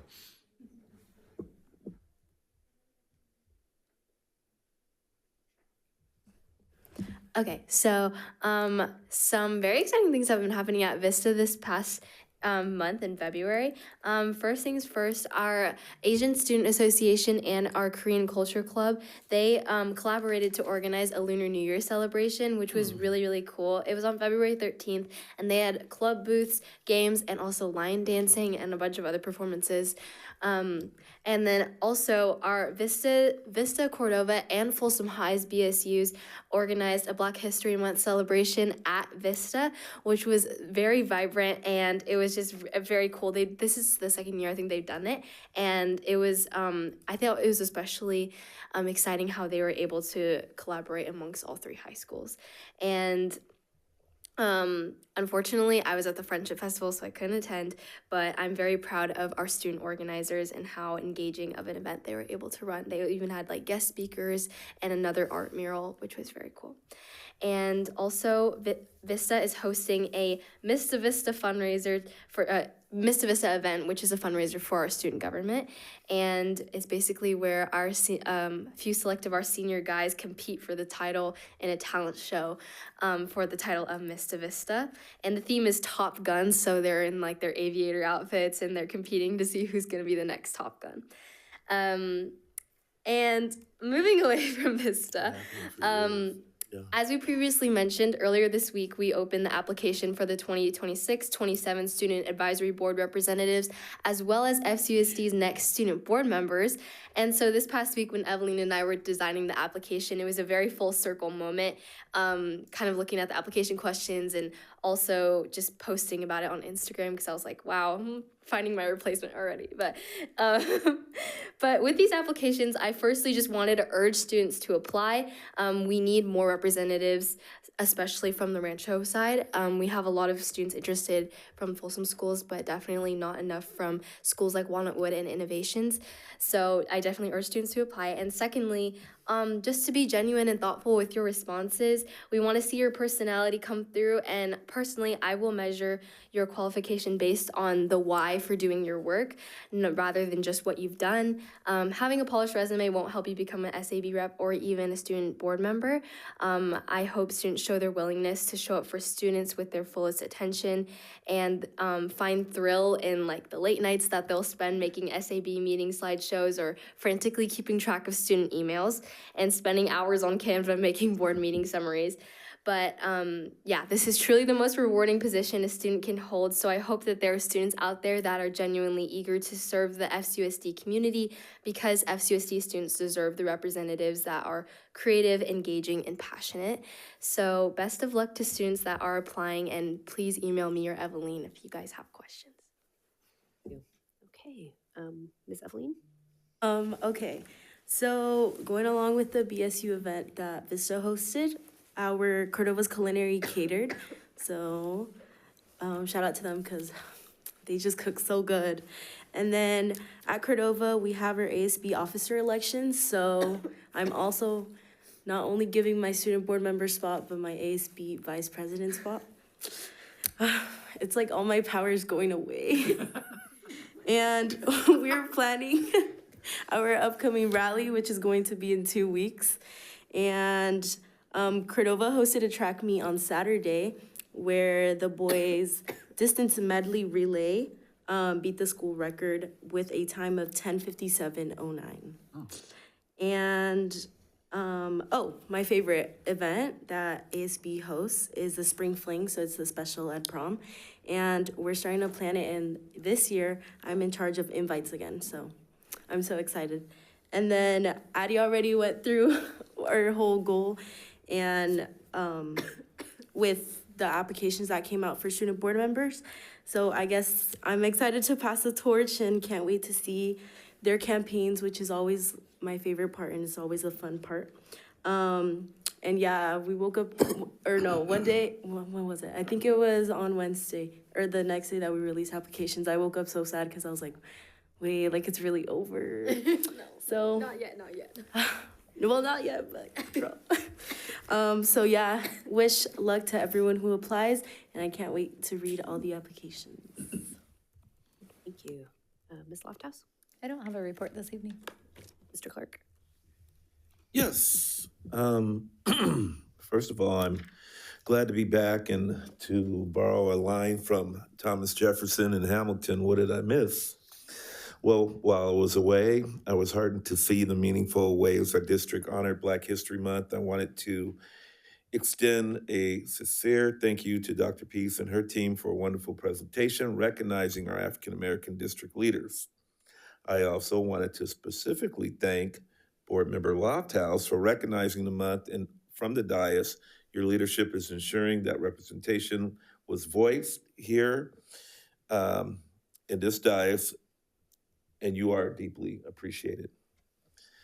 I have had the pleasure of visiting Carl Sundahl Elementary to speak with students about Black history, and I attended the celebration at Vista del Lago High School, which brought together all three of our comprehensive high schools, and a special shout out to our Cordova culinary team for providing the excellent food for the event.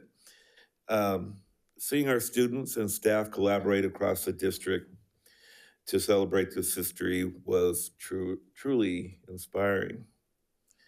Now, we jump into recognizing this month, Women's History Month. As we transition into March, we celebrate Women's History Month. This is a time to honor the incredible women who have shaped our past and those currently building our future, specifically the educators who serve as the backbone of our society. In that spirit, I want to recognize a colleague who sits here on this dais, Board Member Lofthouse. Congratulations on being named Folsom's Person of the Year. It is a well-deserved honor, and it is fitting to celebrate you today as a leader, not just as a leader, but as a dedicated educator. I wanted to make a personal tribute to educators, and for me, a personal legacy. Teachers are the architect of our society. They do not simply teach a curriculum. They provide mentorship, empathy, and resilience that students carry for a lifetime. This month, or this past month actually, carried a profound professional weight for me, as I remember a very special educator, my mother-in-law. Her legacy as a public school teacher is a testament to the power of life lived and sacrificed to others. Though she passed away on February 17th, her influence lives on in the thousands of students she taught in her classroom for 33 years. She represented the very best of us, a woman who gave her time, her intellect, and her heart to ensure a brighter future for her community. So, to my fellow board members and the community, recognizing Women's History Month is about more than just the figures in our textbooks. It's about honoring the women in our hallways and our own families who have sacrificed to educate our youth. Tonight, we celebrate their strength, their brilliance, and the incredible marks that they will leave behind. So with that, that's my report. Thank you so much, Mr. Clark. Mr. Reed? No report tonight, thank you. Okay. Mr. Shalom Taylor? Mine is, Read Across the America. That's so fun to go around the elementary schools. That's awesome.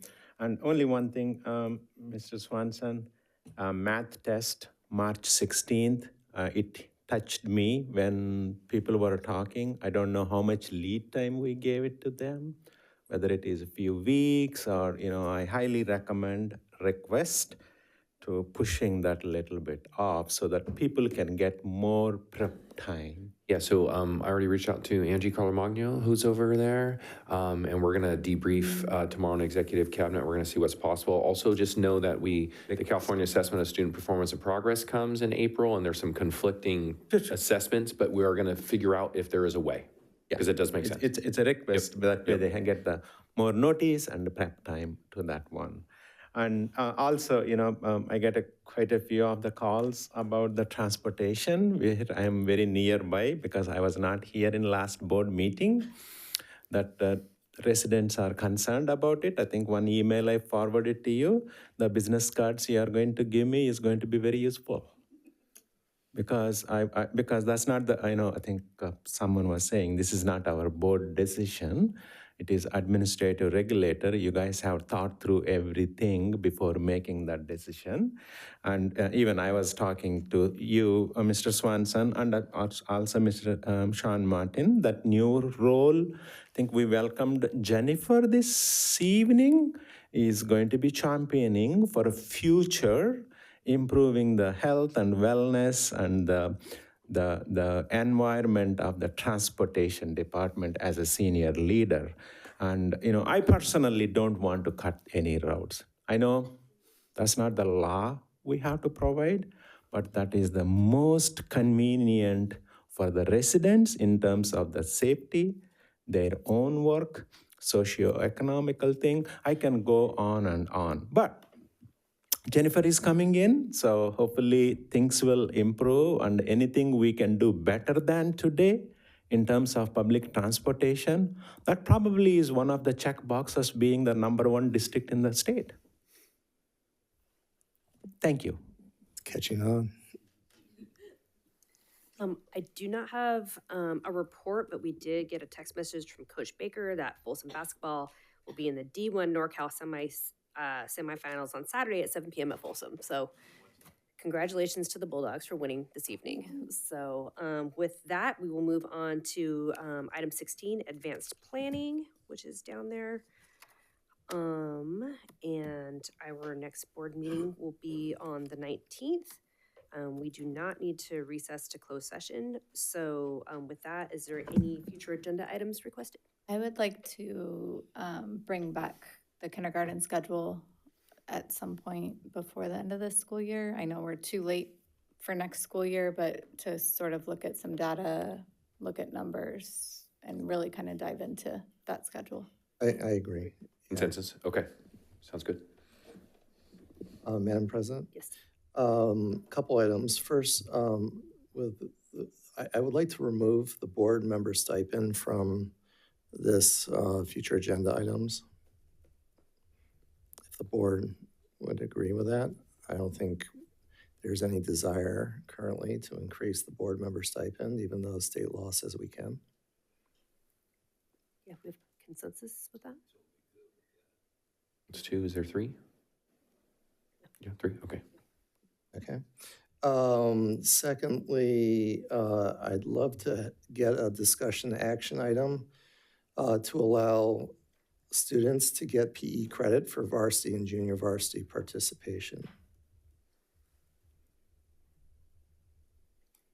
Other districts do it. Yeah, I'll do some background work, then I'll get information to you, and then we'll decide if it ends up being a discussion after, or wherever it comes back. Yeah, for sure. Okay. We'll do some work on it to figure it out. Yeah, and it will show up at a future agenda? Yes. Okay. Yes.